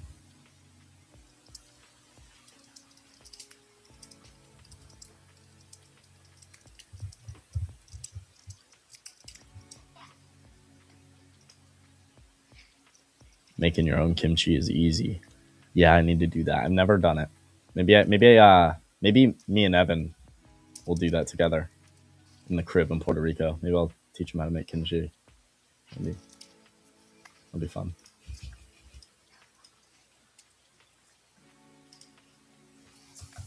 Oh my god, dude! Is Evan here? Evan, would you make kimchi with me? I don't even know what kimchi is, by the way. It's fermented cabbage and radishes mainly. Using fish oils and I forget what the spicy paste is actually called, but it's like some Chili. gochugaru chili pepper. Gochugaru. Yeah. Gochugaru. Napa Garlic, cabbage ginger, mainly. scallions. Evan doesn't like kimchi, dude. I'm gonna make you like kimchi. We're gonna have Dude, a what lot the of hell that. is this? Oh yeah, dude. You're, She you're knows. just how to out do here it, eating bro. like Fermented cabbage, yes. And it's very fermented. If you get it authentic, the stuff at the store is like old and shitty. I wouldn't recommend. If you have to go to the store, go to Trader Joe's and get theirs. But even that is got to get authentic. Bro, there is no chance I'm ever even gonna try this. Oh, never try it. What are you, a pussy? Dude, why would I just try some like Delicious seasoned spicy cabbage? It's delicious. It's delicious. Do you hear yourself when you say, dude? You can eat it with meat, bro. You can eat it with like a cabbage. steak. I eat it with steak all the time. Eat it with fish, sushi. Look, I'll put a little bit of cabbage on my fish tacos. Bro, then you got to get some miso paste. Go to the Japanese market, get some miso paste, bro. Make your own miso soup, a little tofu. Oh, delicious. Delicious. All that tofu just soaks up the miso flavor, Thanks, Tommy. bro. Good. Cabbage is disgusting. Oh, bro, you guys. Dude, what do we? Dude, nobody knows ball. None of y'all know ball. Just eating cabbage by itself, just crazy. It's not by itself. Cabbage is like a topping. And spicy shit and fish oils and like it's delicious, bro. Sauerkraut is meal, dude. Are you a rabbit? Sucks. You're eating rabbit food. Sauerkraut is so bland and just like bleh. Like kimchi is flavorful. It's good for you. My gut, dude, is just stacked at all times, bro. I could digest a family of cows. Okay, so I could get behind this a little bit. Kimchi is good on top. Like, okay, yeah, if it was on top of like something, put it on top like of rice, like maybe some steak, fish, some shrimp. fish, No, yeah, steak, like some kind of protein, meat. You can like do you that. gotta like meat is the key ingredient missing from your thing here. Dude, And I eat you're it with just meat over all the there, time, but I also just serial eat it by killer, itself. just eating it by yourself. No, that's delicious. Oh. Yeah, dude, you're just eating spicy rabbit food. That's what you're doing. What are you? Come on, dude. Dude, if you tried to torture me with kimchi, I would just have the time of my life. Lock me in a room and just feed me kimchi. I'd be stoked. Kidding me? Can I watch the Asian lady make who's it? Who's gonna torture somebody with kimchi? Oh, well, they're talking about it in the chat. Somebody said it. Katie Mitchell. Sounds like something I would feed someone if I'm torturing them, bro. Give me all that. Kimchi is not tasty, bro. Nobody knows ball, and this concerns me. Wow. I'm going to go to Japan, honestly. I'm just going to move there. Screw Puerto Rico. I'm going to Japan. I think I'd get along with everybody there very well. Isn't kimchi Korean? Yeah, but they have that shit in Japan, too. It's like what? As well. It's originally Korean, yes. It's originally Korean, but they have it. I just Googled it. It's in Korea. Yes, it's a Korean food. It started out in Korea. Yes, but it's everywhere. That's why you can go to the Japanese market and get good, authentic kimchi. It's delicious. You need to buy fermentation bowls. I know.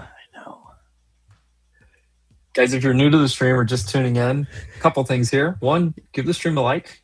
Subscribe to the channel. Yes. A lot of action live trading. I said just a little bit ago, we caught some great trades. Said a little bit ago, this is probably a little bit of a sloppy time, a little bit of a consolidation, kind of indecisive time. When that happens, we still bring you breaking news, updates of what's going on, and we entertain you with some arguments over spicy rabbit food. Bro, somebody said they're going to put ketchup on my kimchi and then see how much you liked it. Bro, that is criminal. Why would you ever do that? No. I made cucumber kimchi a long time ago. Ended up getting a stomach bug that night. No, dude. You had that stomach bug. It was just pissed when you finally put something in your body that would kill it. There's no chance.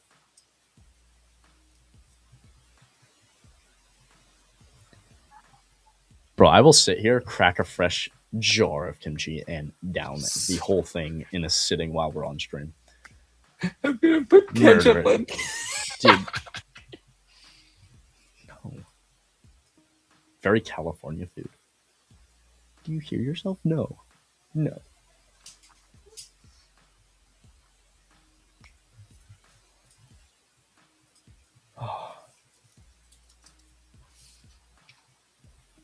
All you could smell for hours, dude. I love the smell of that. It's thick, like the stench of that kimchi is so good. So good.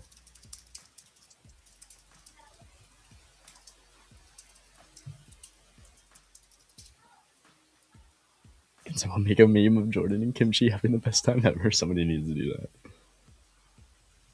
100% of the time you can get kimchi at a Korean church. Well, Evan, guys, check your text message.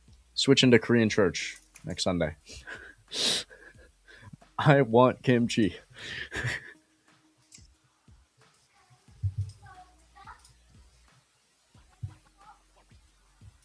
Oh, Casey got chicken tacos and rice, by the way, for lunch. Let's go. Guys on the stream, remember yesterday we were watching the FOMC? We talked about our friend Jennifer, who asked Pal a question. Jordan, you remember Jennifer, right? Yes. From I know some of the chat remember Jennifer yesterday. That's in that asked questions for Pal. Yeah, Jennifer Schoenberger. Yeah. She's been on the Spaces. We may have her on Stocks on Spaces this afternoon. Let's go. Everybody should tune in at the right time. She's awesome. Appreciate the kind words there, Mr. David. David Mitchell, great guy. Great guy, David Mitchell. Love this guy. He's so nice. He voted for me. So he's a smart guy.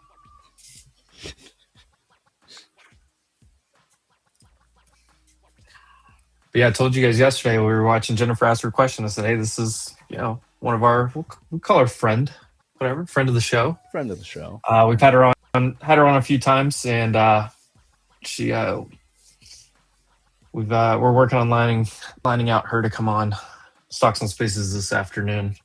I'll let you guys know what time she's planning to come on, because she always shares all of her contacts are in like within the Fed and the White House and all this stuff. So she is just like super tuned in with all that side of the macro and the market. So really good stuff. I'll probably still be here with you guys with Apple earnings. We'll see. Probably get Apple earnings out, and then we'll head over there and see what's going on. Dude, I get so much enjoyment out of this Bitcoin chart. Bro, can you imagine trading instead of options, trading like the leverage meta last night? 25x leverage. 50x meta longs. Freaking, oh my gosh. Yeah, dude, I gotta check into this vest thing more. Like, I want to see it in action. That the vest thing really. Didn't you caught buy my an attention. account? I thought you bought one on the stream. Did you not? Or were you just showing it? Bloomberg. Bloomberg says XAI and SpaceX merger. You guys know that one meme? I feel like I'm hitting that perfectly right now. Hold on. SpaceX and XAI are possibly merging. Well, that's 2 packs of ramen. I'm usually a 1 pack of ramen type of girl. Somebody's got to know that meme. Yeah, SATS is moving around a little bit here on this headline.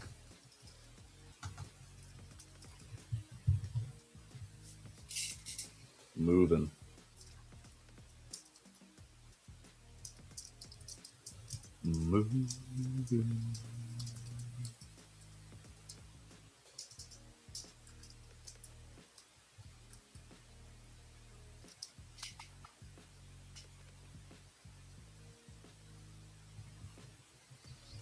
Head of House China panel describes NVIDIA DeepSeek work on R1.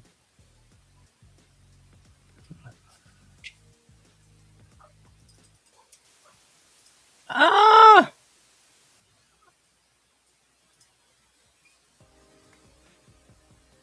Hold on. XAI shares would be exchanged.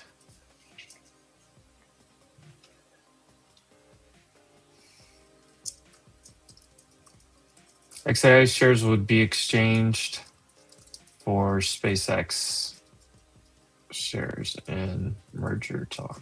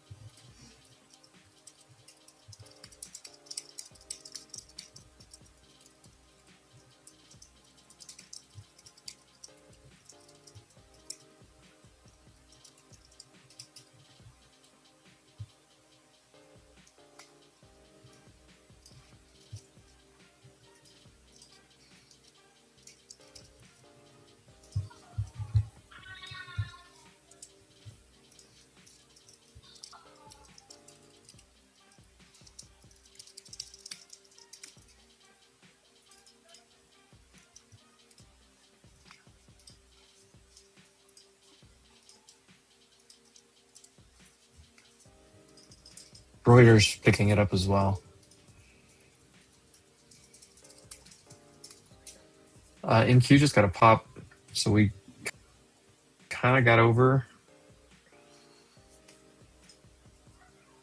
Sorry, I was looking into that Reuters exclusive.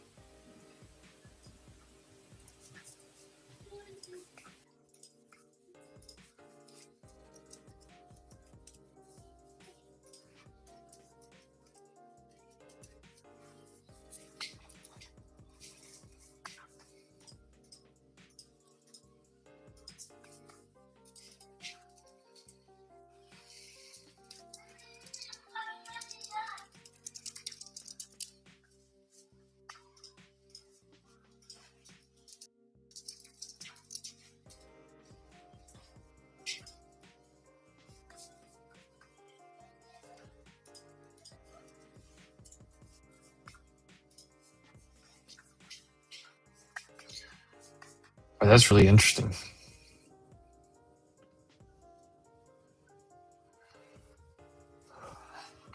We just lost Jordan to TikTok for the next 20 minutes. I'm here. Yeah, I'm just playing. I was reading a I'm just text. My playing. bad. No, I'm checking this whole XAI thing out right now. This SATS is the connected ticker for that because both those are private companies.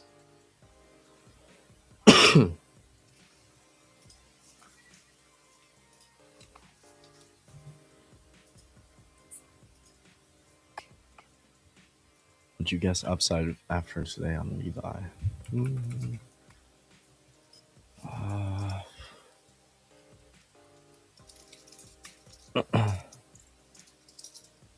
No, bigger time frame. Think we could drop more on Levi. Not much more, but I would like to see that like 1881 area come into play.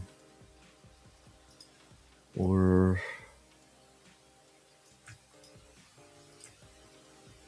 even like lower 18s, sub 18, like 20 cents, 1780s.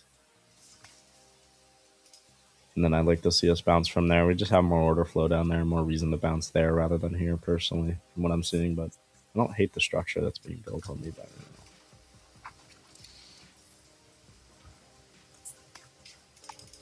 I don't think after today it's a straight up thing, though.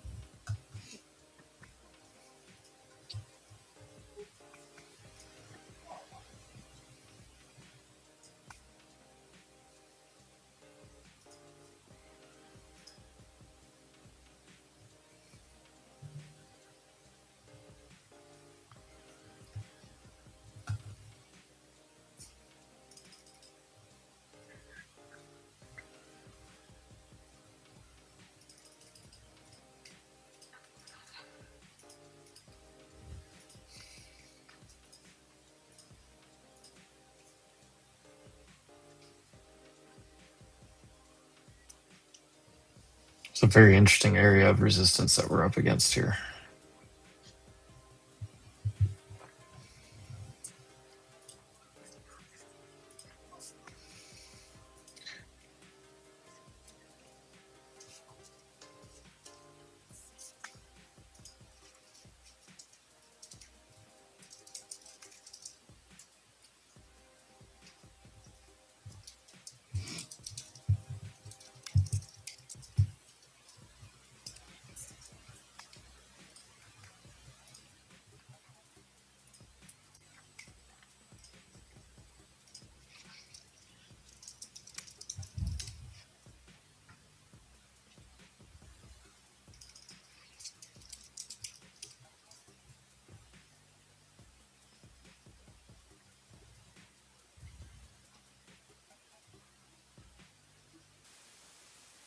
Oh my. Again? That was fast, right? I just did it. The hell? Interesting. Interesting.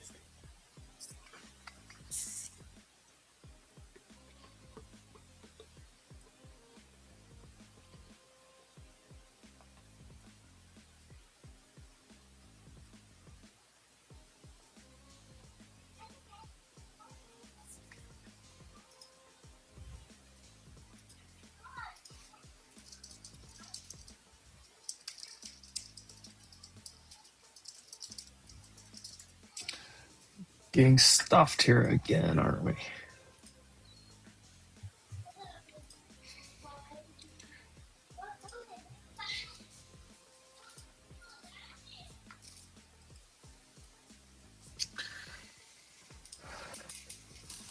think it's short till the end of the day, lower from here. I don't know. I think it could be very choppy until Apple comes out.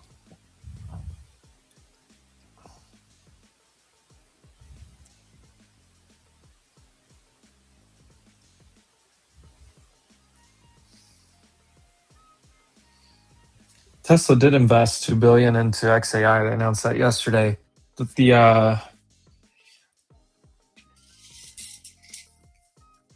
mean, it's like they're separate, but it's kind of all mixed, convoluted. I don't know how you push that around.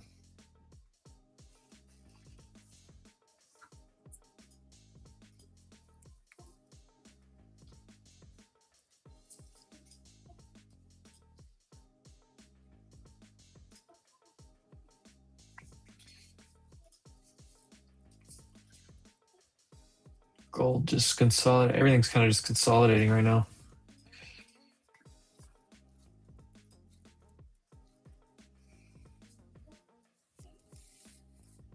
Oh no, Michael Anthony's back again.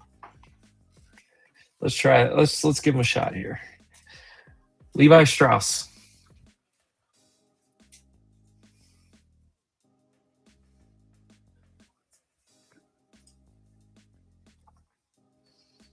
We'll start with the weekly here. Levi Strauss, below IPO price from 7 years ago. Is that good, Jordan? What's that? Just looking at Levi Strauss here. Yeah, I was It looking is at on the- this. I mean, I think it could drop lower before we go higher, but I don't hate the structure here. You're at the bottom of this range. Maybe it holds, but I could see it just getting This into is one of those 18s. where this is one of those where like if you lose the 200 and then reclaim it, Yeah, could be good. but this like gap down way below it on earnings. I don't know the valuation fundamental side of things, but I don't hate it here. I just don't. It's not like a, you know, I don't look at Levi Strauss, an apparel company that's been around forever, and think, oh, this thing could, you know, double my money. Yeah, exactly.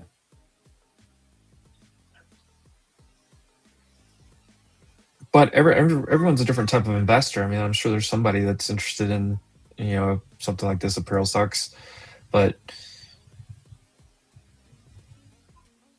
yeah, I just I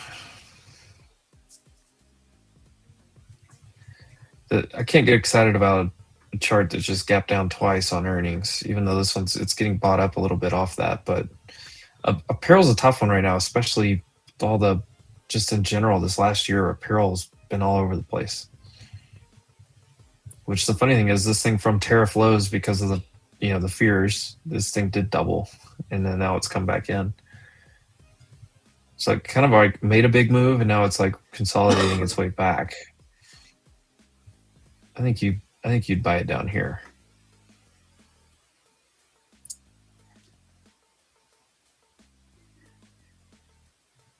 Yeah, I'd probably buy that.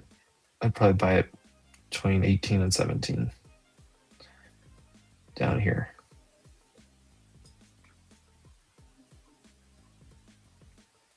Now, if there's like catalysts, I mean, if Sydney Sweeney's like going to start rocking the Levi's, then maybe. Anybody short the Sats? Or like I call out the news, I'll tell you what's going on, and I bring up the chart right here. I didn't take the trade or anything, but there's your trade. We got a bleeder.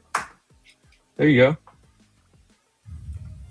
Sydney Sweeney.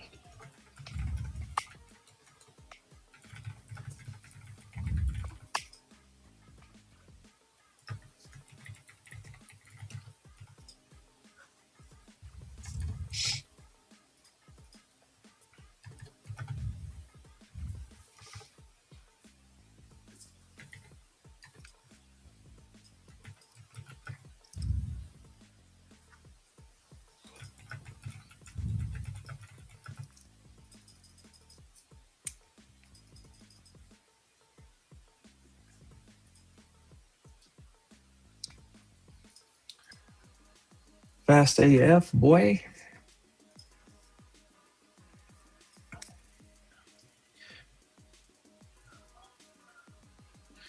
Tesla holding up 420 levels. So funny to me. Of course.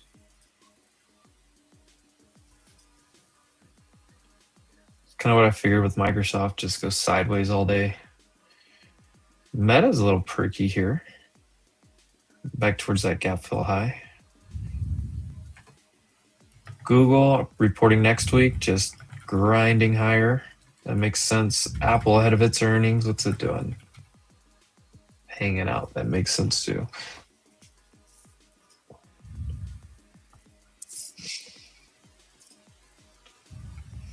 Jordan, you know it's green today, right? Just holding the market from dying. Walmart. Meta too. But yeah, Walmart holding up. Honeywell Love had to good see it. earnings this morning. Yeah. Cat, all those. What's Honeywell look like on the daily now?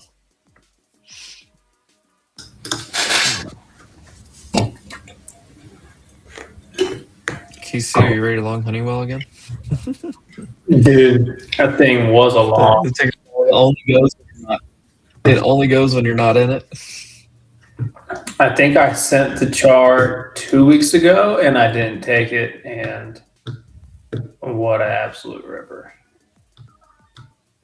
Did it make I you remember want arguing with somebody on Spaces. It's like right there. Let's see. She'll get it.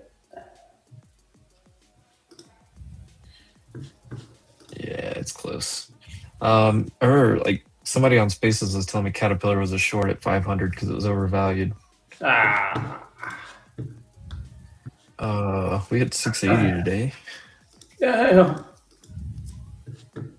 And and I'm not like super smart, experienced in like the fundamental side of things.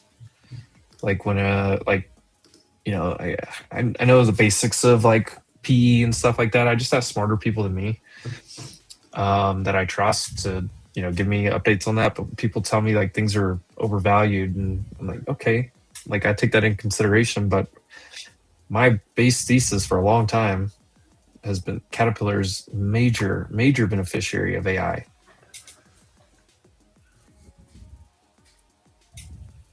Dude, this thing, how much is this thing up since even just tariff lows? 150%. That thing is insane. Oh my gosh. This thing's up more than like, any of your Mag 7, pretty much. Maybe not Google. Maybe Google's up more. Maybe. I don't know.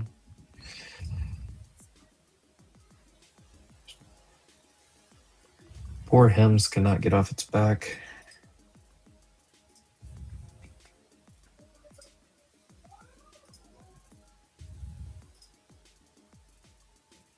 God, crouch. AMD, I haven't revisited this one in a while. This one's kind of interesting to me, but they have earnings coming up.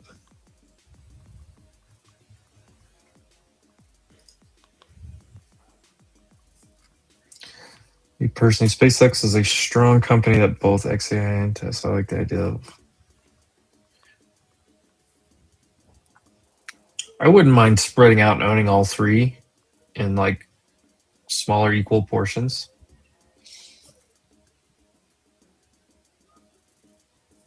It almost makes sense for all of them to somewhat be together, but separate. I don't know. They all kind of work together.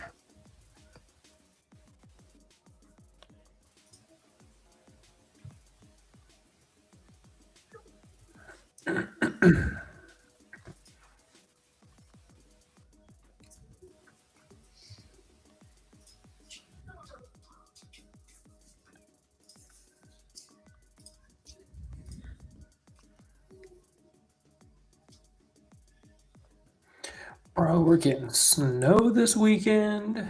Let's go. Oh yeah? Said we're gonna be getting snow skis.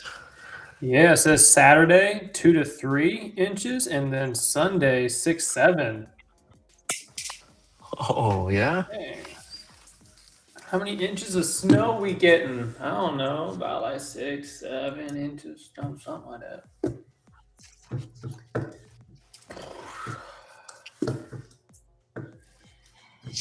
Let me see what my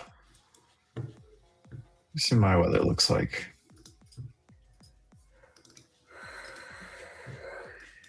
Take a guess what my my weather looks like today.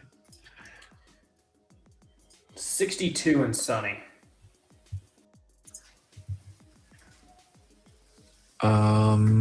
Pretty close to me. 68 and sunny for me. Yeah, it's 68 here. It's going to be 73 in I have a couple 81. hours. What is it here right now? It is Nice and hot. 41. It is 41 and cloudy, and this is the high of the day. Is right now 41 degrees. You're on an extreme cold watch. We've got moderate UV in the Ojai location this afternoon. Will was on here earlier this morning. He said it was -4 when he took his kid to school this morning. -4. That, dude. No, dude. Dude, if it's -4, my kids are not going to school. Zero desire to ever be in that. Shannon says 80. You better. It's 80 degrees in OC Cali summertime. Yeah. In the OC, 56 in Florida. Yeah, I saw Florida was getting like below freezing. I was like, what is going on? This global warming's a myth. Dude, they're freaking out over there with that. They gotta be. They don't know what the hell's going on when they see that. Florida's like, oh my god, the world's ending.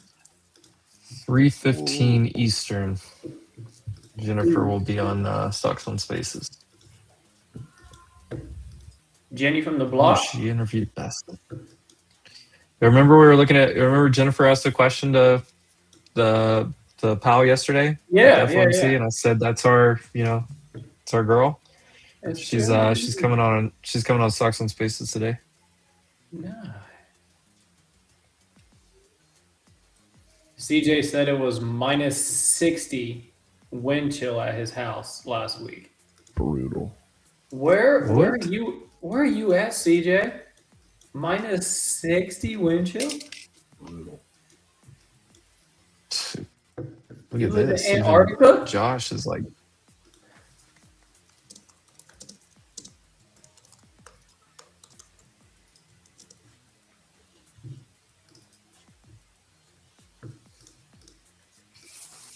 $53 in Tacoma? That's not bad. Minnesota? You be getting that Tacoma cold is out? Washington, right? Ooh. Any thoughts on WDC going into earnings? Well, I mean, what do you say about names that are doing this into earnings? If anything, you probably see, I mean, the pattern's been gap up and profit taking. That's been the pattern. I mean, you have to think the bar has got to be so high. So do they confirm that the bar needs to be high, or do they say, hey, yeah, the bar's high, but we're, it's been priced in at this point? Or do they come out and just say, yeah, we're doing everything we can. We're going to be sold out for 2 years. And everybody's like, oh, let's go. I doubt it. I mean, I just don't think there's much you can say about.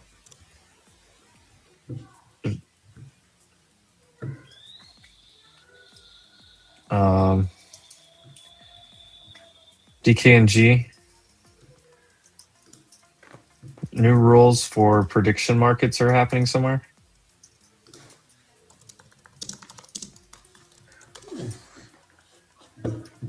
CJ said he would be checking out a new home, but over here in the Carolinas. DraftKings. DKNG with a wick.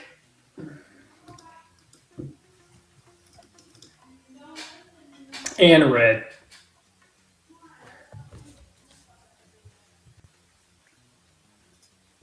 CFCT.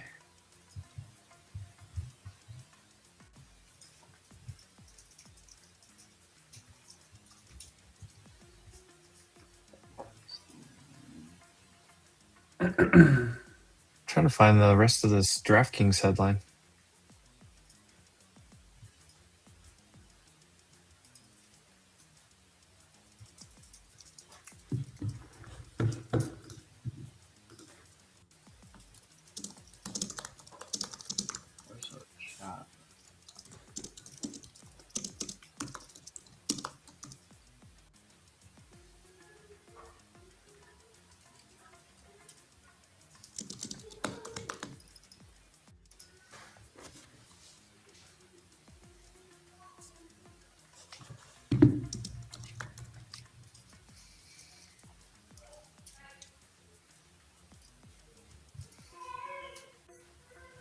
Flutter getting hit too.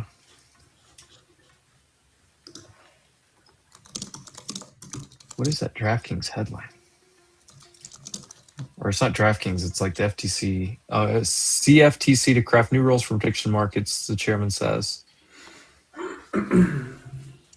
Rules for prediction markets do not mean banning prediction markets, it means regulating them. So it's probably bearish.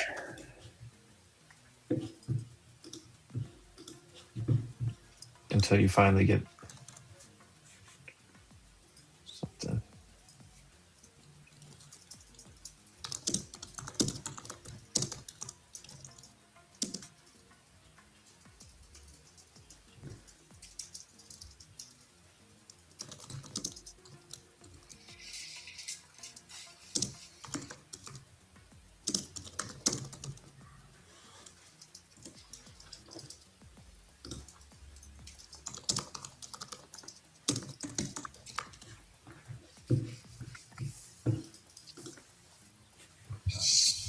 Yeah, it's probably not good for DraftKings, honestly.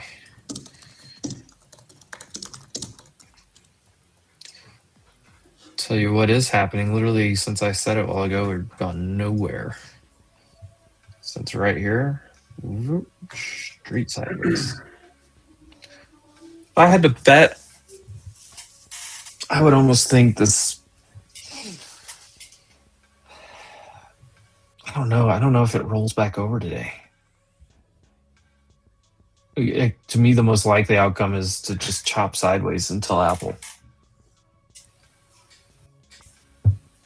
Yeah. I think about what's up, the up thesis, the down thesis, and the sideways thesis. You had a huge move and a nice retrace, consolidation, and let things settle down a little bit until you get more information in the market. You could say, well, super oversold bounce, and then it fades back down because of the concerns. Or you could say, hey, people are going to look through the one concern and realize the rest of the market's still strong and go past that. So I don't know. That's the thing there. Mm-hmm. Crypto's still tanking. Need that leverage Bitcoin short on right now is what I need. Or MSTR. Seriously. Yeah, what's up? Oh, there he is. What's up? Can y'all hear me? Yes, sir. We got you. Interesting day. Wild, huh? Downside. Yeah, where are your leveraged Bitcoin shorts, guys? I mean, come on. That's what I'm saying. I'm missing out big time. 2025 lows. Coinbase, MSTR, gosh, just brutalized. Or no. What's going on, Matthew? How's your day going? What's up? It's going well. It's a pleasure to be here. Thanks, guys, for having me again. Absolutely. Yeah, absolutely, Matthew. With Vest, got to get introduced to you guys a little bit the other day, and boy, it's just really interesting seeing the like this time when I see earnings going on, and you're getting so much information. Like yesterday, we had obviously the PAL and the whole FOMC. You get 3 Mag 7s, and you get some good reactions, some bad reactions, and the market today is like, we're not so sure. We didn't really like it. And it's like, oh gosh, the options market is really insane. I just think about, gosh, if you could have just some directional leverage trading today would have been beautiful, which I got some done on futures over on that side, but I was just like, there's so many opportunities. I feel like, or like after hours. I don't know, Matthew, what you think about it, but I was like, gosh, if you could have just got into Meta with any type of leverage yesterday. Yeah, I mean that's what we're here for, guys. Feel free to hop on Vest and put the hurting on. But yeah, I mean we've been really active. Our volumes have been really solid. Obviously there's a lot going on in the markets, and with volatility comes opportunity. So yeah, I think you're looking good. It was a pleasure being on here last week. We actually a lot of people used Wolf, which was good. A bunch of people got in and did some evals, been getting some good feedback from there. So happy to be here again. Oh, you got your account up. Very nice. I actually I loaded up some cash on mine just so you guys can watch me lose it, essentially, or maybe I would make love it, to make it see fun. that. We'll see. I'll let you guys decide which direction to go. I actually bought an eval. Yeah, I bought an eval like an hour ago just to like mess around with it, and I wanted to make sure that I didn't have like my credit card info on there because I was wanting to walk everybody through online how to buy one. And yeah, I longed Bitcoin and just like full ported it, and it took about 8 minutes before I was before I found my eval. I just went the wrong way. I should have listened to you guys. But as we all know, I'm not an expert trader. I am somebody that believes in the product and would love to walk people through how to use it. It's super, super simple, and it's just a great way to trade. And honestly, I'll say it a million times, and you guys will probably hate me for it, but yeah, the perp is just such an incredible product and vehicle to expose yourself to leverage and to trade directionally and to just make it really, really simple on yourself. So I'll keep saying that. I think showing people how easy it is to open and close a position will help. Yeah, let me see if I can possibly like share with you guys. Should be able to at the bottom. There's that little with the arrow pointing up. It's funny because I just commented to Jordan like, what was that, an hour ago? And I was like, I really want to see Vest like in action. Mm-hmm. And I had no idea that you were going to be able to like show it to us like in action. Like I'm excited for this. Yeah, I mean, I just I figured we can get on here and mess around a bit. I think last time we did a good job introing it. I think we've had a good response from people that were watching the stream. And yeah, I figured it was best to kind of get on here and show people. Can you guys see this then? Yeah, we got you. Yes, sir. Okay, so you can see this window, right? Yeah, so see your tab. Yeah, so we can see that. So you can see your tab. So okay, cool. I won't just stay on this tab, you're fine. I'm not sharing any proprietary information from my own personal life. That's on my Of course, yeah. We'll send you some spam stuff in the mail. That's about all we'll do if you do put your information out there. We'll give you some phone calls, try to get you signed up for some credit cards, but outside of that. Oh, that sounds great. Yeah. No, but I am curious to see like this in action a little bit and like the platform as it works and like I don't know what we're thinking. Chat, I don't know. If Chat has an idea for a trade right now, I would love to maybe see that. I mean, I don't know if anybody's looking at SPX or NASDAQ or something upside right now, or if there's an individual name. Or Matthew, if you had anything, and well, we can let Chat kind of. Yeah, no, I mean, I threw a couple thousand on here, so you can see up here in the top left, you've got your basically your account. Your portfolio would be located here. These are like the most important 5 tabs. Obviously, these kind of take you and navigate you around the site. You can kind of see your account value, you see your available funds, your all-time profit, account health, etc. And this down here would have all your open positions. So we'll go back here to the kind of main. So here's like this would be your charting essentially. You have your watch list here. Very easy to create. You kind of click this little 3-prong button here. You can add, you can take them off. So many tickers too. I was just scrolling through the other night and I was like, oh, you can really trade pretty much anything we talk about every day. Yeah, I mean, we essentially have like the entire S&P 500 on here. So obviously, you can build your own watch list here. Charting, I'm no expert, but this comes from TradingView, so we kind of like directly ported it in. We have all the tools you could ever want here.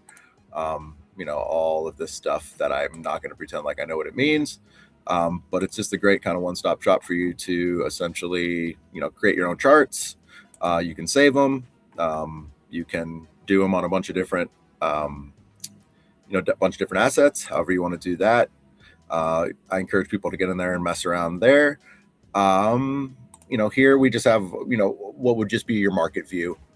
You can kind of, mess around over here and it will tell you, like all of our, highest to lowest volumes, all of the open interest. And this is important because the way perps work is there's funding rates. So the more interest that you see and the more volume that you see, it can change these funding rates. And these are calculated on an 8-hour period.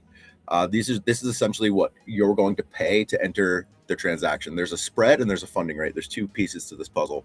And we'll get in a little bit deeper, I think, into that when we actually perform some trades. But this is really, really straightforward. You know, you got mark price, you got the index price, you've got change, funding rate, and you can see all the open interest and volumes here. So you can scroll through here. I think we have like 27 pages. We've got a bunch of different, you know, we've got everything essentially. And you can even utilize these categories here: stocks, trending, we have some IPOs, DATs, ETFs, Forex. Actually, Forex has been exploding. I think it's actually really interesting. I was looking yesterday. I was like, wow, the krona, maybe something to do with Greenland or whatever's going on there, have like insane volumes for us. I guess a lot of people are longing and shorting these and you know, taking direction. Or gold. What's gold and silver? I bet gold and silver look crazy too. Yeah, so we've got we have some stuff coming out too. We've got some commodities that are coming out. So we have like Silver Trust here. God,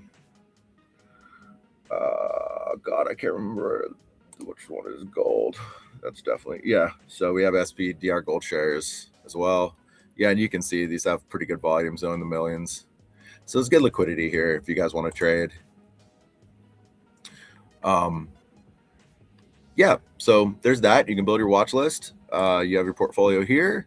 Obviously, we'll talk about Vest Capital. This is, you know, to get funded, and we'll go ahead and we'll open an account on that so everybody can kind of see how easy it is. And then under more, you've got your points, your referrals, and your liquidity. We have an LP. We actually have another version of the LP coming out soon that I think is going to be much better, and we can talk about that, I think, next week if I'm on again. But anybody come in and get a referral code? I'm sorry? You just come in when they sign up and get that code? Yeah, anybody can sign up for referral code. Yeah, exactly. So when you Awesome. get on here, Love you'll that. just go to more referral, and if you're new, it will ask you like, hey, do you want to sign up for your referral code? And that referral code will give anybody else that signs up using it a points boost. We do issue points weekly. We haven't really disclosed publicly what those points are going to mean yet, whether that's going to be, you know, some sort of tokenization, whether that's going to be some sort of like kickback or airdrop. We have ideas, obviously, and I think there's a pathway there. I can't disclose at this time exactly what it is, but I think I'll just say one thing: it's worth getting points. Put it that way. And you get points for every trade you make. You get like, I think 1.5 points for trading equities. And when you sign up with somebody's referral, you'll get a points boost. I think it's 5%. You get points for trading? Oh man, I'm gonna run this thing up. Yeah, like I'll show you. So like I'll show you guys just some of my points real quick. I mean, this is like kind of basic for me because obviously I'm working a lot and I'm not on here trading too much, but yeah, you can check your Twitter, connect your Discord, get in our Discord, you get some points boost for that. And then every single week you'll get a drop, and that depends on your trading volume. It depends like what tickers you're trading. It depends how many people you're inviting. Like if you're getting referrals, you'll get points boost from them. They'll get a points boost from you. You'll get a points boost from them. So it'll just add up, and you know your total points here are going to equate to some value at some point. I'm not exactly sure. I can disclose exactly what that value is right now, but it will happen. So I encourage people to trade. We're going to actually be putting some leaderboards and things like that up as we kind of, you know, we're like a couple months out of alpha. So it's, you know, we have a lot of motions that we're working on here. We've got leaderboard motions. We've got affiliate dashboard that's being published next week.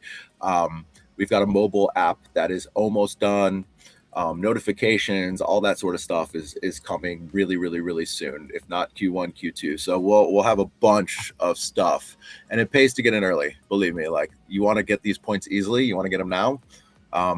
You know, they'll get harder as obviously as the site grows and grows and grows. So yeah, there's a lot of reasons to trade here besides just your kind of, you know, ability to buy, you know, to trade more markets than any other perp dex, that's for sure. Yeah, the amount of markets you guys have is insane to me. Like it is like a trader's dream. Like literally anything that's moving, you can go trade it. Totally, dude. It's massive. I mean, nobody's come close to this yet. And you know, people are like, they're dropping like a market here and there. You know, maybe the Mag 7, but we're really that's like, what I've seen. Okay, well, we've got some Forex, we've got some crypto, and we've got like the Mag 7 and then like SPX. I'm like, okay, that's cool, but Do you have all these different tickers across the market that people love to trade? Like, there's traders out there that they just whatever's moving, they're going to trade it. Yeah. You guys definitely, from what I've seen, just around the industry, what I've seen, you guys absolutely blowing it out of the water with the amount of options. But I'm really curious to see this thing in action. Yeah, so like, I mean, it's just funny. I'm just like looking at the markets. Like, our number one volume today is the Swedish kroner. You know, it's like I don't think anybody's offering that on any. McGuire. Hold on, where's McGuire at? McGuire's in our chat. He's Swedish. Oh, let's McGuire, McGuire, if you're here, you better tell us what we're here with. But we got to trade some Swedish currency right now. Let's do it. Or like, yeah, whoever has an idea. I mean, we can. I saw somebody said SPX. There he is. There's McGuire. There he is. McGuire, are we bullish or are we shorting your country? What are we doing here? Yeah. We long? Where are we at? So over here on the right too is like the kind of the next place I think you'd want to focus. So you're in trade. You've picked out your asset. You want to make the trade. You have essentially two options. It's really, really basic. You want to go long. You want to go short. Long green, short red. And then here, most importantly, you have your leverage option. So the max leverage on Forex is 100x. You can just slide this little bar wherever you want to go. You want to go 1x and just pay to hold spot. More power to you. You want to go 2, you want to go 5, you want to go 25, 50, you want to go 100 and just full port it. You can just set your leverage however you want. We're already set at 100, so we'll keep it there. You have your available funds, and this would be the type of order that you want to make. Obviously, you want to make a market order, limit, or you can also scale your orders. And I think that's probably pretty standard across most kind of trading sites. But we'll just go to market for the ease of the transaction. What do we think, McGuire?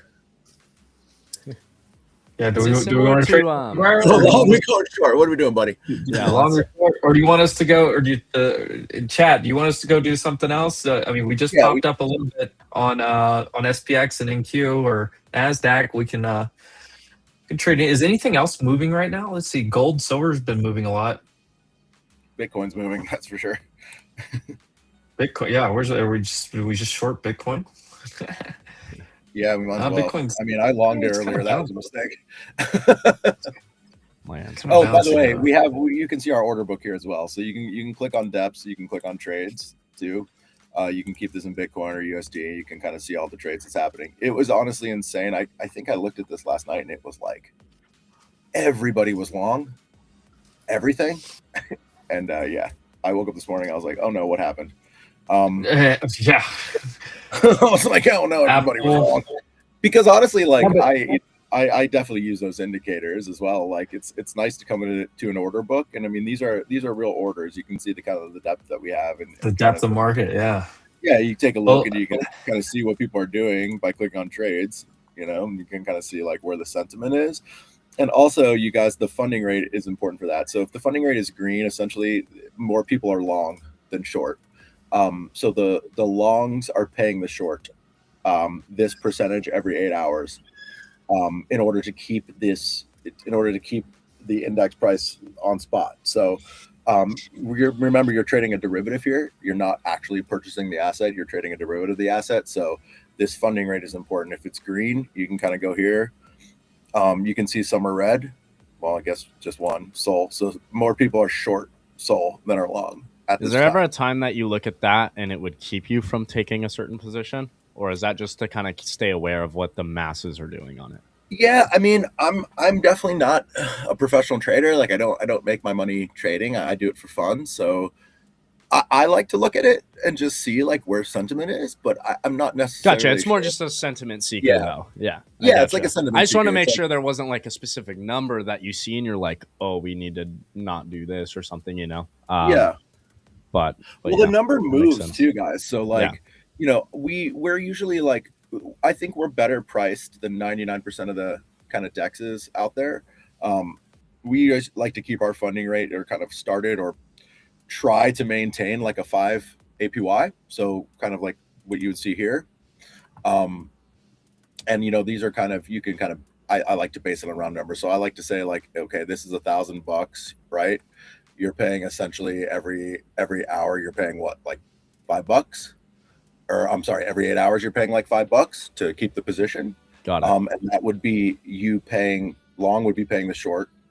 If you're short if you're short right now, you'd be collecting that amount. So there's kind of two ways to look at it. Got it. So if you're holding positions, you definitely want to be more aware of something like that. Yeah, exactly. Like if you look at the, like, one, it's sentiment, right? And two, it's actually a real number that's going to matter to your bottom line. Like, you're going to hold this position. These are calculated every 8 hours. You're going to see that number when you open your position. It'll have a funding rate, and you're going to see that you're either gaining or losing that amount depending on the position that you're opening. It's independent of your profit, obviously. Like, you're going to the asset's going to be moving up and down, and you're going to be, whatever side you're on, you're going to be making money there. But it is affecting your bottom line. So there's a way to look at it as kind of sentiment, and then there's a way to look at it in real life. But you can see that it also can fluctuate, and this just all depends on liquidity around the trade. You know, like who's long, who's short. We have, like, essentially it's a mechanism that keeps stability and allows it to stay at spot. So it can change. If a bunch of people load up on one side, the funding rate's going to change. Does that make sense? Or did I lose you guys? No, I'm here. I got you. I was just on there, but 100%. I mean, and I think honestly the best way is to just Emp just got rugged from it. We're good though. Yeah, this restream's giving us trouble today. Off. Oh no. Let's get some action going here. I'm looking. What do you guys want to I'm looking at like SPY, SPX, or QQQ, because I just, there's not a whole lot of individual names moving unless somebody in the chat's got an individual name that's actually moving right now. But we are kind of breaking over a little bit on SPX, QQQ. I don't know, chat. What do you guys think? Are we long? Are we long SPX right here? Either way, I say just take it small and. No, we're full porting. We're full porting this. Full porting it. We're gonna full port. What do we longer short, chat? We're here for the entertainment value. We're gonna teach people how to use this thing. So I mean, like, essentially at 50x leverage, $1,000, we can buy $100,000. We can buy $100,000. Casey says long. So long. We're doing. The Russell looks like Russell looks good. Oh, IWM. Are we doing long IWM? Yeah, Russell looks good. It's the only one that's in a smaller time frame squeeze right now with things still holding bullish. So yeah, make me some money, guys. You guys know what you're doing. Do some IW. So you guys can see here too. There's slippage and Chat, there's spread. Chat's saying long SPX or SPY. Okay. I've got three or four or five people long SPX. We got a full port in here too. There we go, chat. Now we're cooking. SPX. All right, you got it. Full port long. Looks like we're popping up real quick. So so the easy way to do it too is, like, you can this is all going to be calculated with so max. Actually, I don't know why we're on 20x here. We're going 50. We're gonna set that. I love it. So everything is essentially everybody's religious at 50x leverage. Exactly. So we have $2,000 in the account, so we can buy basically $100,000 worth of this position if we want, and you can do that by clicking 100%. You want to buy 75, 50, 25. You can also type in here whatever you want. It will automatically calculate your liquidation price, your slippage, all of that stuff. Okay. So let's just say we're going to go 100%. We're going to full port it in. You'll see the estimated slippage. I have a max set relatively high, but you can change that if you'd like. And it'll show the liquidation price here. A good way to think about it, a rule of thumb, and this is like real basics from a very simple-minded trader. If you're 50x leveraging, you want to divide 100 by 50, and that'll kind of give you like your leeway. So roughly you have around 2% to play with if you're 50x leveraging of movement. So we're going to just full port this in. Actually, it's showing an insufficient balance now because there is probably some slippage. Yeah, probably got to go a little smaller. No, we're in. Order. Oh God, we're not in. We do need to go a little bit smaller. It's like when you're trying to max out buying power on a position, and I'm watching it over on my other. Oh, there we are. We're popping. We're in. So you're gonna see here, like, we open the position. You'll see liquidation price. You'll see your entry price. You'll see the amount that you hold. So, guys, Let's go for essentially- 1-to-1 here or something. Yeah, essentially for $1,000 1 to for 1. $2,000 right now, we just bought $99,500 worth of SPX. Wow, that's so. yeah. What is the liquidation price right now? Like, where does it need to drop to for this to get blown? So you'll see right here, liquidation price. 68.79. Okay. Oh, so we'd have to drop a lot for it to actually get blown. Yeah, you have to drop like a On significant the 1 percentage. minute at least intraday. I know. Yeah, exactly. Okay. And with like equities, it's not as crazy. Like I think volatility is a little bit less. Like if you trade, crypto, like you can see that sometimes just like on an insta drop. But you can see the chart. So here we are. This is where we bought in. Here's our entry price. Here's our mark price. Here's our P&L unrealized at this point. But we're here. You can put stop losses in if you like. So you take profit, take losses. You can set that if you want. Can you drag that on the chart? Like, can you grab your P&L right now and like if you were to drag it down, does it do that? No. So there's some stuff that you can do. Yeah. Or like I'm sure you could right click on the chart and set orders too, right? Maybe not. That's a good question. I think there are ways to do that. Yeah, a lot of times you can grab that little bar and move it, and it'll like set a stop loss. That's or what I was take just profit. curious Or about. if not, Obviously, you can, like, just enter click it right in there. but yeah. Yeah, I think you can. I think there's a way to do it over here though. Gotcha. I think you might have to Not a actually big deal. I was just click a curious. measure. Watch that Click be a the high for the rest of the magnet or day. click a stay in drawing mode. There's some way to do it over here that I will learn next time. Chat. No I worries, promise. you're good. Not a big deal. I kind of. You should have done IWM. So you see the Oh, we funding. should have went IWM. Casey was right. Can you open a It's second position? Yeah. It's leading the way. It's about to take out that previous high in the squeeze. Look at the candle. Max leveraged. I don't have any more money to open. Yeah, another yeah. page. Yeah. We can Okay, close we're this. good. We can No, close we're this good. and Leave it. No, leave it. Or what we can do is we can do like half. We can like close this and we can stop loss it and close half or something. But I just No, kind of we're wanted about I to just kind of wanted everybody to see like how simple this is, if that Yeah, makes sense. very simple. That was really quick. Yeah, Definitely so trying this best. market Make sure you guys is use really code like- Wolf, by the way. Code Wolf. What does code Wolf get them, Matt? So Code Wolf gets you guys 50% off a funded account. And we can go through that as well. So up here, please don't laugh at all of my failed evals. This is me like full porting and testing the product very early on. But so you have in your account button here. This is going to be your wallet address. We settle in crypto, so we settle USDC. So that would be your wallet address for your account. You can deposit lots of ways. You can pay with your card. It's essentially going to convert it to crypto for you, but you can receive funds directly if you have USDC in another wallet. You can transfer from an exchange. We have an on-ramp with Coinbase.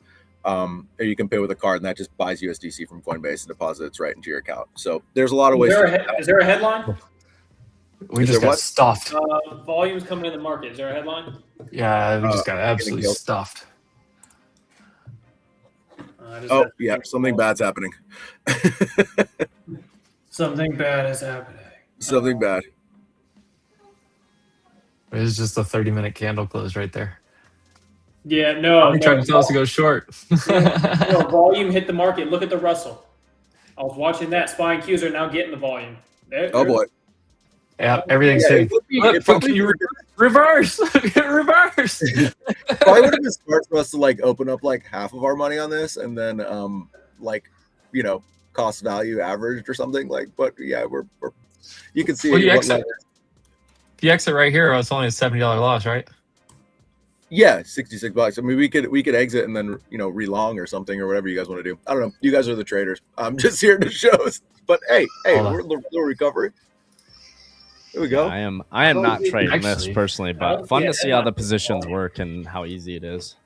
Yeah, exactly. But over here, as I was saying, is your different accounts. So these are all evals that I've done, and this is my main account. So when you're on your main account, you can actually go here to get funded. And just get an eval. Very cool. Yeah, and I'll walk you guys through. So Yeah. say we wanna purchase 5K. So it's $60. We're gonna click start now. That's gonna take us to a cash out page. And we're gonna add, this is for everybody. Anybody on here watching can do this. We're just gonna add code Wolf here into the promo. We're gonna apply. Make sure you put your credit card on here on the screen for me. Yeah, please. No, that's why I had to make sure this That's- link didn't show the whole thing. So We got some you can shopping see, to do. 50% off. Let's yeah, we got a go. 50% off discount using code Wolf. Feel free to use that. Anybody right now. We'll just Let's click go. here on the link. Hopefully this doesn't show my whole card. And we're just going to pay the $30. And I'll kind of show you guys exactly what happens. So after this processes, it'll take us to an eval. So on that one, we're going short, right? No, I'm just kidding. Yeah, exactly. So, welcome to Best Capital. We'll start trading. And this will, you're now in eval mode. So essentially here, what you're doing is a prop account. And you're, like I said, our goals and our benchmarks are very low. We're not really trying to be a prop firm in any sense of that kind of standard word. We really want people that trade equities to onboard onto Vest and to, for $30, get 5K in capital and learn how to trade, learn how to use perps, learn like why they're so capitally efficient, why they're so great. And this will kind of take you through a bit of a tutorial. You track your progress here. Next, orders and positions, and you're ready to go. So that's simple. You're in eval mode. This is your 5K in capital here and here, available funds. And your goal is essentially to make $500 profit. If you make $500 profit before you hit any of these this daily loss or max drawdown, we're going to fund you 5K into your actual account here, and you'll be able to trade our capital. Oh, hey, we're green again. Oh, we were almost green. Back to break even. Back to break even. So yeah, so eval, same things apply. Like same positions. You can see all of our markets here. You can take as long as you want to complete this. There's no timeline on it. Nothing like that. Like I said, we're not trying to be kind of a prop firm in that kind of traditional sense. We just want people to come on here. Yeah. $30, you get 5K in capital, learn perps, learn how to trade, educate yourself, realize how to use leverage, how kind of like we think it's the best way to trade leverage. And if you hit that goal, you're in. You get 5K. Deposit into your account. You can withdraw up to 90% of your profits any day in real time. Like tomorrow you make $10, you take out 9. Like we don't have any sort of restrictions on that whatsoever. So we think it's a great program. Use Wolf, get 50% off, get in there and trade. And yeah, it's just the exact same thing. Yeah. It's amazing stuff. Can you, I'm curious if you guys have a built-in way to connect, like let's say you have 3 evals. Can you flip short? Accounts. Everyone wants you to flip short. Everyone wants you to flip short. All right. We're closing. So we're just going to close this at market. We're going to lose a little bit. Actually, not that bad. Tesla is getting a little bit of a candle downside. All right. So like with spread and with slippage and everything, we lost what, $70 on that trade. Where are we going now? Short? Chad, are we going short? I think it's crazy y'all even trying to trade this right now. I know. Well, long apple. You should have been here 2 hours ago. We would have passed your account for you. Fuck. This isn't even eval. This is my real money. So, and I'm not that rich. So give me a trade. Yeah. Come on, Chad. Short. Everyone's saying short. What's short. Tesla look like? We're max short. It just had short Tesla. To the short Tesla is what they're saying. Tesla short. Tesla short. I can't watch. Oh, Jordan's like, no. I can't watch. So we could do 25x leverage on Tesla. No, half the chat's now saying go long. What do you chat? You're losing Matthew's money. Chill. Oh, we're going short on Tesla. Short. 100%. We're in, baby. Reverse. Let's go. Wait, we're in long. Oh no, we went long. Oh we're no, in long. Fuck. What? Close. This is the best thing I've seen all day. Hey, I'm here for entertainment. All right, we're going short. Fuck. Gotcha. All right, we're short. Oh, this is scary. Rip it. We're gonna make so much money shorting this. Look at So you see our position here. We have $48,000 worth of Tesla. That's insane. Let's Fuck, the go. We're amount of making his leverage money you can back. get with such a small making our amount of money money is insane. Yeah, it's super simple leverage. That I is mean, I think crazy. like imagine trading this versus trading like zero options. It's just to me, it's just so much better. I agree. Yeah, so that's pretty much how you use it. If there's any specific trading questions, I was actually planning on possibly bringing somebody on with me, maybe tomorrow. I think I'm back, or next week. That might be able to like do some charting and stuff. I don't know. I'm assuming that everybody that is on Wolf Trading is. You guys are killing me on this short. What's up, chat? God, chat, you're losing Matthew's money. You guys are terrible. You're losing, We're trying to trade Chat, you're 2:30 p.m. Eastern. bought the low. Yeah. By the way, This is a dirty candle that just happened on IWM, by the way. I know. That's the only thing I'm watching right now. Is Q's looks like it wants to break this 21. And yeah. So like, when are you guys going to start loading up your Vest accounts and trading on live with them? It's pretty fun, no? This does look fun. I may have to. We may have to do this. we could do this on Fridays. Yeah, just put $1,000 in there and mess around. You guys actually like know how to make money trading, so it'd probably be a lot better than watching me come on here and just like full port losses left and right. Dude, our fat This actually implementing using this early in the morning when we have some good price action is the move. This is a good question. Does it work in Europe? Yeah. Where does it work? I guess would be a better question. Like everywhere. Yeah, you can access anywhere right now. Yeah, so we have. I was actually checking like geographies last night. We have traders everywhere: Indonesia, Russia, Ireland, Brazil, like all over the world. Anybody can use it.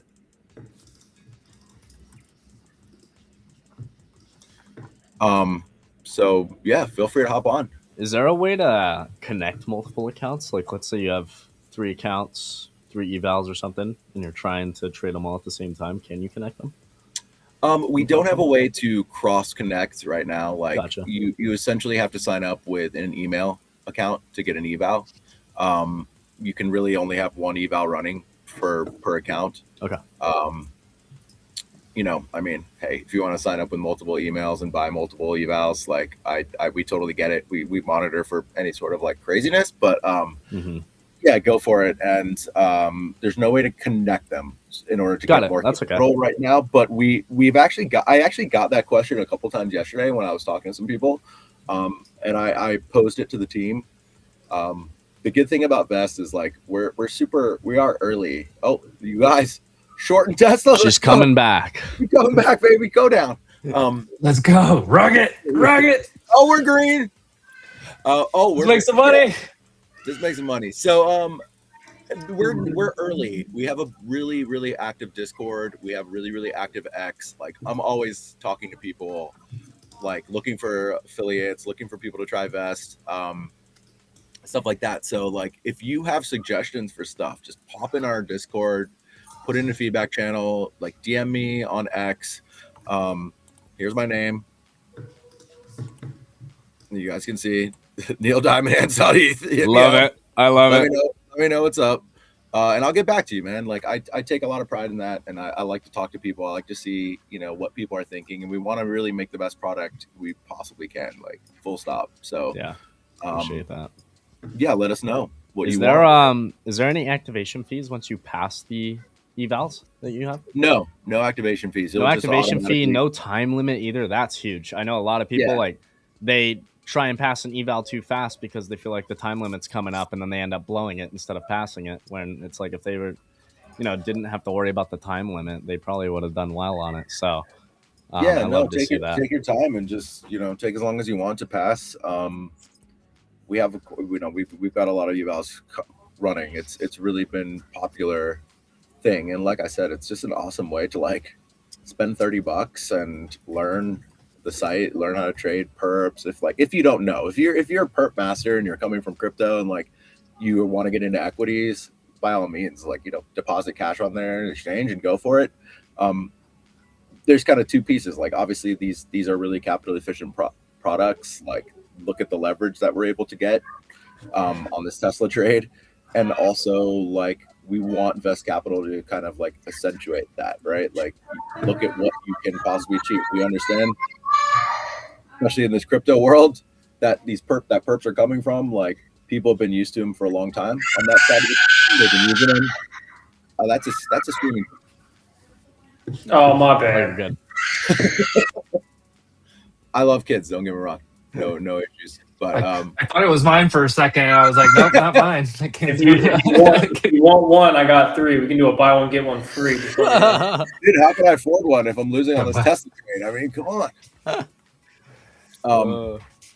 Yeah, I don't know. Hopefully, anybody in chat has any questions. Hopefully, that gives you an idea of kind of what we're up to at Vest. Yeah. Is there any consistency rule? Can you pass the account in one day? Yeah, you can pass it in 5 minutes. Pass in 5 minutes. Perfect. Love that. Yeah, no, Awesome. there's no restrictions. I like that. Yeah, and like our benchmarks are solid, guys. Like we're like in the 20% kind of pass range. So a lot of people are passing this, and we're more than happy to onboard them onto the site and get them trading.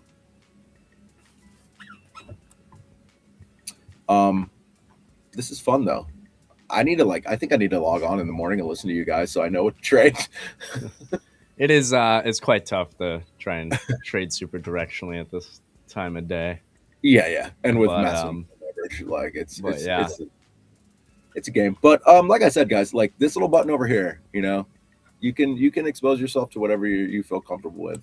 And then the eval phase, I think there's like 5% max leverage on pretty much everything. We don't want people to like 100x and just lose eval after eval or times. Like, so we do have some limits there, but yeah, like, you know, trade safely and smartly. Absolutely. Does it work in Australia? We talked about that, right? Did we? Yeah, it works in Australia. You guys want to do one more trade before I get out of here, or do you guys want to hang on, or what do you guys want to do? Oh, I have my eval too that I can mess with. If you guys want to see how trade works here, maybe we'll make the 500. Who's got an idea for me to make $500 right now and pass this thing? Oh boy. That's what I'm You're like, I don't. You're like, I don't do this. It's a tough thing about trading, especially like, I don't know. I know there's some people out there. I mean, even EMP is usually finding plays throughout the day, all day. But it's gosh, like if I don't get it the the first 2 hours, the moves that happened this morning make it really tough for like right here. Like I said, if you would have been here 2 hours ago, we would have passed 2 accounts for you. Okay.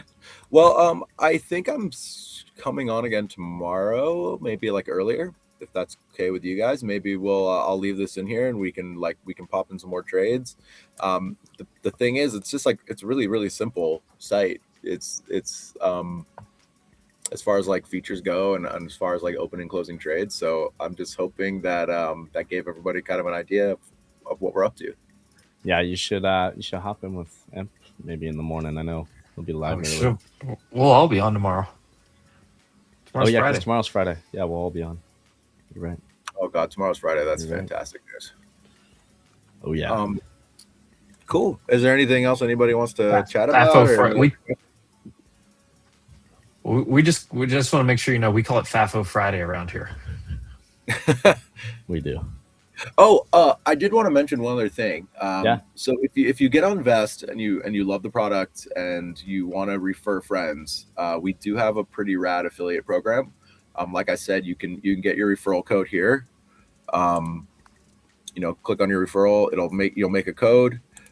You can post that code wherever groups you're in or whatever, friends that you want to invite. When they do sign up under your code, they'll get a points boost. Those points come, for trading. You get a little bit of a more boost for trading equities over crypto and Forex. We really want people to to trade equities. So you'll get those points. Those points come every 7 days. You'll see them here again under your points. Connect yourself here, get a little bit extra there, and it will come in the form of reward at some point. Whether that's an airdrop or whether that's kickbacks or whatever, Super But cool. on top, I love that. yeah, on top of the rewards, and for signing up with the people's referral code, if you want to affiliate, if you think that you have an opportunity to kind of invite a bunch of people and you think that you have a bunch of followers or a bunch of friends that like Vest, hit me up. DM me on X. I can work with you to get you essentially a discount, like a discounted eval code. We are offering affiliate program. We are publishing the dashboard, so there's nothing I can really show you as far as that goes right now. We are in test, so I have some people that are testing it that I work with. But I'll give you a code. You could drop that code anywhere. It'll essentially give anybody that uses it a 20% discount on evals. Of that 20% or that 80% that people are going to pay that use your code, we'll give you 25% of that as a commission. So it's a real opportunity to like scale an affiliate program. No one's really had an opportunity to do that with equities before. Like there's a lot of that that goes on in crypto, nothing in the kind of like TradFi world. So we're really excited to kind of bring that to people. We have a bunch of people that are making commission right now. We want to scale that. Hit me up, hit us up on our Discord, say, hey, I'm interested in like affiliating, and we'll work with you. We'll get you a code. Everyone that you know will get a 20% discount on evals. They want to purchase as many as they want, and we'll give you a piece of that as a commission. So it's pretty rad. Yeah, that is pretty rad. Yeah, big shout out to that. So we got a question in? Where are we at? We're holding tight. I didn't want to interrupt you. I was going to say short AVGO, but it's starting to go already. Damn you. Is the only way Interrupt to next place time. orders Try to here. get Matthew his money back. Chat lost Matthew some money. We gotta get it back. It broke a bear flag. It's in a move downside. It's drilling. Yeah, chat's losing me some The money. whole market's about to go downside. It's a small price to pay. For every dollar that I've lost because of chat, I would expect a DM to refer back to their friend. That is the goal. That is the That's fair. That is the key. That's a pretty fair deal. If that's the case, I'll lose all $2,000 right now. Interest rate decision today in Sweden. That's probably why the big volume on SEK USD. Yeah, that makes sense. This was shocking to me. Like this was shocking to me. This type of volume here is it's crazy. It's pretty intense. It's definitely one of the higher volumes on Forex that we've seen. It's definitely because of their interest rate. Cool. Well, I'll hang out with you guys for as long as you want, unless you want to kick me out. No, you're good. I mean, we're just hanging out, watching things. But unless you guys want to keep following this trade. Looks like Tesla's trying to come back in. We can it'll publish this with your referral code. You can share, you can download, that sort of thing. There goes AVGO. Nice. AVGO coming in. Tesla's trying I should have gotten in there, huh? We'll see if I don't know if Tesla gets back over that 420.04. I think there's issues for any shorts, but you're holding into that right now, so maybe you can. Yeah, I think I want to bring downside, but wants to turn down. I'd love to bring somebody on here that knows how to chart, or maybe we can like bring somebody on from the chat that knows how to chart and they can mess around with this or something. But I guess we also just have all the standard stuff that they have on like TradingView. I mean, yeah, I can see it all over here on the side. Yeah. Okay. Where are we at? We're hanging in. I think you could reach to the 417.18s if you can hold under that 420. So those relative equal lows we have on Tesla intraday. But I would expect us to bounce at that 417.20 area. So maybe you have some room down to that. We got somebody saying watching Amazon puts here. I'm also charting that on actual Tesla, so I know it might be slightly different in terms of pricing on the perps. Yeah, there's probably some small difference. When I look at Tesla, let's see on Tesla. God, there's a lot of. I've gone through my entire watch list. Honeywell and take it to new all-time highs. It's only $1 higher.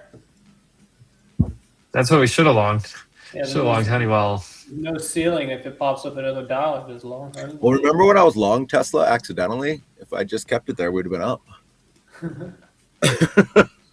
So yeah, I'm watching. Somebody in the chat said, "Well, if everyone tells you to do one thing, do the other thing, because 90% of traders lose." Pretty funny comment.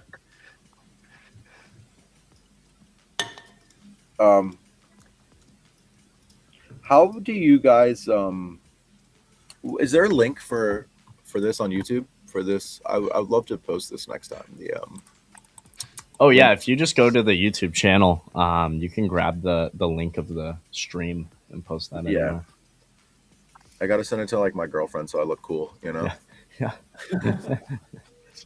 Hey babe, put it on the TV. Right? Yeah. Put it on the TV. Put it on in front of all your girlfriends. Put me on the big screen. Yeah, so Tesla Invest, it's pretty much the same levels, but over that 421.25 on the Vest chart, I would be concerned for any short, but we're holding under that right now. I just don't think there's a whole lot of room down unless we really just aggressively run through 416. Then we could see a low a day, but I mean, I got all my trades in here, 48,000. Whoa, Casey, look at the volume on QQQ right there. There's a lot of squeezes building right now on your 15-minute charts. What's up, Casey? How you doing, man? Casey, you've been on Vest before, right? I have. Yeah, I've seen you use it. I have. I don't have the volume spike on QQQ on this chart. On Weeble. Weeble. It's probably a dark pool order right here. Yeah. I'll say TradingView doesn't show the volume on QQQ. Let me see. Oh yeah, look at that. It says 2.3 million.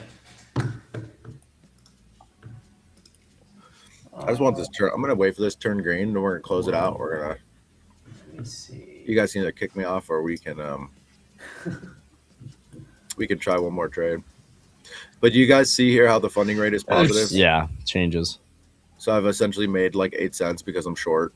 Mm-hmm. So the longs are paying me this rate every 8 hours to hold my position.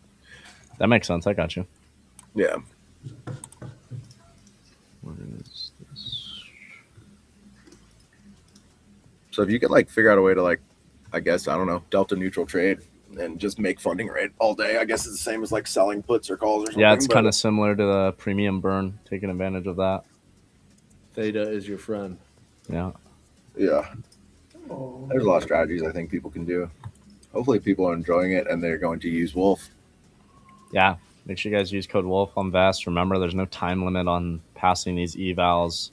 No activation fee, none of that. So, can you hold positions overnight? Yeah, you can hold. Hey, you're just going to pay the funding rate, right? Yeah. You just pay the funding rate.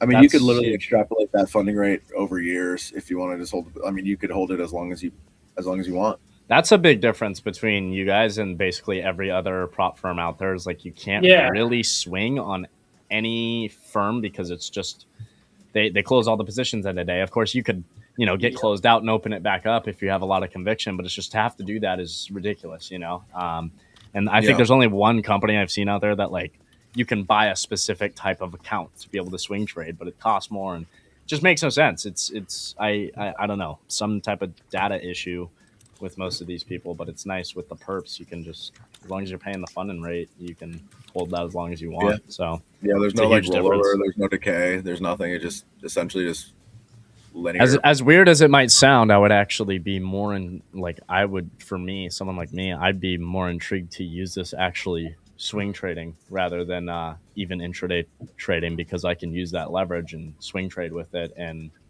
buy an account for 50% off, so that intrigues me a lot, actually.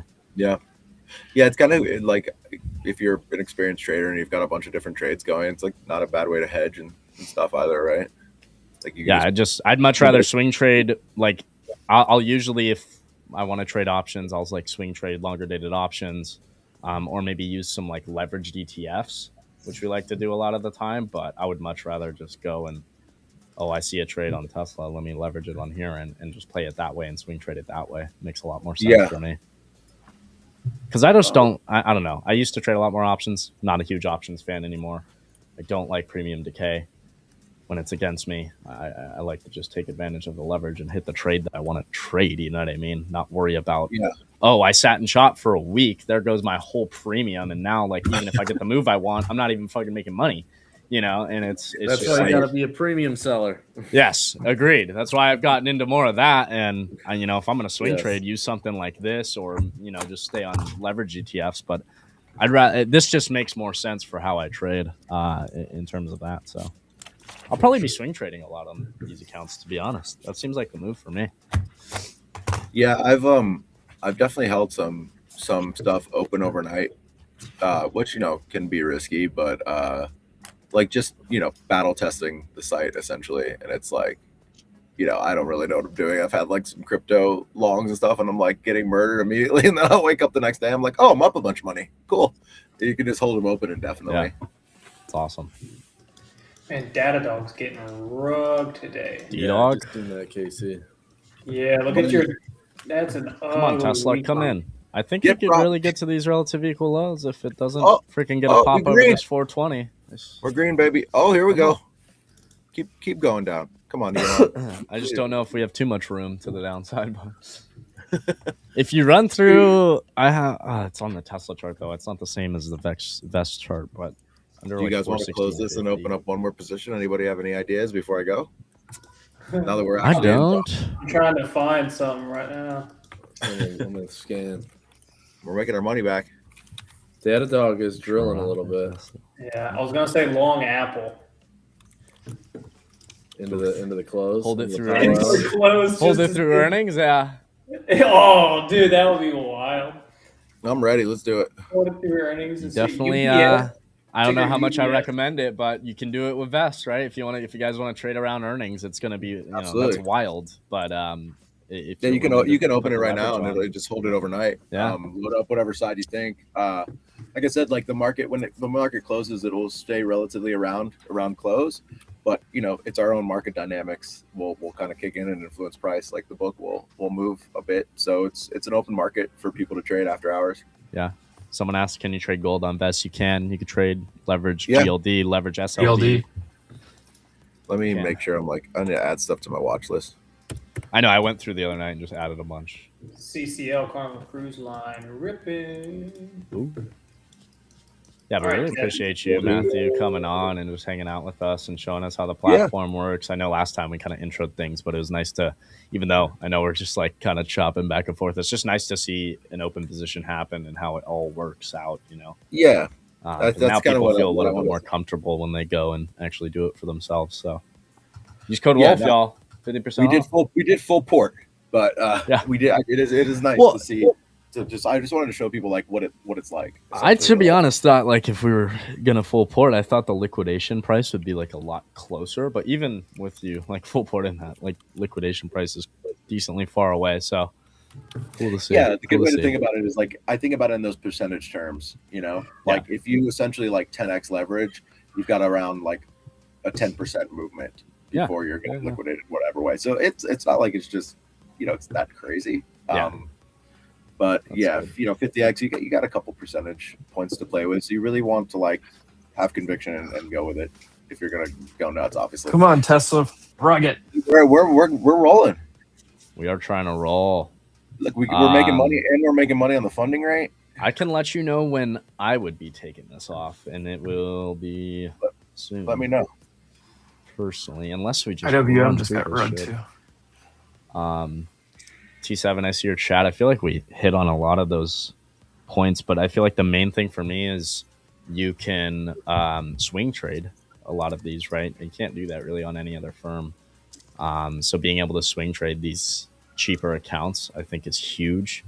And not only do that on, like a future side of things, but you can do that on any of these individual tickers. You can't get this leverage on these individuals really anywhere else. Of course, you can trade options, but like it's not the same leverage. You have the theta decay. So I don't know. I would say like we hit on a lot of those points, and that's probably the biggest thing for me when I look at it. It's kind of interesting that we've like, if you're opposite funding rate, right? It's like you're essentially getting paid to use the leverage. Yeah, exactly. You're making a little bit back to use the leverage. It's awesome. Yeah, it's kind of fun if you can like go through the markets and you can find trades. Yeah. Be on the right side of the funding rate and like zero that in and have a good win rate there. Like that's like hit me up and let me know what you're doing. It's a DoorDash headline right now. Yeah. So I would say that, and then I mean, I would say the accounts, just the price compared to a lot of other places right now, extremely cheap to get access to this leverage. So Again, use code Wolf 50% off, and yeah, I mean, what, it was $30 for the cheapest account, right? Yep.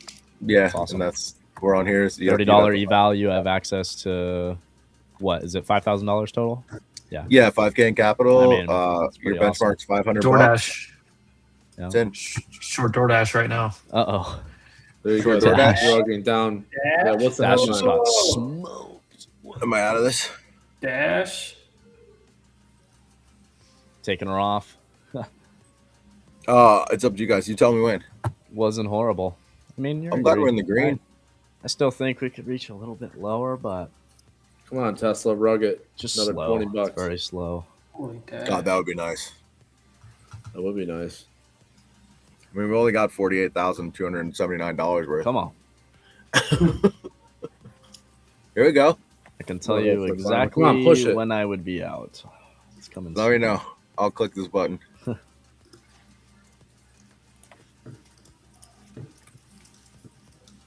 Where is your entry? I don't know. You guys, our account is profitable. I We made definitely money have today. stop at break even no matter what. Are you green on the day? Yeah, look at us. We're up here. We're up like $35. Let's go. 42. I'll tell you what, for earnings, Thanks, there's Jack. a lot of room in Apple. Yeah. At least if you're, I'm thinking about maybe doing an Iron Condor in Apple, or maybe a Strangle. Come on. Let's make Wait. our boys some money. Come on. Should I keep this open? Give us one more blip down. I still think we could reach a bit lower. We got these relative equal lows that have not been rebalanced yet. But I would have, if I was in that, I would also have stop at break even. So it's not a matter of losing the trade. It's a matter of just how much you make.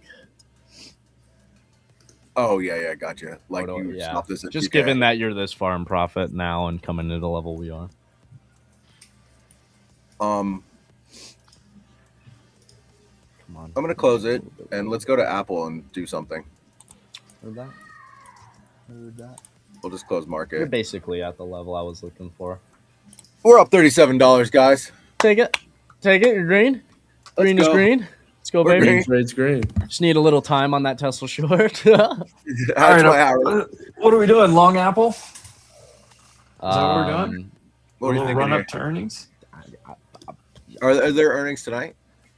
Yeah. Yeah, and in an hour and 20 minutes. Oh, what does everybody think? Long or short?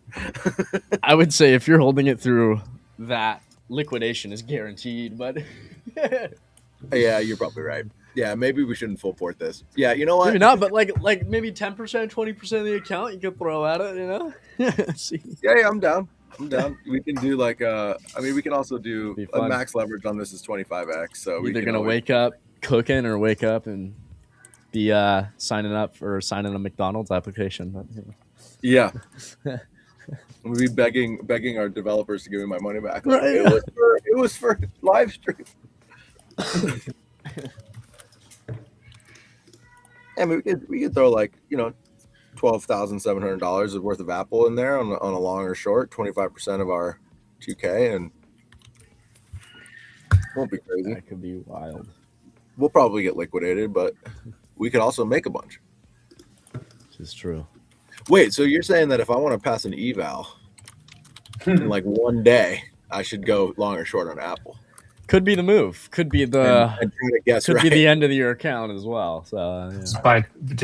Hey, can I get two accounts and just long and short Apple both and wait for the earnings?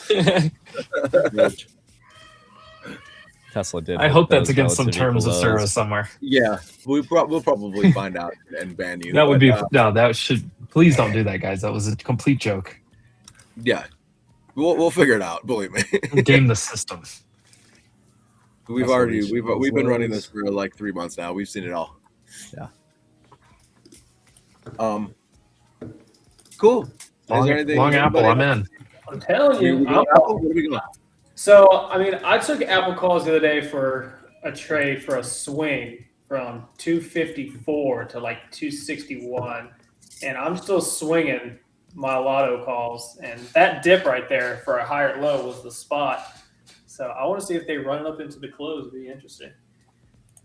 And I'm swinging my call for it's a free trade by this point. So we'll see what Apple does for earnings. But So we're saying long. You're saying there's a chance. saying there's a chance. There's always a chance. We'll go half the count. Oh shit! I mean, 5 Qs. Everything else is just completely sideways. We had that little drill down in the middle of the day, and then $25,000 worth of Apple stock. So.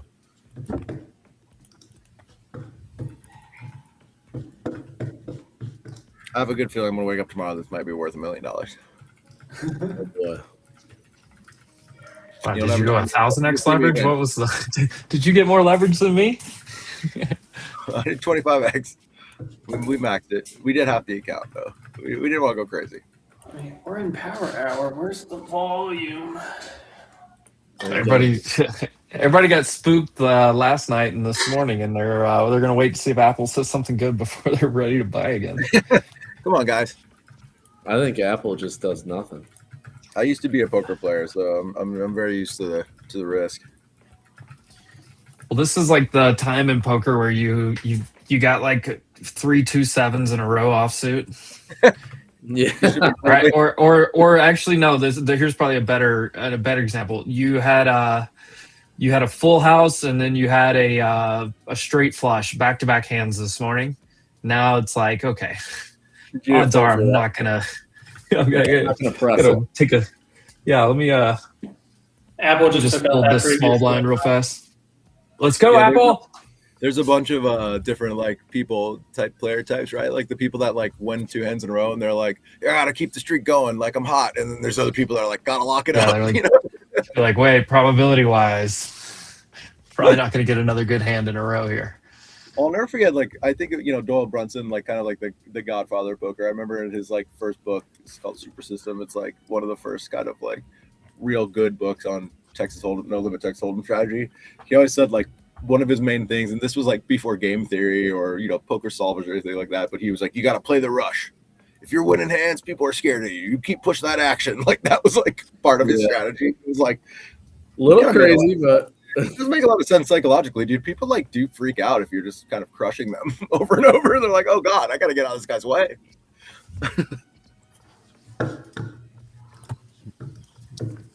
We're making money, guys. Let's go. I'm in. I'm with you. Everybody, open a invest account right now. Long Apple. We're all going together. I did. Oh, that's my boy. Let me see. I'm up 33%. I'm up $50.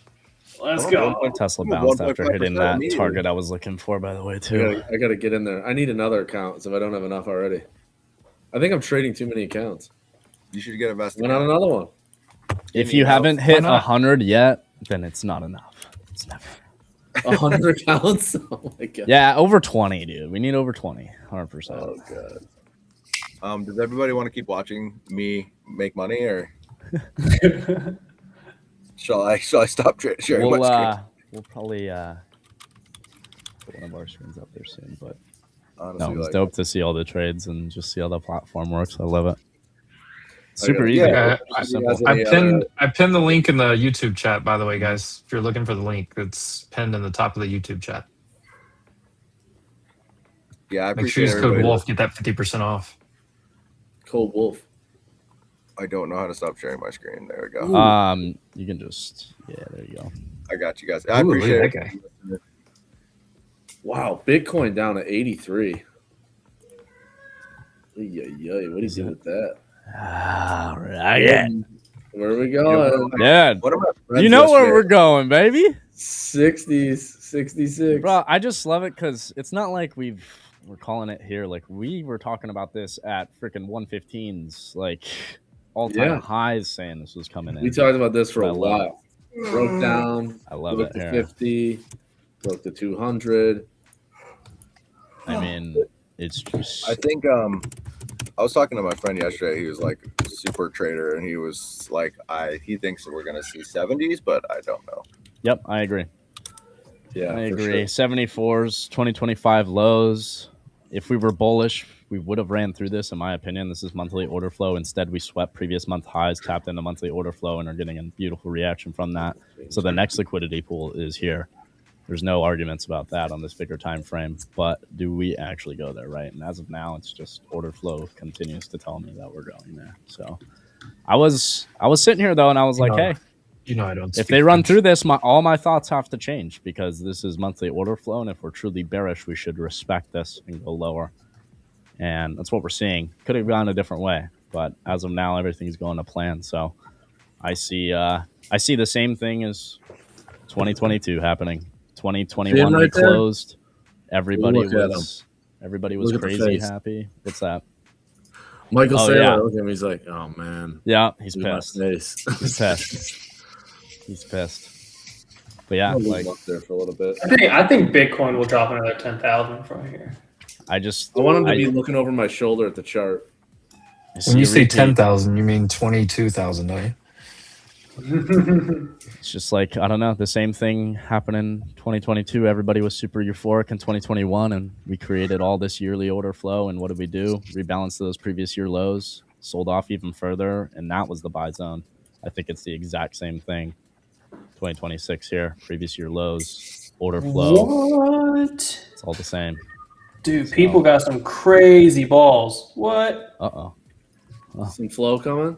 No, a headline just came out saying a Minnesota man reportedly tried to break Luigi out of jail in New York by impersonating an FBI agent. Excuse me? God damn.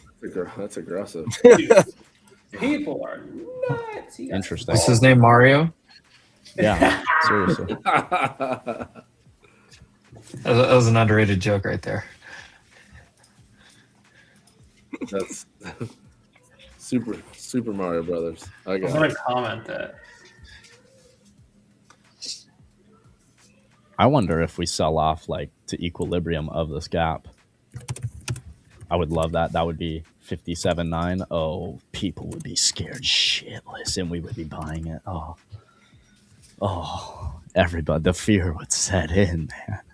Oh, crypto bear market. I'm losing it all. I got to sell my house to buy more. Oh, I can't wait to see it. Because that means we're prepared to get some really good prices. That's what it means.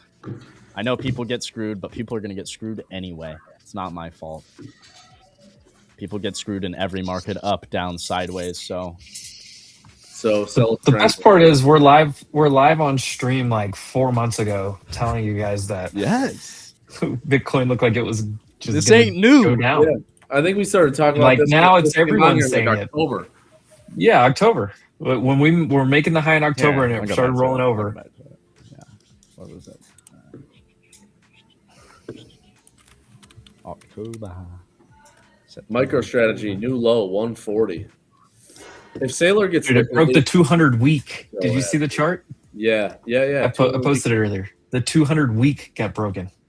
Yeah, probably not bullish. Actually, last time I checked. Yeah, they say bad things happen below the 200 day. What happens below the 200 week? Yeah, Criminal activity. where stocks go to die. I don't know. Nvidia's getting a little Nvidia. popsky. Yeah. Hopsky. I bet long you Nvidia nobody right can now. even tell you Here, I'll when the throw it last on Nvidia and time I'll be right Apple back. even saw the 200 week. What year was it? Hold on, we got Rizzo's here. Here, hold on. Rizzo, you still short? I'll be right back anyway, so give me a sec. Yeah. I just want You were short last night, all night? Mm-hmm. And then He was Rizzo just woke up to less money than he could have had if he woke up 2 hours ago. Actually, like 4 hours ago at this point. God.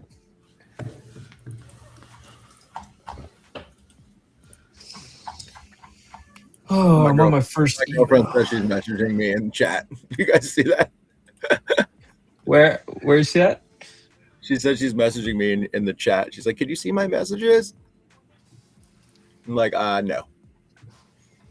Which chat? Oh, I can see you. Depends on what I don't know. what the username is. Oh, here's the link. Okay, gotcha. Rizzo, you were short overnight and all morning? Holy shit. I slept in. I'm not joking when I said he just woke up. Which is only noon, I guess. It's normal for a 21-year-old kid.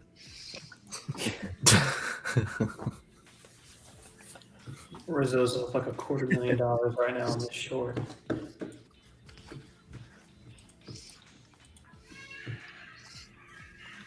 If any of you guys are upset that the market didn't go up, Rizzo himself is the problem. He called it last night. He said, I want to be short this market overnight. I don't know. I want this NVIDIA to pop off on my new eval here. Yeah, let's see. I shouldn't have shorted Bitcoin. I think I'm losing a lot. That was a mistake. It felt good. We were talking about it going down a lot, and I went for it. We're talking big picture, not right now. It's already at the lowest. I mean, I just gonna hold it forever. Yeah, just hold it. Creep that leverage back down just a little bit. Yeah, Bitcoin really start to get excited. Holding on. The market's so tame. Gold and silver are going sideways.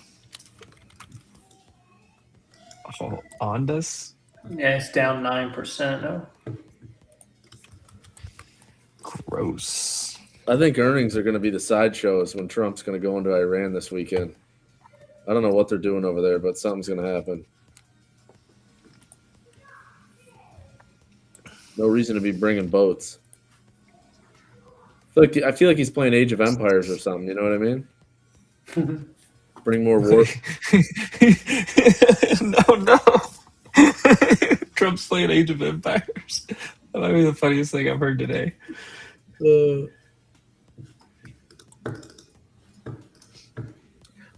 been a pleasure, guys. I'll see you all later. Take care. Appreciate you, Matthew. Code Wolf. I used it.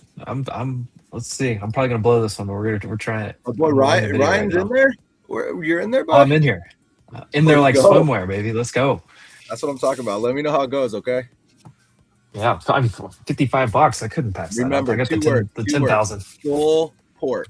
Full port. Those are the words. Okay. Full port. Code Wolf. Full port. Code Wolf. Full port. Okay. Oh, there you go. Later. Forwards. Get in there. Later, Matthew. Later, boys. Thank you.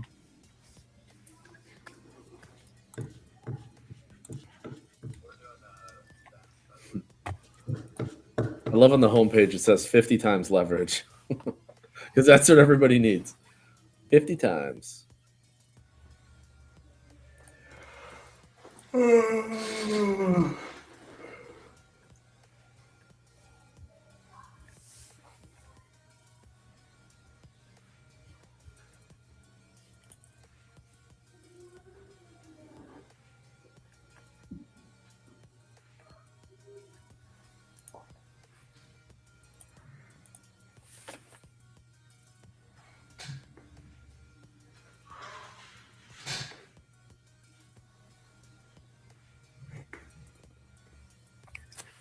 That Apple one would have worked out too.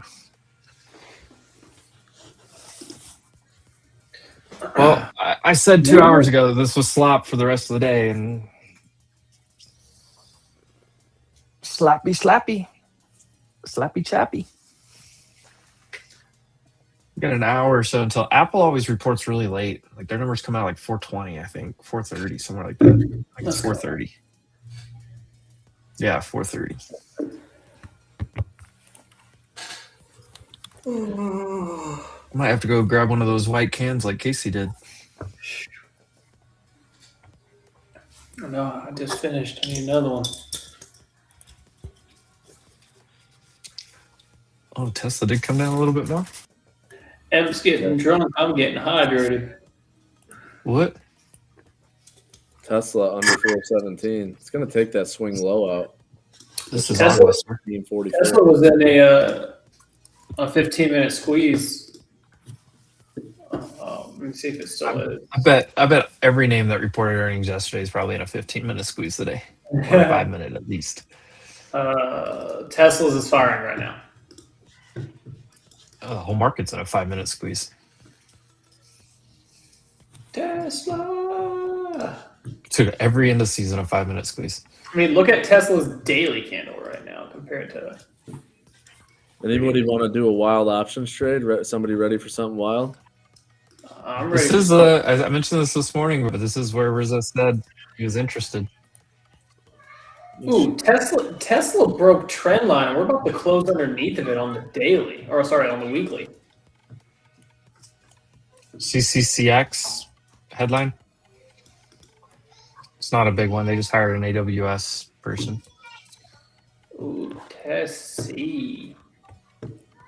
Oh, Tessie's trying to drop. Look at that weekly trend. If this bottom gives out around probably like 415, 413, it should just kind of free fall straight to 400, 395. Could we play for the? What do you guys think about this? Could we play for the gap fill on Microsoft, which is at 396 for next week? I'm thinking like a 1 week, like ratio spread or something, like almost a free trade. I mean, you're gonna have to risk a little downside, but what do you guys think about that? Is that I think Microsoft's a long right here. I think it's gonna bounce first, and then if it comes back down to this 425 and cracks it, then you take it. But you probably got to give it a couple days. Because you could structure something like the 410 or the 407 for no money, 1x3. Your break even is 389, and it costs you no money. I mean, obviously below 389, it's a naked put, but the earnings are already out. You know what I mean? Yeah, I don't. Yeah, you just need that. You just need that option. You're going for this week, next week? Is that what you're saying? Not for tomorrow, next. No, next Friday. So give it some time. Yeah, next week, as long as it stays above, that 390. Yeah. So I'm thinking what I could structure is you could buy 1 410 and sell 3 of the 395s for only 60 cents.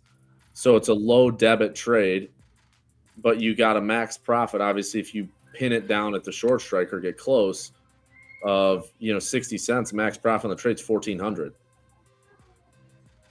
So on a 1x3. Let me pull this up. Not a bad setup. Obviously, you have to have capital to risk a 3 naked puts at 395, but I wouldn't be mad buying Microsoft at 395 if I had to at the gap fill. Let me see. So next week, you want to sell. So it's a 1x3. So you'd be buying the 410 put and selling 3 of the 395s. Yeah. So 1x3 ratio spread. So your break even on the trade's 388 to the downside. So it gives you about $5-6 of downside cushion from that short strike. So it only costs you to put the trade on. It's only 60-cent debit. But if it moves down into that area, I mean, it could, early next week, it could expand. If it gets down in the low 4s or something, middle of the week. Trying to figure out how to let Webull allow me to build this. I mean, if you want to get a little tighter, you could do the 405, 395. It's a 21-cent credit. And it's I would wait and see, because if Apple has decent earnings and stuff, I just feel like I feel like you could bounce here. I feel like this could be an overreaction because they're the first company to say anything. Yeah, and if Apple's good, this lifts. Trying to figure out how to change the quantity on one side than the other, because Webull's having me do the exact same quantity on both.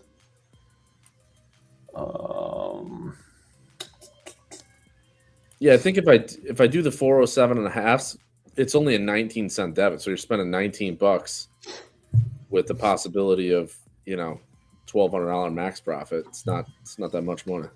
Well, let me do a ratio, but it only lets me do 2. You can do 1x2 as well. You might have to do custom to do it. Yeah, I'm trying to figure out how to do it on Webull to allow me to. I want to put it on for. I mean, it's whatever. It's a small trade. What does Tasty Trade label that as? It's just a ratio. I mean, I just have it as a ratio spread. The ratio, yeah. I just- Weeble only lets me do a 1 by twos. That's it. When you change, You the can do 1 quantity. by 2. Yeah. When I set the trade up, I just pick I kind of set it up manually. I don't like pick from a drop down. You know what I mean? Yeah. I just go in and pick my strike. So I bought the 407s and sold 3 of the 395s for 19 cents. So It's definitely tempted by that Microsoft dip. I see it.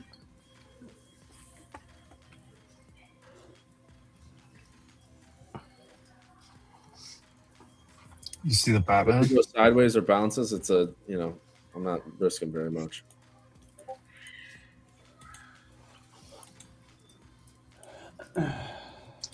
Is there any Tempted to buy this, Rizzo? Yeah, Batman Batman short more NQ. I mean, the Batman pretty much completed, didn't it?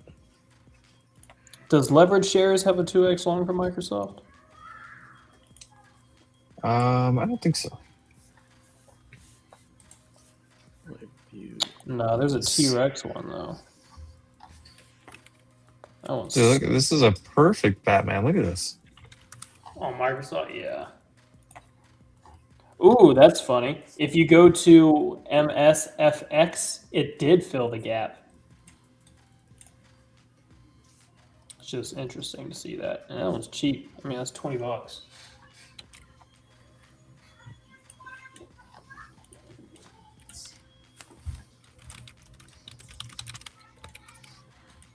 That one is Granite shares, but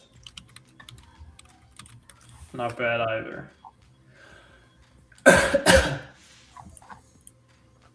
We got some That float. Tesla short. That Tesla short.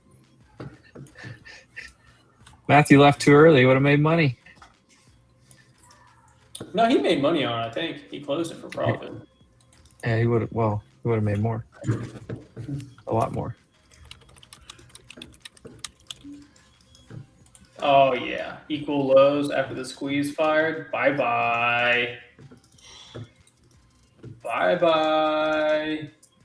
That candle closes in 30 seconds. That squeeze is done. Now do you get continuation to break the equal low? Microsoft squeezed upside.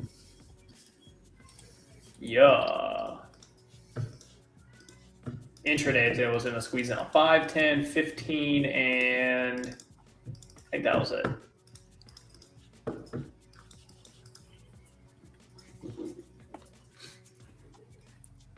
Q's looks like a head and shoulders, but it also just looks very choppy.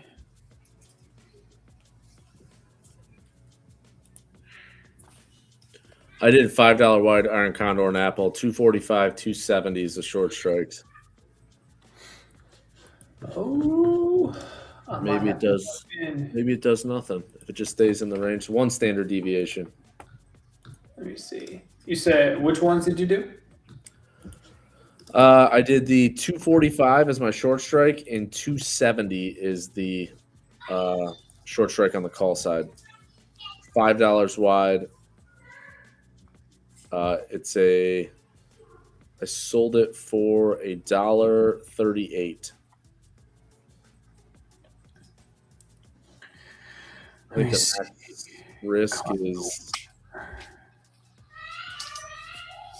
5 wide, $1.38. What, $300, $400, $360.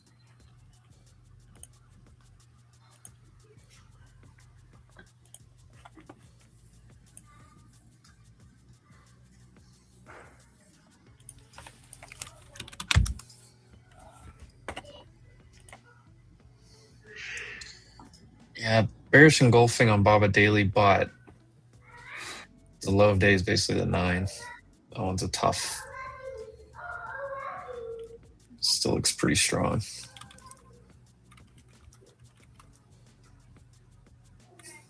I see it though. Wow.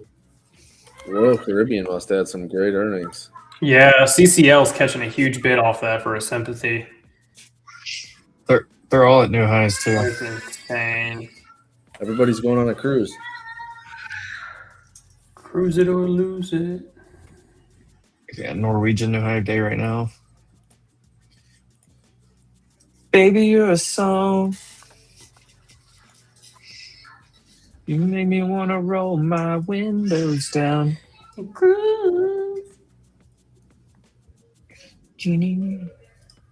Did that remix with Nelly back in the day? Fire. Straight fire. Fire. Oh, we legit have gone nowhere. And of all times for Matthew to come on, like came on with just happened to come out with a price action just dead. It's interesting. We had such an eventful morning, and then the back half has just been dead.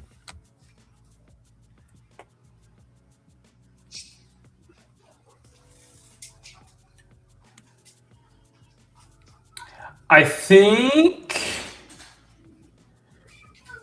I'm going to do a little bit cheaper on Apple. What is YSS? York Space Systems. I do 275. Is this IPO today? Yeah, I went a little 275, 240. Is that what you're thinking? Yeah, that's what I just put in. I just saw them at 70. They're just in the high 60s right now. Yeah, I just went to the one standard deviation, which is like the 15 delta, 16 delta right in there.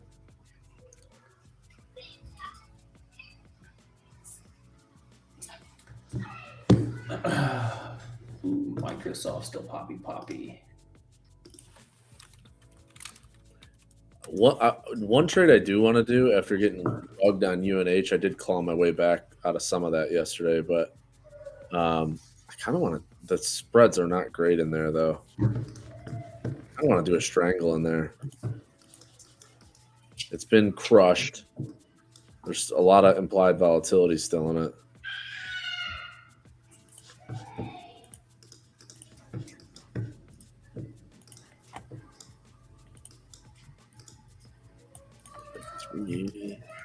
What's Apple's Amazon. expected move? Do we know?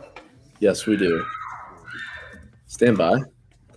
Expected move is $10. Okay. $10.11.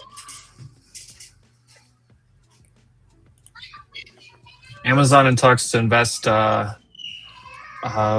50 billion. Amazon in talks to invest in OpenAI. Everybody's investing in OpenAI these days.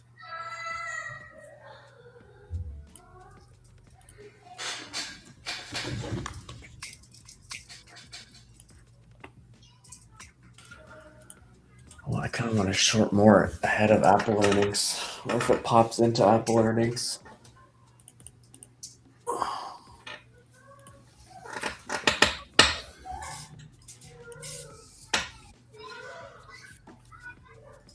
Oh boy, no. Voice of an angel. Yeah. What's up, George? How you No doing? chance. I'm just putting in one more move here because I don't know if I'm going to be able to do it before close, but crazy day. Are you making some moves right now? Yeah. I mean, I've been making moves more than I have in a long time. I mean, it's kind of crazy. Like cloud getting hit and then ad services kind of going the other direction because of Meta. And then you've got the materials shit. This is one of the craziest days I can remember in a long time.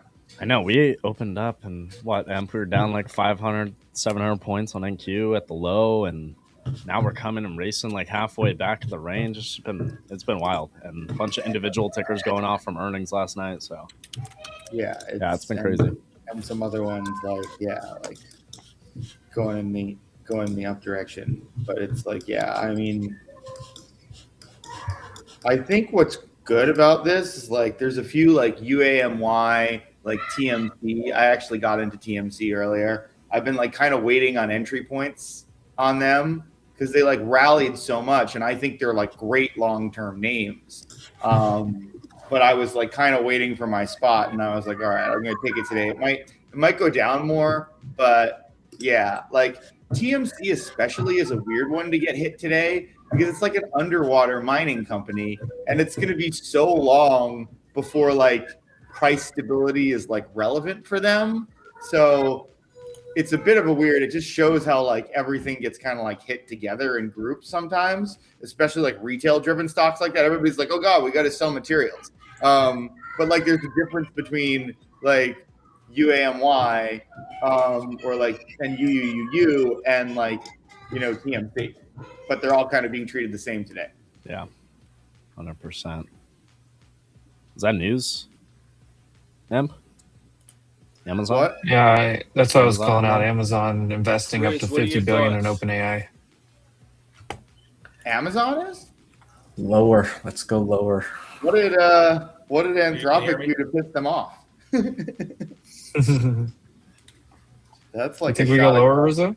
the bow. Yeah, I think you can be short the next 200 handles higher on NQ. Oh, I like it. I like your style. Yeah, it just depends on how you want to manage that risk. You like wait and reshort up here somewhere. Like 2 I did my levels, last thing.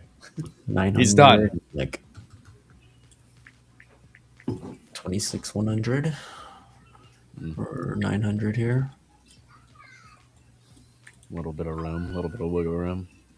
How's the year been so far, George? I know we haven't talked too much this entire year so far, but seems like just from what I've seen on your guys' end, things have continued to go well. And curious how some of those signals are still going, if you're still running those. But yeah, how have things Yeah, been? I mean, our portfolio, we got off to, you know, we kind of frequently get off to good starts. But yeah, this year, you know, we're 214% up on the market on an annualized basis, and we've kind of missed like some stocks that we've really like been behind. Like we called ASTS like our 2026 stock of the year, but we've actually missed like a good part of its upswing just because we were just like we thought there was going to be a bit of a downswing before the Bloomberg launch. But you know, we've been managing risk a lot more tightly. It's been super interesting.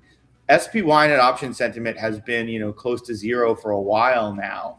QQQ's been pretty low, but I think what we're seeing is just, you know, with the market at all-time highs and finding new all-time highs, and then, you know, we've kind of got like, you know, domestic instability issues. We got international instability issues. You know, some of the domestic ones might cause a shutdown. There might be more tariffs as a result of the international ones. You know, then you throw in like some of the weirdness at the Fed, and like there's every reason for institutions to be hedging aggressively on like SPY or QQQ. So kind of interesting. People have been asking me like, why are they so low yet the market keeps going up? And I think that's just because like I think you'd be silly not to have some decent hedges on, especially if you're going to continue to buy growth names, which is what we've stayed in growth names, but we've stayed pretty even long short all year.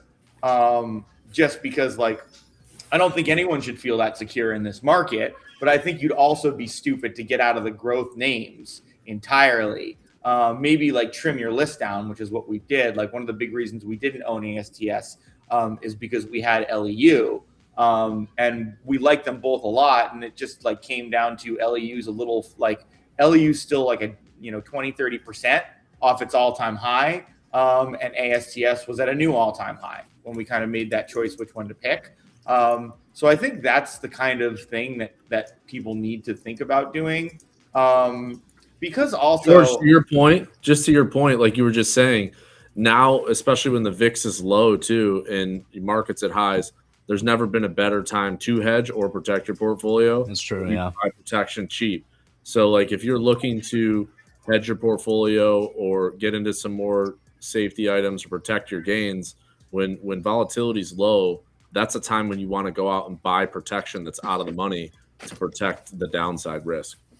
Exactly. Like it's kind of like a no-brainer. And it's like, I think for retail investors, that's always a good thing. Like, you know, I understand the instinct to want to do things differently than institutions. But there's still some practices that they have that are very helpful. And yeah, especially, I think it's a great point. Like with like kind of the list of potential market risks that could cause, you know, a big correction. it's just something that, makes sense to do. Like whatever your choice is, we always kind of go through it. It's like whether it's looking at inverse ETFs or whether it's, buying, out of the money puts or, shorting stocks that are kind of opposite. What we've actually done a lot this year for our growth longs, we've done a lot of like, we are short IonQ right now. We've been short Rigetti. We actually think doing that, kind of temporal balancing where you're just like, okay, if you take, say, like LEU or like a hardware play, like a hyperscaler, like NBIS, right? We actually think taking one of those and pairing it with a quantum short is actually really smart, because what we've observed is like pretty much when even as the market's rallied, if people like get the first thing when they get nervous, people have been coming for growth, like aggressively, especially like more long-term growth. So if you can kind of use that logic and just be like, okay, the further away from revenue or profits these companies are, the harder they're going to get hit, which is what we've observed. So that's why we really like to do that pairing, because it's a nice protection where like you could even have kind of like a net profit, even if the market is down on hyperscalers or on nuclear or something like that. We've seen something like quantum, or I think another good example of that is software, like CRM or Atlassian or those kind of companies. We think similarly to that, if the market does correct and you have high growth longs, or you're just long tech, I think that kind of pairing can be really good to protect your downside as well. Yeah, I couldn't agree more. How was, I know we're getting into a thick earnings season right now. We had a bunch of companies report last night. Are you guys seeing anything there when you look across the board and see the volatility that can come with some of the names reporting over the next few weeks? Yeah, I mean, we held Meta through earnings because we saw some really convincing movement in the options markets. And I mean, I didn't really look at like one of the reasons we held Microsoft was like, hey, we're kind of spreading out our risk a little bit, and that didn't go well. That went in the other direction. But I don't know how Microsoft looked going into. Yeah, it was like not as much of an upswing as Meta, but it looked pretty good. But yeah, if you look at actually Microsoft today is at a 39 net option sentiment, so big warning sign. I don't know if I've ever seen it that low. And if I've seen that consistently. You were saying SPY and QQQ have been low, and I've noticed that too over this whole time. They're still. I mean, you kind of see it with the price action too. We've been in this bigger time frame range back and forth on NQ and ES, and haven't really been able to get that like continuation momentum that we've seen in the past year. Yeah, I mean, especially on the growth names, I think that's a really interesting thing to watch, especially heading into earnings, because even as QQQ has hit all-time highs, we've definitely seen plenty of days where like earlier stage growth stuff has stalled. So I do think that's kind of an interesting, combination. But yeah, I think that Microsoft is making me think about like playing the hyperscalers a little differently, because those have been doing so well. But Microsoft didn't have bad earnings, and people just were so sensitive to some of the margin stuff that it really makes me nervous on, a lot of different, margin mix is a big, whether it's, you hear that a lot with Broadcom. And I think that's why Broadcom is in a slump, because for them, the last earnings, people were talking about like, some of their products being more pass-through versus being made through Broadcom and lowering their margins. So I think kind of in this later stage AI, boom stuff, I think margins have become a much bigger story, where everybody was kind of worried about top line, bottom line to a certain extent. But, really you see a lot of headlines of like, the MBAS's top line growth or NVIDIA or whatever. But I think as this matures, people are getting really, and there's more like, bubble talk, Michael Burry coming out and saying what he did. I think there's a lot more sensitivity to margins, and I think that's going to make me a little more cautious to play any of the AI stuff heading into earnings, because I feel like for me, it's a lot easier for me to say there's going to be top line growth and there's likely going to be good bottom line growth with that. But if there's going to be a hypersensitivity to, changes in margin, even if there's top and bottom line growth, I think that makes it very hard to play those, because I don't know if you're different than me. I dig into this stuff a lot, but forecasting something like product mix on these things and how that'll affect margin and margin guidance, that's way above the type of thing I'm trying to predict for earnings.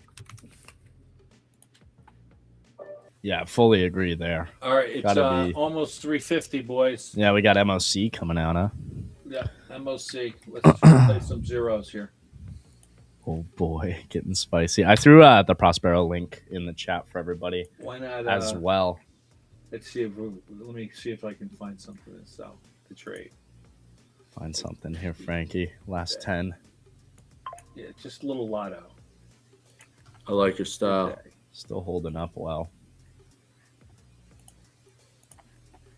But yeah, for anybody in the chat that wants to try out Prospero, remember, free app. I threw that link in chat. You guys can download it from the App Store. Super easy. If you haven't used it before, I'd be kind of shocked. A lot of you guys have been hanging around with us for a while, so you've probably heard about it. But if not, try it out. It's 100% free, and to learn how to use it is pretty easy. George, I learned how to use it a year and a half ago, 2 years ago or so, in about 20 minutes. And of course, it can take some time to get super comfortable with it. But in terms of understanding the signals and all the different data pieces, It's pretty simple. Yeah, and we've been a little slow. Sorry to anyone that invested in the crowdfund and is waiting on alerts. We almost have them relaunched, and we do apologize for the delay. But yeah, there was just a few things we wanted to get right. But yeah, we're going to do that. We have that. Then we're going to have our big product summit for anybody that invested $1,000 or more. I think that's going to be pretty fun. We're going to do a lot of stuff, kind of like setting our roadmap with the group of investors. So I'm pretty psyched about that. I think we might do an in-person one after, just like separate them out a little bit. But yeah, like it's a pretty exciting time. I think that especially in this, the volatility that we've seen, the new tech that we've developed, that kind of combines, the best of, finding signal relationships with, LLM data and verified LLM data that we worked on, looking for that confluence. I think it's a great time for that type of product. Spike SPX. Sorry, guy. No problem. You're good. And we're also we've also been doing some really cool research with Claude Code. Heard a lot about that. Yeah, like we've been mining our signals in ways that we've never been able to before, in terms of like finding relationships. Like it's kind of crazy. Like when Do you mean like combining signals and finding like certain opportunities? You mean?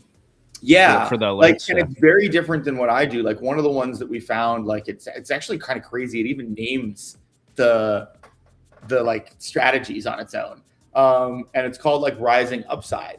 And it's actually looking for stocks that are rising in upside and rising in profitability as their price has gone down like 20% or more. And that's something I never really, like for longs and kind of the reverse for shorts, that's never something I really do. Like I'm always looking for stocks that have already picked up momentum, or I think have like kind of reached a bottom.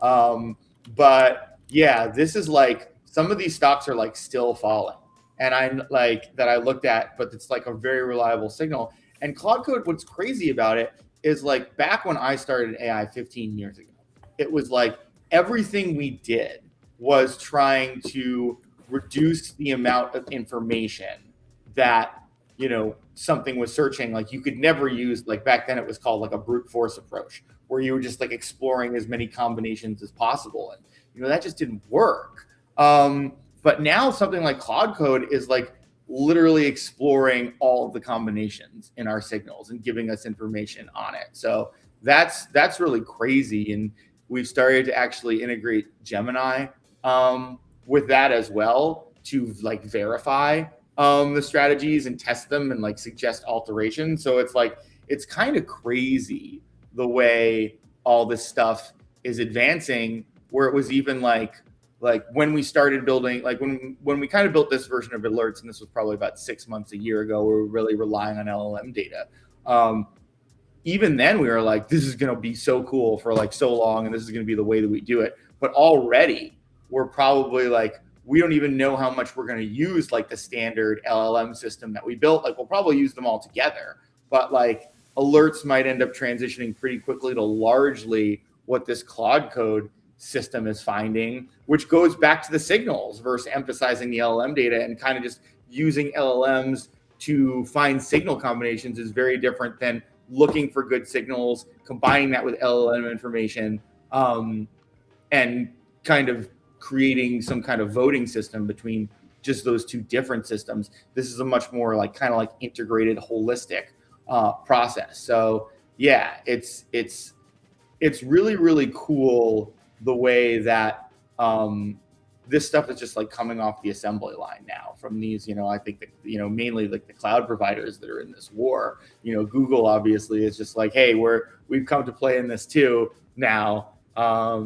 So yeah, I think it's going to be pretty fun to watch that arms race, because I think that's like the beauty of the free market sometimes, right? Because I think if it was just, you know, open AI, they'd probably keep all their coolest stuff B2B.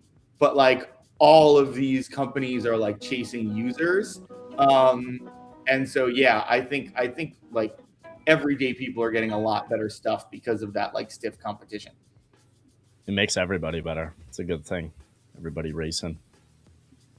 How we looking on Apple on Prospero going into earnings? I know they're about to report after close. We're gonna talk about that once this market closes up. But I'm just looking at the long-term signals, and market similarity is quite high. Yeah, nice the rip upside right is quite high. Yeah, look at market's cooking Yeah, I here. mean, I always like my thing, like, and this does kind of keep me away from a stock like Apple.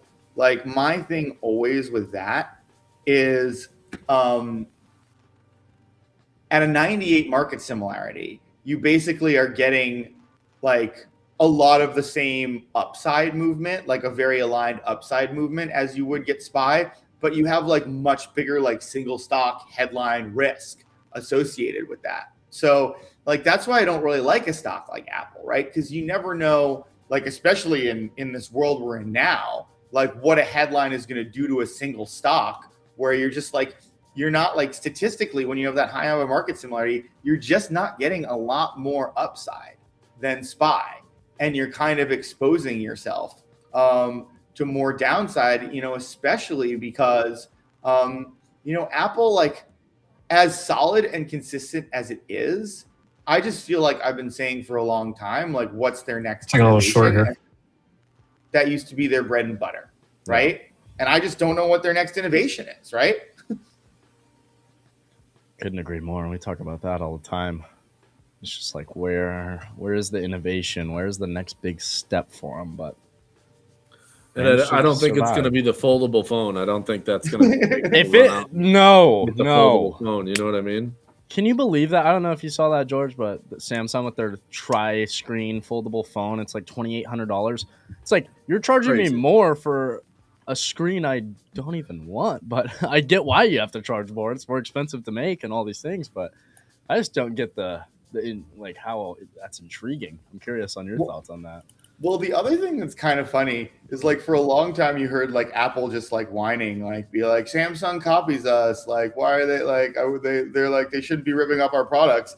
And like that was in the day when Apple was making all the innovations, and now it goes the other way, and that's like a really sad day for Apple. The only reason Apple survives because they have the tech that they're not going to let out to anybody else, right? And that's why I continue to buy AirPods and all the Apple products, right? It's because it's so seamless and easy, and that's the hold they have on everybody. But I like you am say, really starting to get sick of like the battery life issue thing. it's good for a little while, and then that phone gets 6 months old, and I know just goes to I crap. feel like I have to buy a new maybe it's phone. usage. We're on our devices too much. Yeah, I like have to It's buy possible. a new phone every year. Yeah, Like I don't love that. I don't love that either. I know your phone kind of becomes obsolete if it stays working after a couple of years. It's pretty much it. And I'd like that better if I felt like I was getting new features, right? And Feels a real upgrade every time. Yeah. But all the new features are software, which you get anyway, which is annoying because when you have an old phone, like even if you get cooler software, it's going to come at the expense of the performance or the battery life or whatever. So those software upgrades that they do make aren't even as nice because it's slower. It's annoying. Yeah, couldn't agree more. Well, we'll see what the earnings is like. Target upside. Nice. They did say, we were talking about this earlier, that the iPhone Air sales, they've been cutting production for the past 2 months? Have they? Jeez, so not even a product they probably didn't need. Yeah. I mean, that's the really like beyond the fact that they're not innovating. I really think that that's the other thing where it's just like, not only are they not innovating, but like they abandoned the car. That VR headset was like a flop. So the fact that they before, every product was a banger. Every new product, it had a launch. It was an event, right? Now we've actually swung so far in the other direction that they actually fail at it, in spectacular fashion. They didn't even bring the car to market, right? And how much did they invest in that? I don't know. I think it was $1 billion. Yeah, way too much. A lot, yeah. And then scrapped it. This is a big move higher. What's the site called? If you go Prospero.com or Prospero.ai. Prospero.ai. Prospero.ai, you can easily download it from the App Store. You could just type in Prospero AI on the App Store, download it for free, and get using it instantly. Again, signals are easy to learn, guys. If you don't know any of the signals that do come up on the long term or short term, just click on them, tell you exactly what they are and how they work, and pretty simple, pretty easy. Get started using it. This is like a crazy rally. That's what I'm saying. This day has been so weird. It's a weird day. Yeah. What is this end of day rally? It's that V bounce too, which we were actually talking about this morning. I didn't think it was in the cards, but I always say this market can do whatever it wants. And she, like we said though, the internals were not that bearish at the lows. Ryan and I were talking about this. They were. You only had 4 sectors in the red, and when you looked at the internals, they just weren't super bearish. No, we just closed directly on the SPX gamma target that was building all afternoon. 69.65. Absolutely incredible. MP grabbed the short. He grabbed it. He's in it. He's working for the end of day. I opened up in Apple Iron Condor for earnings. I did 275 and 240. I like it. I got 70 on it, so we'll see if I make $1,000 tomorrow or not. Nice. George, any other Apple tomorrow after close? Today after close. Right now. Yeah, we're gonna watch in it a few minutes. Oh. You got any other big news? I know you mentioned the in-person event in the future that week coming up, but is there anything else you want to get in front of the audience's eyes here? Nothing I can think of. I mean, it's just we are doing, if you missed the crowdfund, we are probably once we do this next round of alerts, we are releasing paid alerts. If you want to if you want to try them, you missed the crowdfund early access. So that's pretty exciting. So even if you didn't invest, you're still going to be able to get access to all those alerts. Beautiful. Yeah. Love that. Awesome. And so anyone that's interested in that, if you sign up for our newsletter or our app, you'll definitely get alerted when when they're launched. Also, follow us on X. Absolutely. Yeah. And then at Prospero_AI. All of that we'll get info on when it's launching to the general public.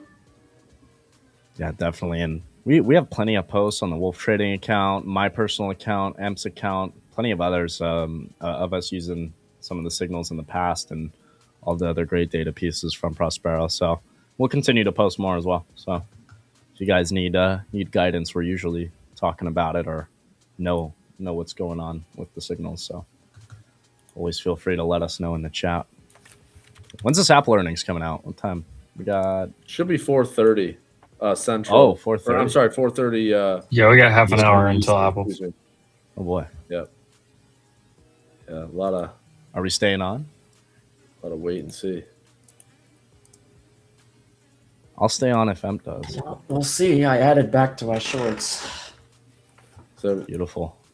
Yeah, I'm gonna keep an eye on. The option sentiment. It's definitely. I mean, I've still traded how I normally do and not really let it play too much into my trades, but it definitely is just in the back of my mind of how low we've been, and I'm just keeping an eye on it. Like if we do go back to all-time highs on this market, how is option sentiment looking? Are we actually picking up, or is it another kind of just weak push to the upside? So I don't know, but gonna keep an eye on it. All I know is if we drop to 0, like we did that one day, I'm getting real cautious. QQQ. Well, QQQ. Yeah, I mean, it's probably like as low as it's been. It's probably not going to be. It's probably not going to drop all the way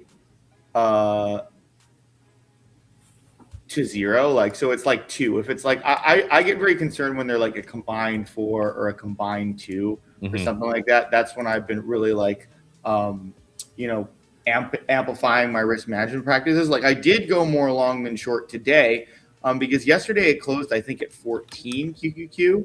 And I think, now it's at 6. So that is enough for me to kind of flip more short than long. Let's see. It closed at 15 yesterday.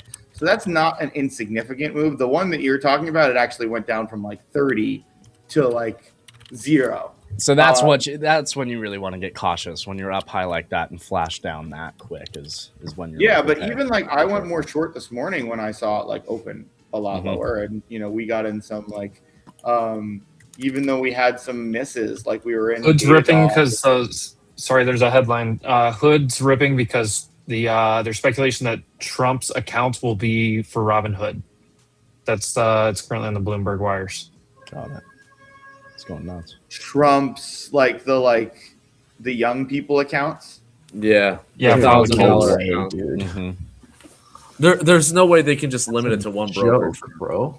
Dude, that's not happening. If they did that, that's a crazy bag maker for Robinhood. Oh my gosh. No, they can't. There's no way they're just going to allow one brokerage firm to do that. You think they could though? The U.S. federal government is considering handing Robinhood markets a key role in overseeing the new Trump accounts it's creating for millions of children.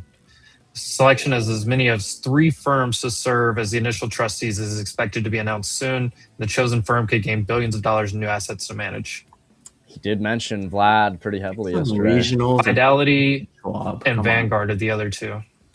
Damn, that would be huge if because obviously that's not the same significance for Fidelity or Vanguard as it is for Robinhood. Right? All right, I'm up 30 points on this short. I'm going to take a trim here.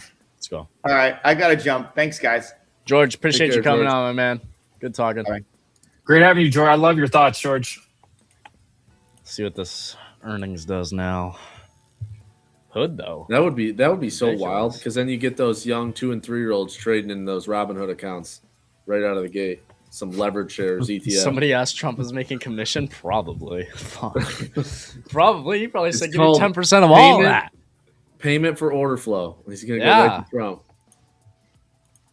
It's a moneymaker right there. I'll be right back. Get ready for this earnings.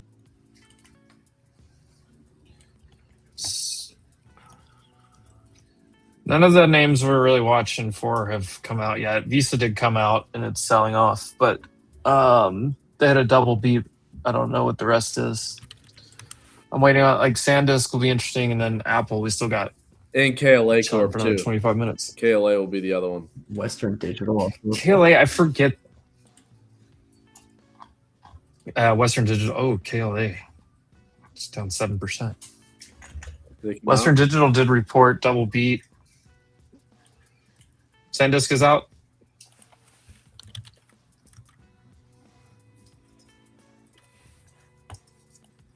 SanDisk is higher, 580, Wow, 578. 620 versus 310. Big number. Yeah, Micron jumping as well. They're seeing that headline number 620 versus 310 on SanDisk. That's crazy. Western Digital raised guidance.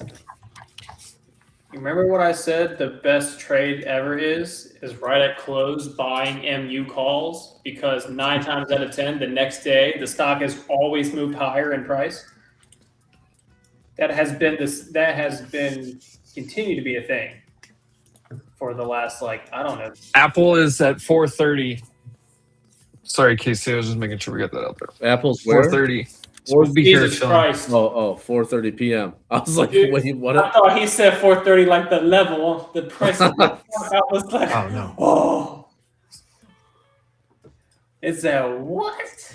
Somebody full ported those 350 calls. Ah. 4.4 billion revenue.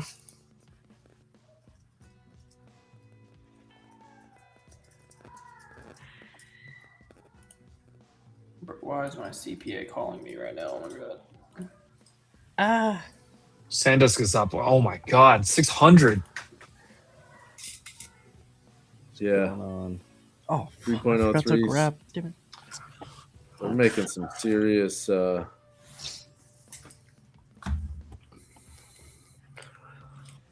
right, I'm stopping out of the short.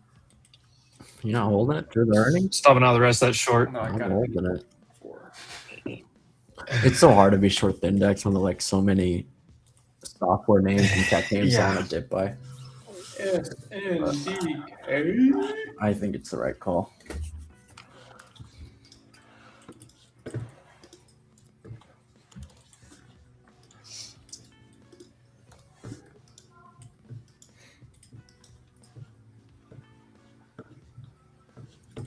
KLA's out yet? No, I think that.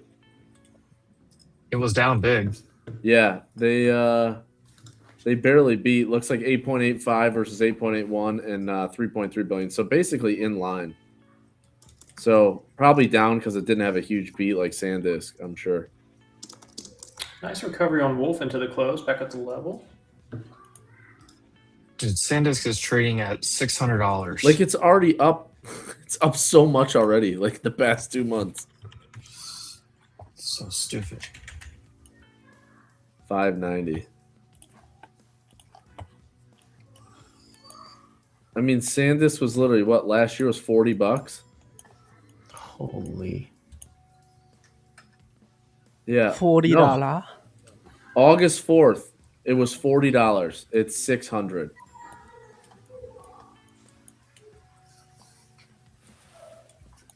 I swear my headphone dies at the worst. Of course. How do you chase that higher from here? It just seems You don't. you can't. Unless you want to Yeah, but you know what? potentially get smacked. When we look at all these moves, like on the big time scale, look at Broadcom, look at Oracle, look at Robinhood. I mean, all these things that have had massive runs, they've all mean reverted. Every single one of them. Yeah, even though the sector's strong, they're weak, right? Right. I mean, Oracle back on their original earnings and that gap up, they went to 350 and now it's trading 169. Yeah. DEC, DECK. Decker's Outdoor. Laggards are doing better. They beat Ooh, on, people buying UGG. yeah, they beat on revenue and big beat on EPS. Nice. Net sales up 18.5% year over year. Nice. Who's using code Wolf at Vest, baby? Me every Let's time go. I blow an account. Let's go. I wasn't like lying about what I was saying in the convo. Like, I really think that for swing trading on my end is the move for the most Decker's part. raised full year guidance.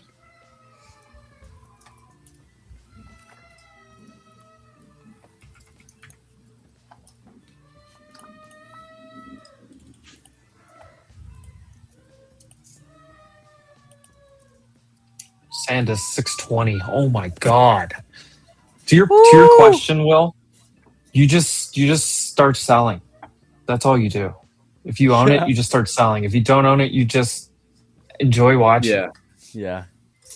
Like it's like, you see these first moves, and then it's like, God, you want to get in them, and you think they've run so much, and then they run another $200, $300, $400, and you're just like, what in the how? Oh, are we playing Apple earnings? Is that what we're doing? Just load up Apple and send it on the Vest account. Apple's getting a little dippy.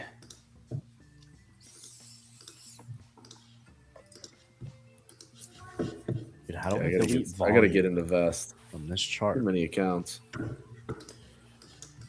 All right, Apple. There we go. I can't stand looking at that.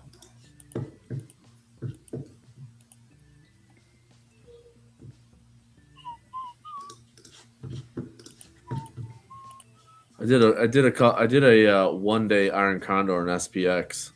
Hopefully I don't get burned on it, but I feel good about it. What did I sell for my upside strike on Apple? I think I did 275. 275s, 275, 240 you did. I think I did 275. I think I did $5 wide, 280. Let me pull it back. God, like August should have just full ported the account in SanDisk in August. Yeah, and just retired your bloodline. Yeah, 275, 280. Retired your bloodline. Yeah, 1,000 calls in SanDisk. You could have bought the 150s, and they would probably trade for 20 cents back then.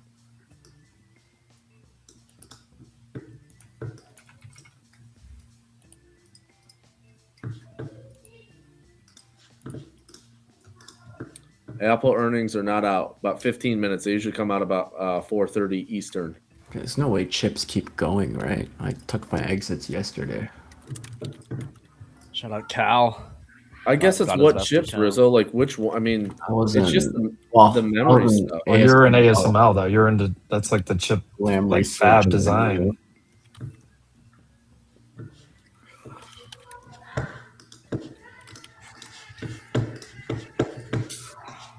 We really got to sit around for stupid Apple makes you sit forever. Yeah, I'm gonna bounce. 15 more minutes. I'm staying here. I'm gonna order some food on Uber Eats. Actually, that's probably a good idea. It's a great idea. What should I order?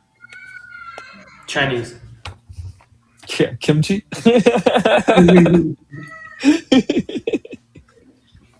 At 1 o'clock. Dude, it's 3:15 for me, and I've not eaten all day. I had to eat earlier. I didn't eat breakfast, so I was dying. Same. I freaking wish I had 12 of those tacos. Oh, SanDisk, stupid. This is stupid. Have you looked at a 4-hour chart? This looks like a meme. It looks like gold. I think SanDisk and gold's the same chart. God, look at that. Dude, it's up 2,000% from the pair flows. God, how do you like? We gotta find one of those this year. That you just that's the one. I'm gonna go out and buy the cheapest calls on like the top 50 names that I can find. The like fade short of these names is gonna be glorious too, though. Oh, 100%. When they come Dude, in, I mean, what their market cap's probably 100 billion at this point.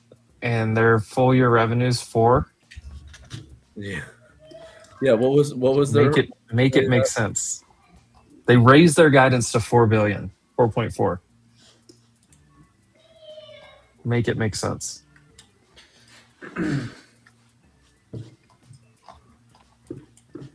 Dude, my insurance guy, his cost basis on Apple is like $10, and he's owned it for well over 20 years now since his first 10,000 shares that he bought. Oh God! Stock has split how many times since then? 3, I think. And the amount, and he has not sold a single share of Apple yet. He still works. He doesn't look at it or do anything. But he used to be a CPA, but after the 2008 crash, he said, fuck that. And he left finance and now makes good money selling insurance. And he still has all of that Apple. He should be selling covered calls on that thing. Just taking dividends. The amount of money that dude has in that is insane. Oh my God. 30,000 shares? You know what I'm about to order, Casey? The fucking cost basis is that low. Don't tell me tacos. No, this one right here. Oh, wings? Wingstop? Let's go. I'm ordering Wingstop. Wingstop is good. What flavors they got? What flavors? I like the, they have like a Louisiana and a Cajun. Yeah. Where's, I need combos. Make sure you use code BIGGAME. I don't think that works in Mexico, sir. I'll try it.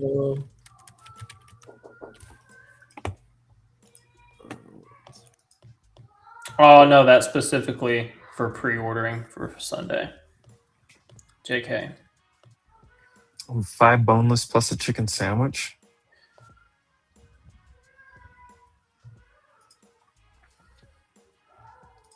Oh, there we go. Packs. See, I'm not a huge fan of dry rub that much versus like sauce. Dude, I like to do both. I like to do like half dry rub and half sauce. I'll do that. Here, let me see what they got. All right, limited flavors. Ooh, they got saucy sriracha hot honey. Ooh, that sounds good. I think I'm gonna short Wingstop here. Nvidia's popping on something. I didn't hear what the headline was. Probably. Dude, if you haven't tried their spicy Korean Q, try that one. It's pretty good. I was distracted by the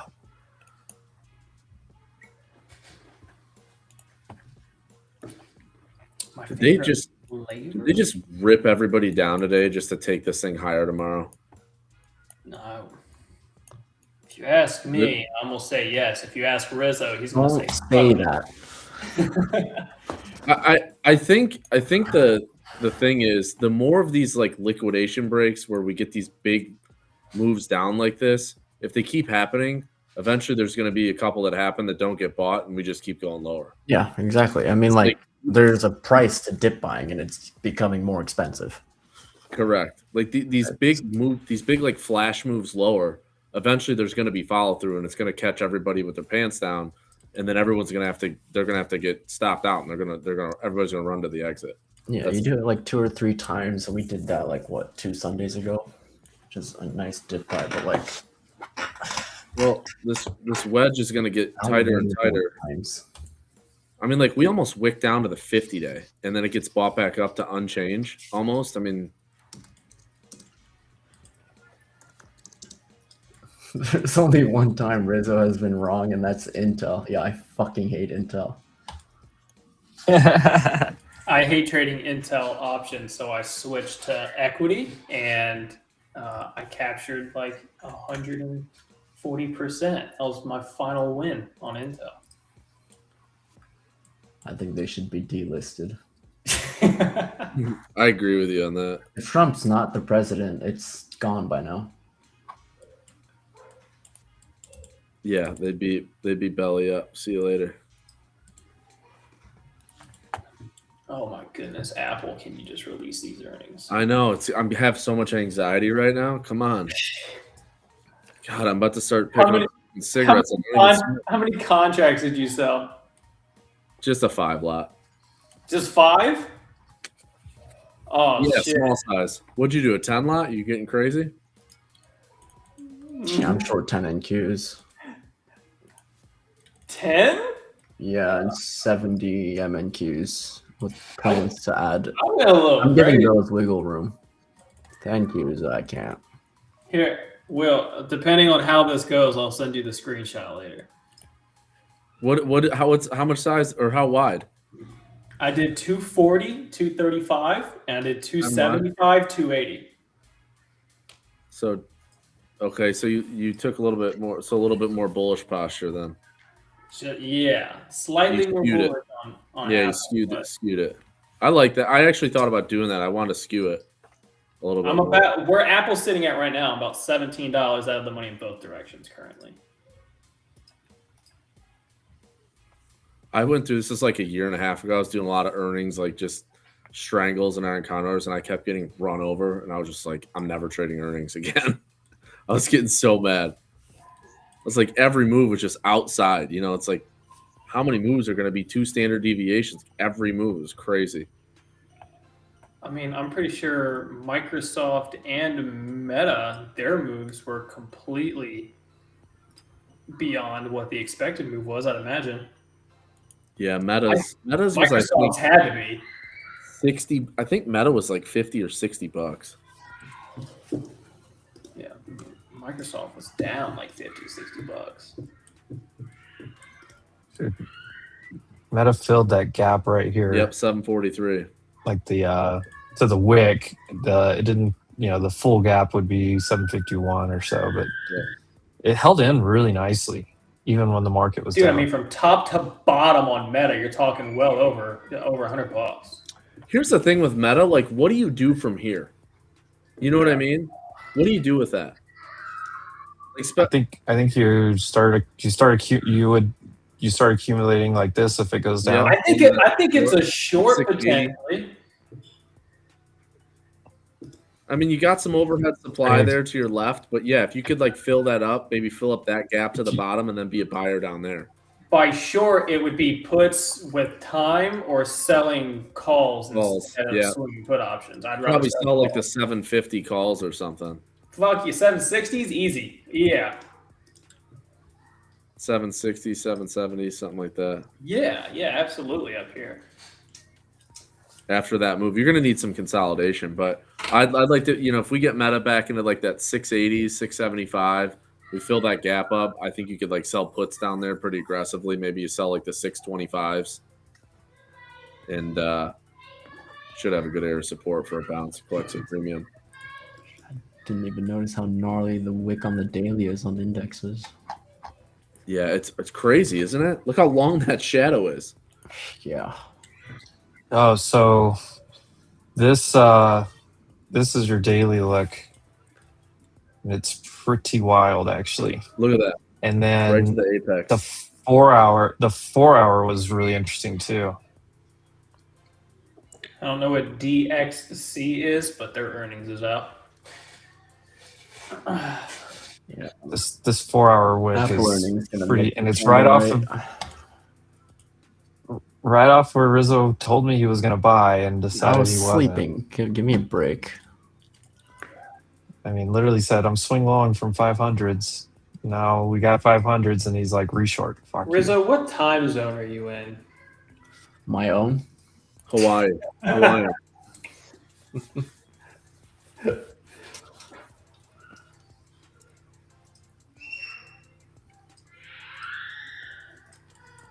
No, I'm Pacific time. Okay. Oh, yes. Preparing my order. I like that. That's my own time zone. I like that. You need to frame that one. The funniest is when Rizzo goes to Hawaii and he's got to trade on that time frame. He doesn't know when to go to sleep. Yeah. Yeah, if I have a long night out, I'm not sleeping. I'll just stay up till 4 o'clock.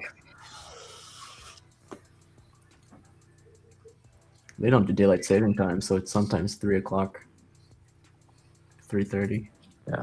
Well, you know that you're supposed to just get your hair cut, not like hang out all night with your barber.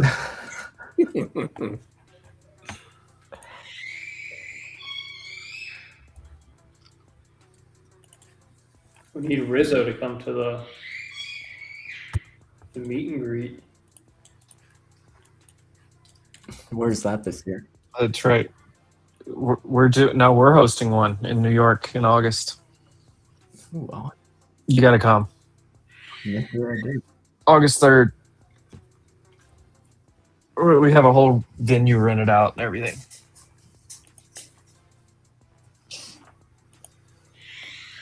On a Monday? Oh, market's got to be open. Rizzo's like, I thought we were Monday? Nah. go to have fun. Look, here's the plan. We get there on like Saturday. We have fun Saturday night. We take it easy a little bit Sunday. Have some more fun Sunday evening, and then you don't have to wake up until like 8:30 over there. So you're going to be all kind of confused. Like I get to sleep until Is there 8:30. going to be a ping pong table? I love ping pong. Who's good at ping pong, by the way? Oh yeah, let's get it. Let's go. I want to play some ping pong. Oh, hey, played for the first time in 14 years, and I was wrecking people, except for the guy that played on the fucking college team. All right. Who was that? Who was that? This guy, I don't know how much I can share, but he played on his college ping pong team. He was at the thing that we went to in Tennessee. Do we know said person? All right, 1 minute. Evan, I knew it. Ping pong, listen, it's a serious business. Oh, nothing? Something? Oh, okay. Almost 50 points. Should I be covering some of the big ones? 30 seconds. I have my bids at 920 on most of them. All right, let me call this out as soon as I hear it.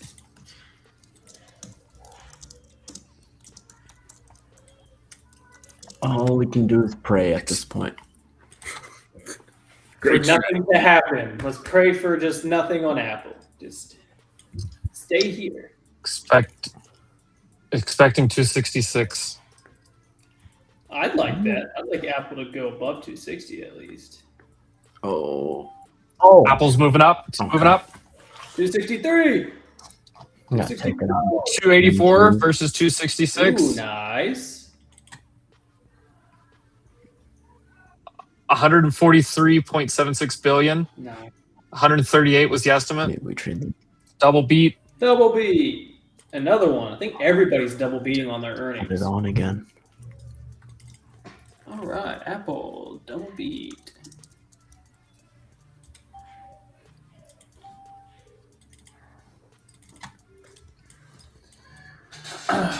Very nice. How's Apple itself moving though? It's up a few bucks. 263. 264. 265. 264. About a $6 move. Expected range was $10, so we're inside the expected move so far. Yeah. Kind of what we're doing. China sales were really strong. That's going to be good for them. That's where they've been. That's where they've altered.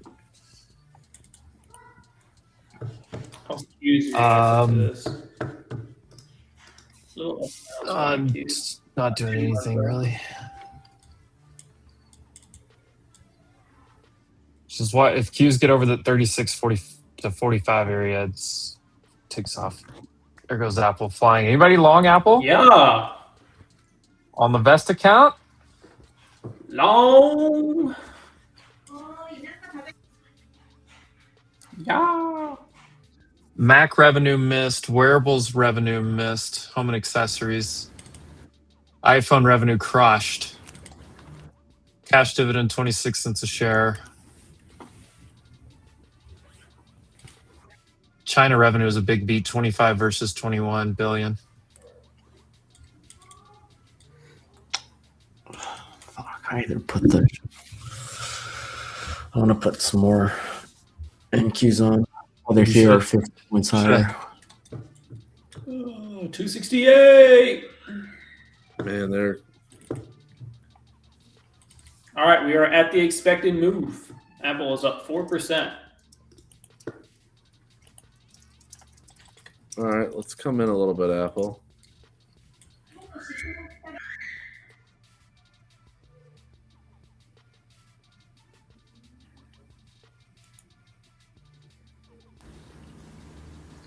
It's inside the move, KC, so far. I'll send you my screenshot tomorrow morning on how many contracts I did. Oh, you got crazy, didn't you? You said 5, and I was like, damn. I ain't doing. Listen, I got burned. Dude, I used to do a lot of like naked strangles and a lot of earnings, and man, I got a couple I got murdered on. Well, so I took Apple calls. Earlier. So the move that happened Monday into Tuesday, I caught that for 60%. So I had some profits to kind of play with. And I swung a lotto call. That was a free trade based off of that, risking about a third of those profits anyways, which the way that, and that has time, that's for March. And that was already at 40% at market close. So that could be even more green. So I went a little crazier just because I had the profits to play with, but before I jump, I did 15 contracts for mine. There you go. So I'm long the 250, 280 call spread, longer dated out to March. So nice. I'm gonna try something short. 225.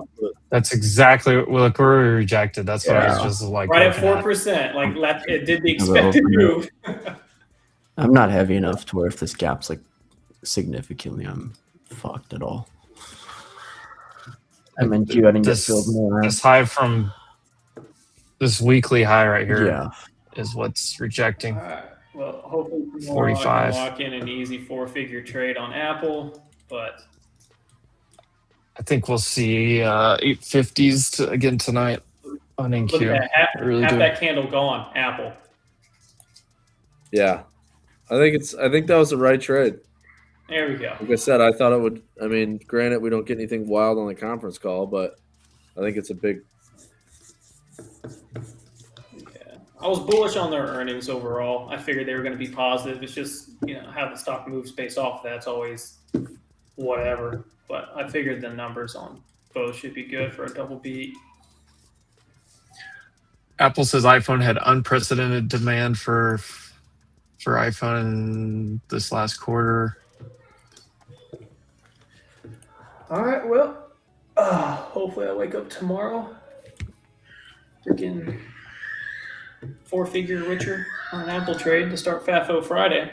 So, right. We'll have a fun day tomorrow, boys, but I'm going to catch you guys later. Yeah, I got a jet too. Peace out, everybody. Have a great afternoon. Yeah, we're going to shut it down. Shout out everyone. Code Wolf, wherever you are. Make sure you like and subscribe. Whole crew's live tomorrow, first thing in the morning. Let's do it.